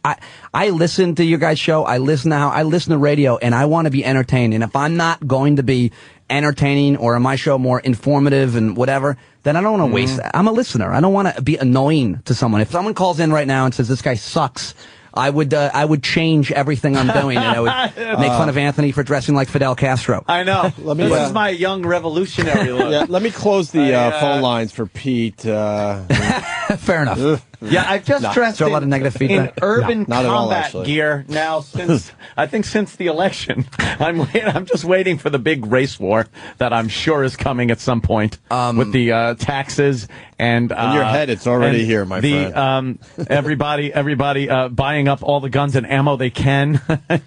We talked. What did you think about the Department of Homeland Security putting out that warning for right-wing extremists? Did you have an issue with that? Yeah, I thought that was a little crazy of her to actually put that out, because it really is like you said, kind of broad stroke of the brush, generalizing. See, what's the difference between a left-wing extremist and a right-wing extremist? They're targets. Yeah, exactly. Who's a target? Oh, I'm sorry. They're actual targets. But there's one more difference between what. Yeah. There's another difference, but yes, that's true. If we take an example of right-wing extremist terrorism, and a Eric Rudolph, Tim McVeigh. Danger to a large amount of people, large number of people. I'm not talking about the occasional nut that shoots an abortion clinic doctor. That's Tim McVeigh, though. Tim McVeigh is a prime example. Right. Now let's look at the other end of the spectrum, the Muslim terrorist. I think is much more of a threat. Yeah, but that's not a left wing. A right. No, it's not. But why just bring up that? Why bring up these soldiers that are fighting, coming home, and they're supposed to be now looked at with suspicious eyes that they might be these right wing extremists based on their military experience in Iraq? That's ridiculous to me. The answer I was going for was guns. That's the difference. Guns and bullets. So left-wing extremists don't buy guns and bullets, and right-wing extremists do. Now, only a few of them are going to use them, but we look at that guy in Pittsburgh, who was definitely a right-wing extremist and shot 3 cops. That's what they're concerned with. Is that the majority? Is that the majority of the people that shoot police officers? Holy shit! No. I think more people that voted for Obama shoot cops than right-wing extremists. Has nothing to do with police officers.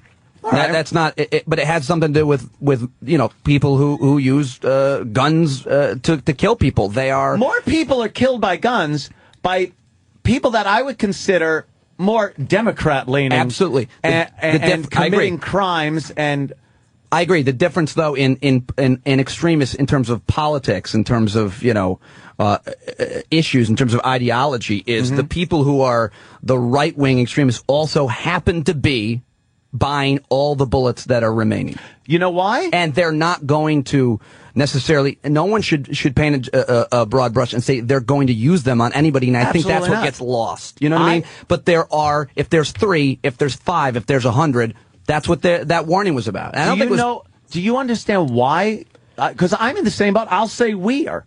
Because do you understand why we are buying so many guns and ammunition? I have no idea. It's beyond because Obama is known to not support the Second Amendment. And the Attorney General is known to be a staunch fucking anti-gun supporter. But you have to take the difference between senator and local politics and president. He's not going to do anything that's going to hurt him as the president.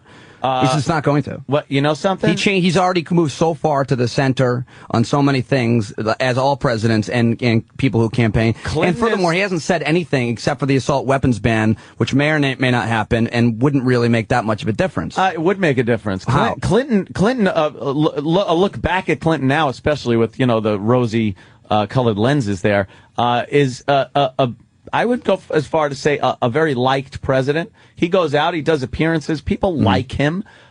He was the guy that, was in office when the assault weapons ban went in. Yeah, he put it in, and those extremists came out at that point too. There was the same. That was a Tim McVeigh thing. That was an anti-government thing. I don't consider myself an extremist, but I look at it like no one's worried about you. I want to purchase an AR-15. Why? I want to be able to own one. Why? Because first of all, why do you buy a Ferrari?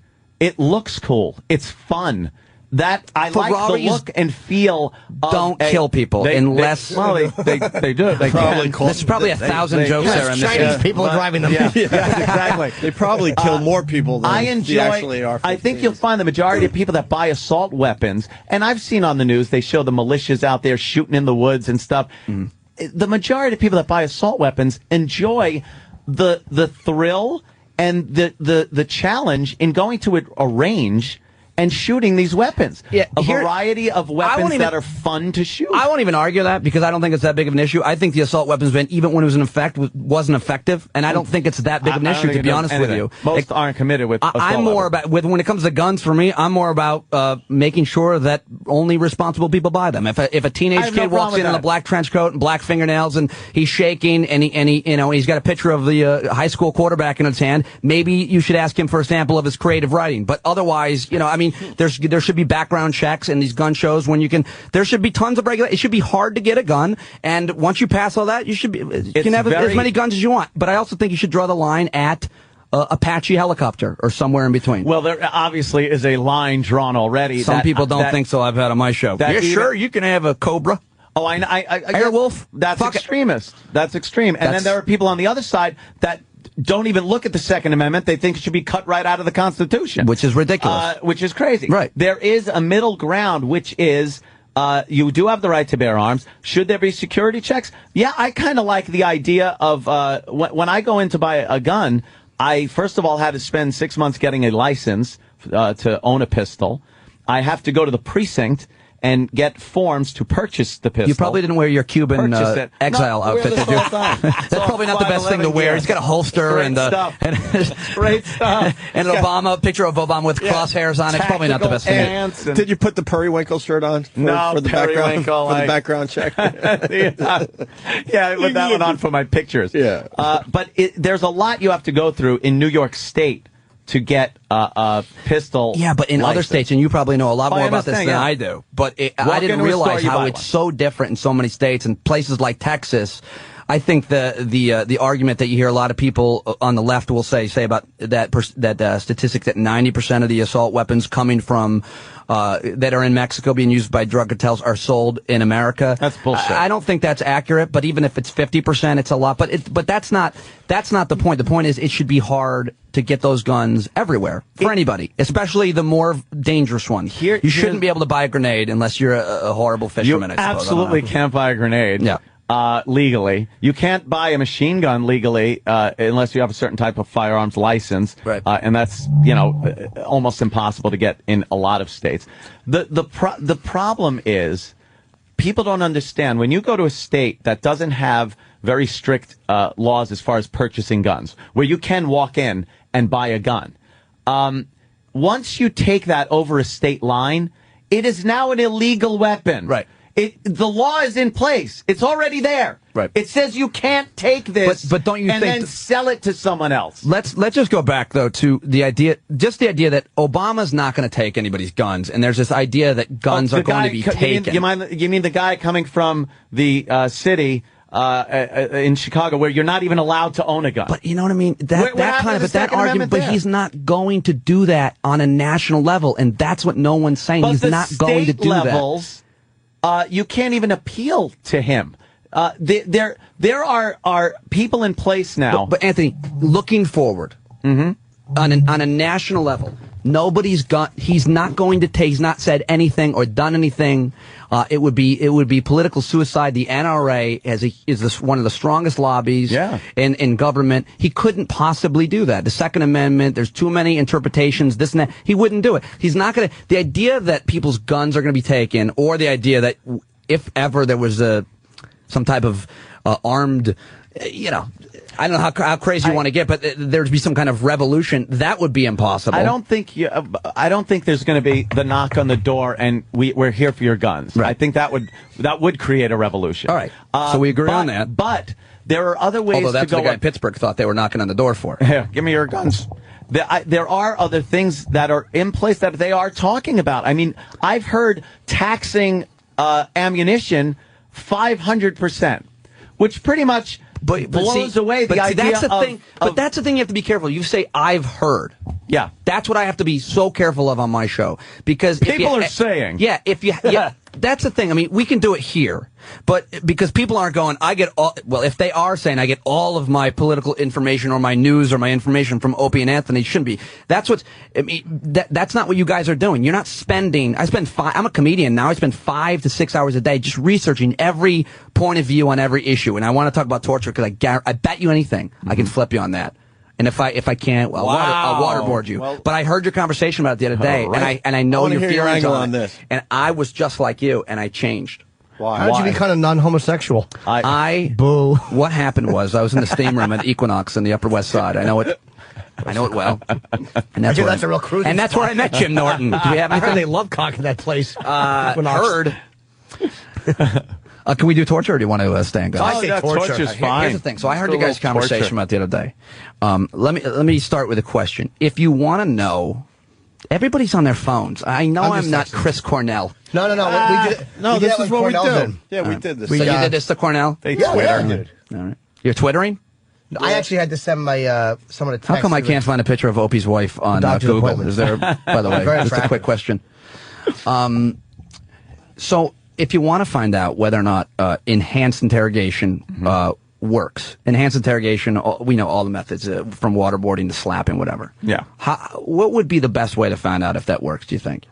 The best way to find out if that Who would works. be the source to go to find out if what's the most effective way to get information? The people who are doing the questioning. I would think, the guys that actually perform it the interrogators. and are asking the questions. And if beforehand they didn't answer the question.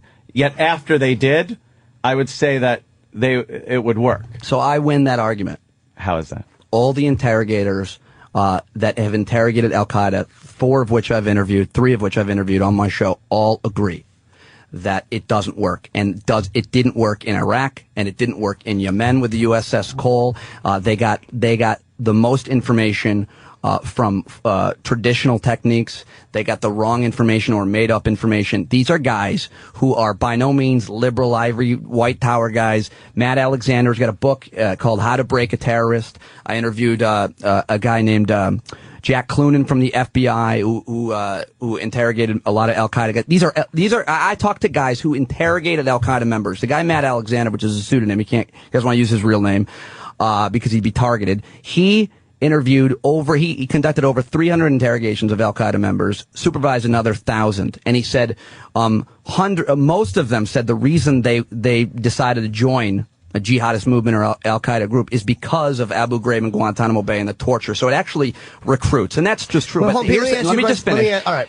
This guy, Matt Alexander, interrogated the guy his task was, we need information. Remember Zarqawi? The head of Al-Qaeda. Yes. Probably the worst guy. He's the guy who cut Nicholas Berg's head off. Yeah. Probably one of the worst guys of all time. He's a naughty boy. Yes. He was a naughty Jordanian. That makes it sound like he just touched a kid. He was very fresh. That and he cut the kid's head off. So his task was, we need information that can help us find this guy. That was his task.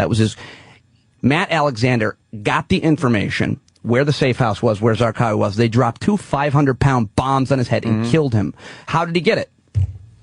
From establishing a relationship of trust where what you want to do is get a guy to think that if you can understand the way they think, you can flip them. You have to understand the way they think.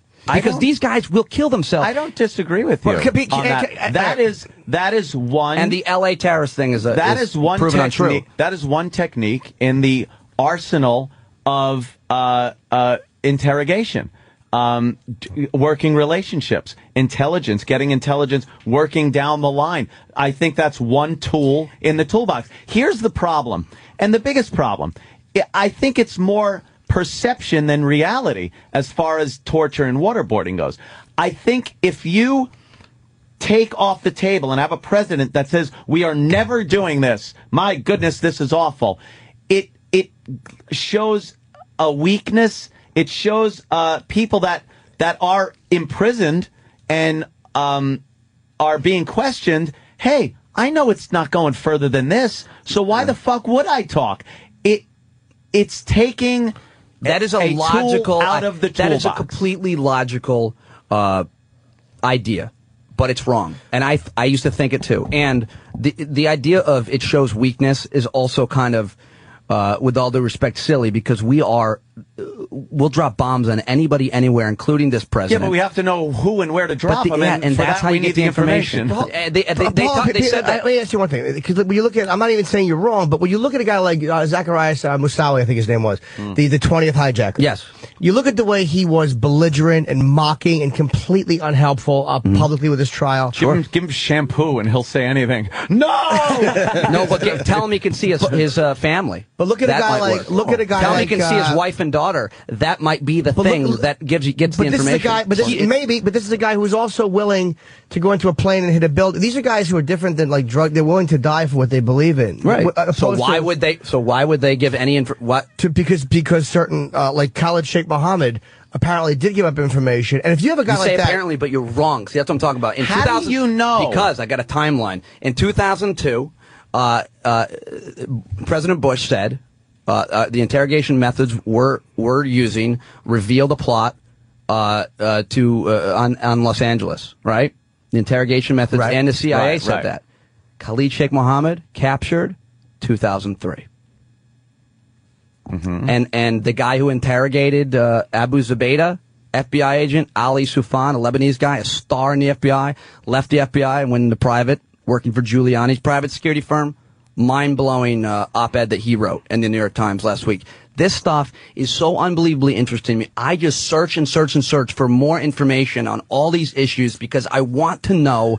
I was here on 9/11. I don't want to die. I have no respect or sympathy for the enemy. I don't want to die. And so I want to use the methods that are most effective. It's not about, for me, it's not even about the soul of America or that we don't torture and all that. I agree with that, but it's not, to me, it waters down to not dying. Okay, well, I think with Messiah, Zacharias Messiah was, when you're on a timetable, to get information on a timetable like you are with Khalid Sheikh Mohammed, and you're getting nothing from him. Okay, let's say the traditional techniques you're trying are not working. And then you come to a head and you go, what do we do? We're on a timetable here. And the penalty now is different than the penalty with one rogue person doing one thing. The target of civilians and the target of thousands of civilians. So what do you do when you're up against the wall like that? Do you go into methods which a lot of people are going to find unpleasant? What do you do when you get to that point where they want to lawyer up? It's a great point. Number one, we haven't ever had a situation like a ticking time bomb. Number two, I don't answer those questions. Personally, I ask interrogators those questions. They give me the answers. I tell them to you.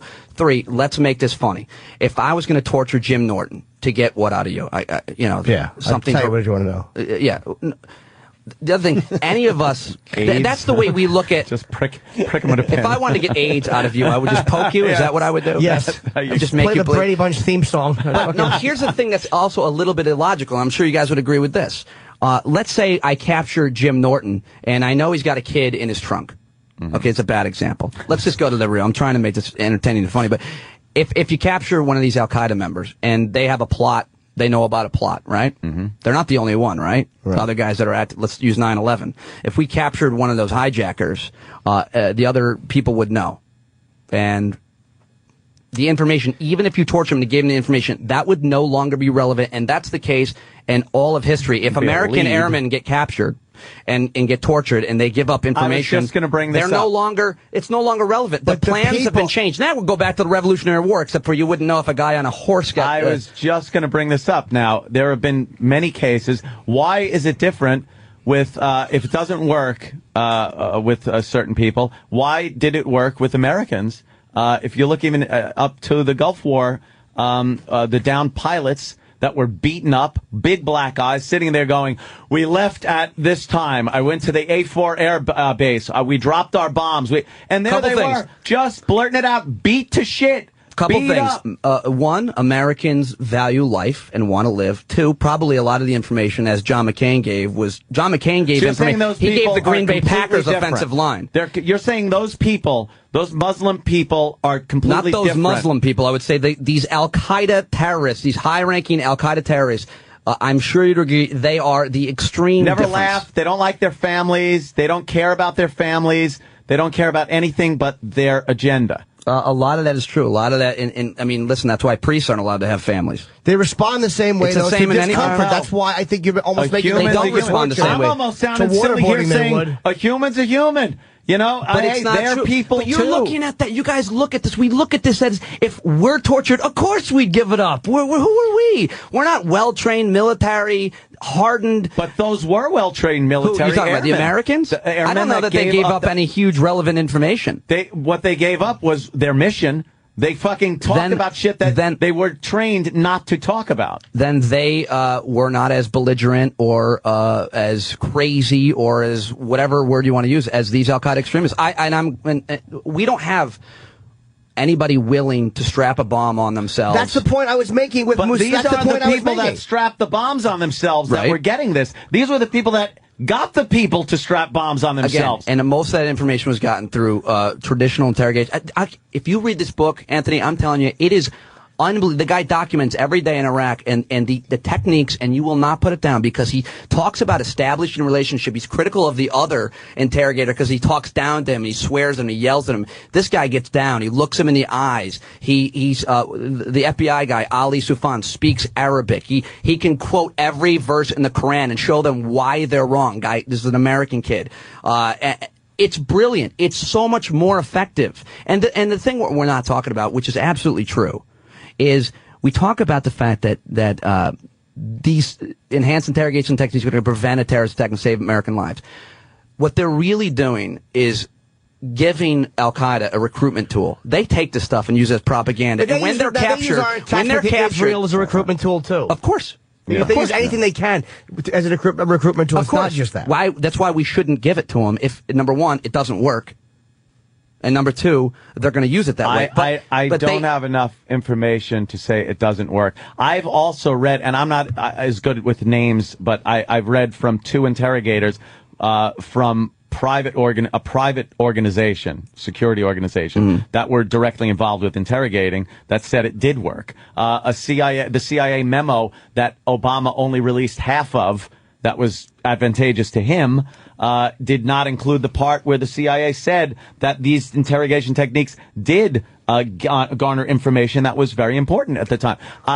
It goes both ways. People on my side of this say it does work, and here's the proof. People on your side say it doesn't, and here's the proof. I'm glad you brought up interrogators. You said they were private contractors. I don't trust those guys as much as I trust American armed forces that follow rules and so on, and are trained, in my opinion, sometimes better. But either way, if you have interrogators that will speak to it, number one, I'd be glad to have them on the show. The cool thing about my show, too, is I like to think I'm really humble on it. If you got some guy that's going to come on, I will bring him on tomorrow. Yeah, I mean, you always listen. I will more than listen. I will change my mind if given the correct information. Closing Guantanamo, a lot of people talk about it. They talk about the techniques. But again, if you go by, quote unquote, the rules that we as Americans follow, these guys, all they want to do is lawyer up and give up no information, even though the plots may change. Who wants to lawyer up and give up no information? Anybody in Guantanamo. Anybody. Are we talking about Law and Order? No, but anybody who's fucking a terrorist or anybody that they capture. A lot of people say close Guantanamo. They don't even know they can rights as lawyer up, American. But of course they do. They understand. They didn't when they were being tortured, and they don't when they get captured. Well, people on the left are saying, and again, not all people, but a lot of people are saying, oh, you got to close Guantanamo. It's terrible. Give them attorneys. No. President Bush said that, Jim. No, Bush is saying Bush does not want the fucking Guantanamo Bay closed. Yes, he did. To lawyers. No, he did. doesn't. McCain said it. Bush said it. And McCain was tortured. That's McCain. Mitt Romney's the only one. McCain's the better. Somebody said that McCain. Who was it? Somebody said McCain doesn't have a right to have an opinion on torture because he was tortured. It was because he was tortured. But do you want people to react just the way this Zacharias Moussaoui did? That's the way all of them would handle being arrested or interrogated by Americans if they're treated a certain way. Yeah. They are all going to act like Zacharias Moussaoui. Not true. I completely disagree. Not true. It's not true.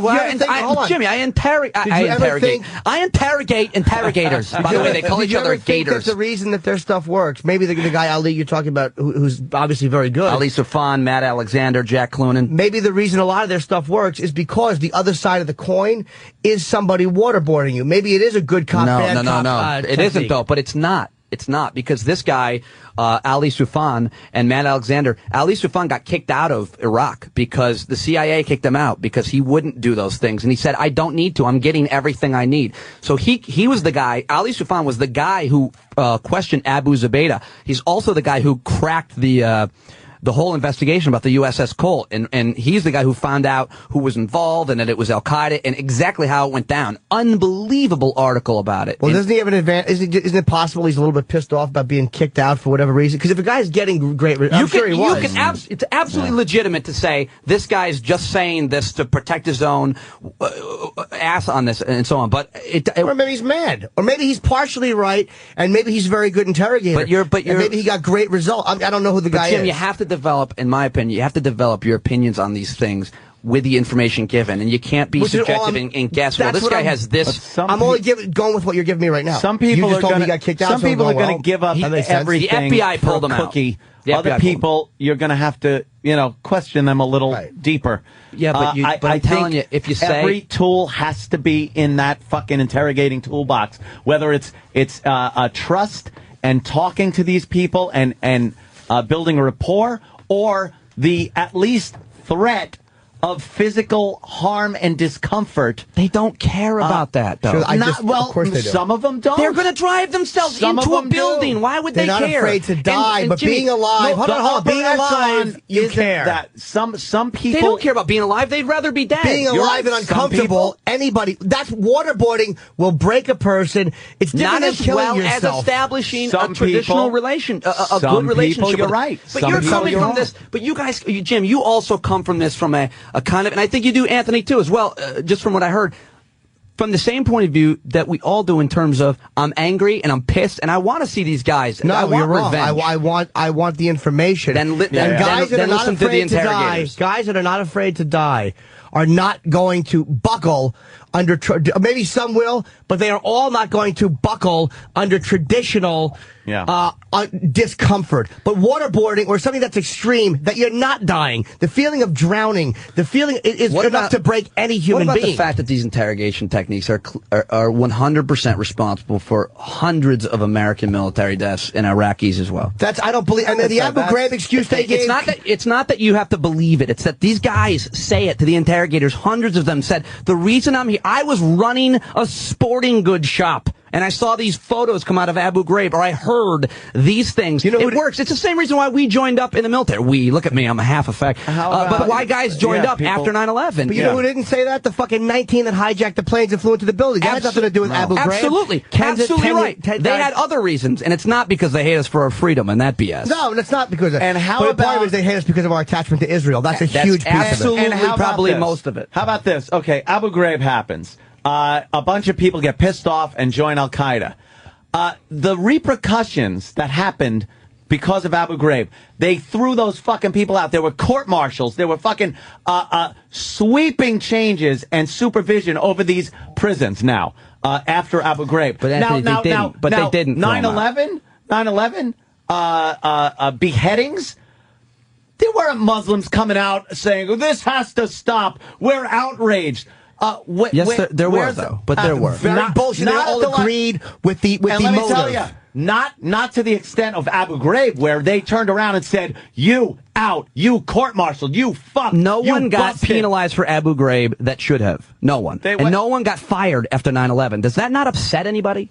No one got fired. Fired for what? The pilots were trained to come out. Pilots were trained to come out, and the FBI and CIA have never shared information. That's despicable. What? The FBI and CIA never were good at sharing information. They're both very territorial. I love it when you pull your chin back and get angry at me. I can't help. I'm not mad at you. I actually firing someone after 9/11 is pretty much somebody that should have known is pretty much admitting that we had some responsibility for that happening, and for the United States. No, it's not. It's having someone know that someone messed up on their job, not breaking down intelligence. You know, prevents 9/11. What prevents 9/11? The pilots being trained to not come out of the fucking cockpit. They didn't. That's how you prevent 9/11. You lock the cockpit doors. So that was just nobody's fault. They took advantage of a weakness in the system, which was not one man's fault. They took advantage of Americans' good nature and the fact that we don't assume we're going to be crashed into buildings. And to our credit, they'll never be able to do that again.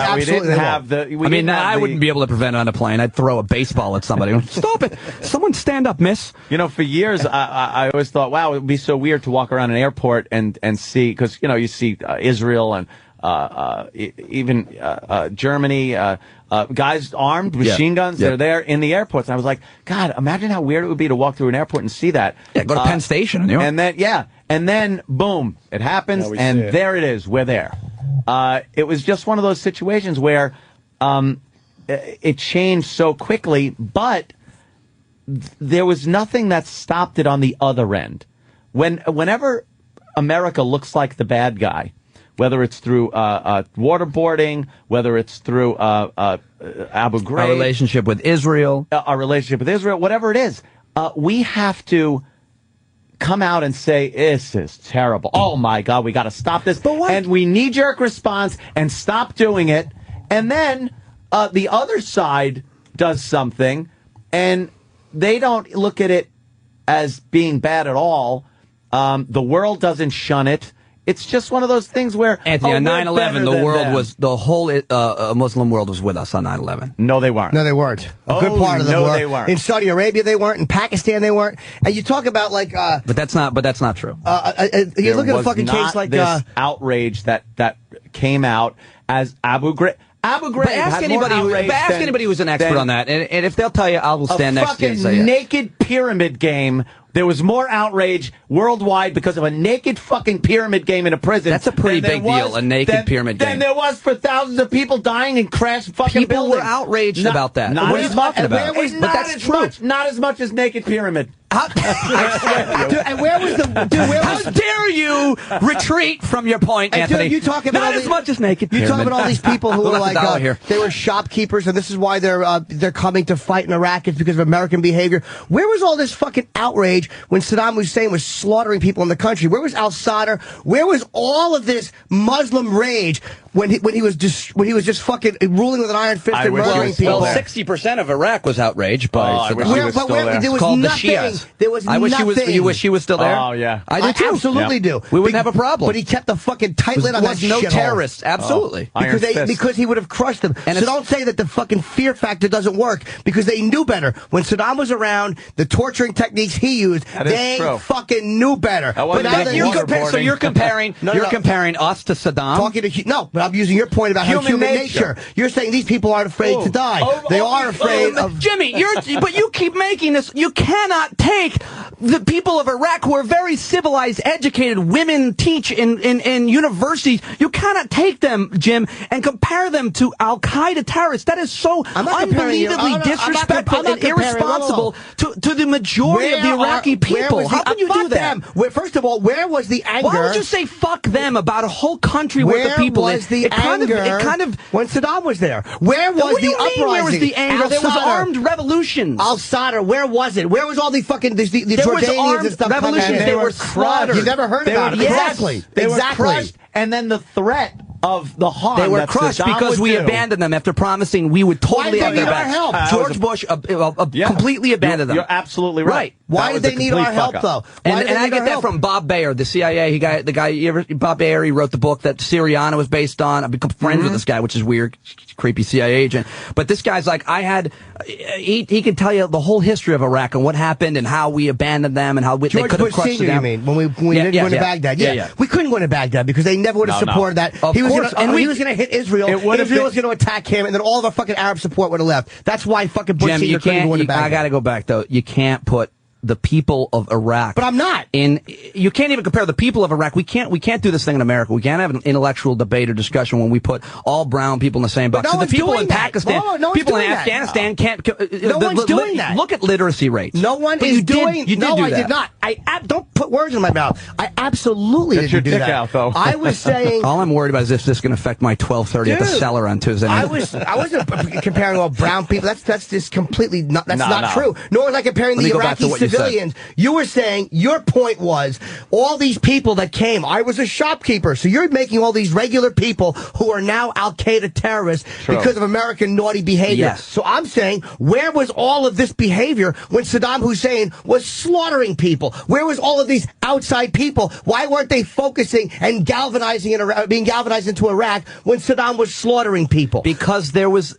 not, number one, a porous border. Number two, there was no reason to go there. No one wanted to go and fight against Saddam. They had no reason to. But why do they now? You have to understand, Jim, you also have to understand the history of that region, Iran versus Iraq. That problem. Iran is Shia. And most of Iraq is Shia. When we went in there and destabilized that country, most of Iraq became somewhat, even though they're still more nationalistic than they are tribal, they became more sympathetic to Iran. And now there's a porous border, and now Iran is in there. And all Middle East experts will tell you Iran is much more powerful now than they were before. And that is a huge problem, so much so that Bob Baer, the CIA agent, wrote a whole book about how we need to actually now become allies with Iran in a way. That's the only reason we haven't bombed any of their nuclear sites is because they're Israel a little will do it. They don't need us to do it. They're tremendously more powerful. Just another casualty of the invasion of Iraq. But you didn't. My point of where you're saying that I'm including all brown people and Iraqi civilians, when I was only going by the same point you made. So it's like that's a knee-jerk reaction on your part. That's not what I was doing. All right, I forget exactly what you said, but you said why didn't they? Where was all of this? You're talking about all these, like how the Americans have kind of you were talking about all these people that became terrorists. They ran shops, and I'm saying, okay, fair point.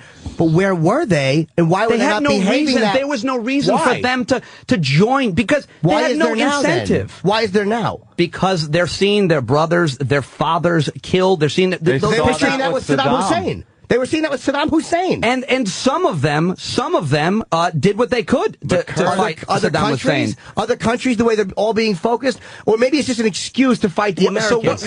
Of course it's an excuse to fight the Americans. We had no business being there. So it's not genuine. So it's not genuine. So don't act like their motives are genuine. Meaning, they wanted an excuse to fight. Like they're using that as an excuse. They did not want an excuse. If they wanted an excuse, they could have used the excuse of how many people died when we went into Kuwait. But there wasn't really a reason for that. No, because they were all scared of Saddam Hussein, so they were grateful that we went in and kicked him out. Even the ones that hated us were grateful that we booted him out because they were terrified of Saddam Hussein. They were terrified of him. Fear, and there's something to be said. It's the same. Some of the same people that blew themselves up and had no regard for life would not ever cross Saddam Hussein. Very few of the people who are out of fear for what he would do to them. Guys, one thing we're missing and here. Their one thing we're missing here is their cousins. I'm sorry, I didn't make this point earlier. Most of these guys that joined these jihadist movements are foreigners. They're not Iraqis. That's exactly the point I was making. So you're why saying weren't these foreigners why didn't they come in? Syrians, because they didn't have a problem with Saddam. So they don't have a problem with Saddam slaughtering Iraqis. And he was fucking slaughtering them, and he did use fucking gas weapons. He was a brutal guy. Okay, fair enough.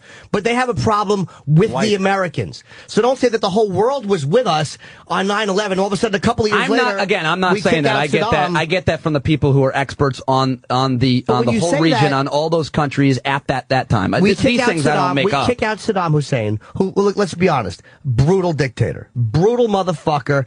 Kick him out, and now all of a sudden, because of Abu Ghraib, all of a sudden, these people that loved us now hate us and want to go there and become jihadists. Who loved us? What are you talking about? Exactly. None of them did. They didn't like us to begin with. But you're saying that the whole world was with us on 9/11. And I'm saying a lot of them were happy to see America get kicked in the balls. Yeah. They weren't with us. A lot of them were not, though. More of them were not happy. A lot of Iranians, a lot of Pakistanis, a lot of Saudi Arabians who we should not be fucking allied with. Not as many that were upset.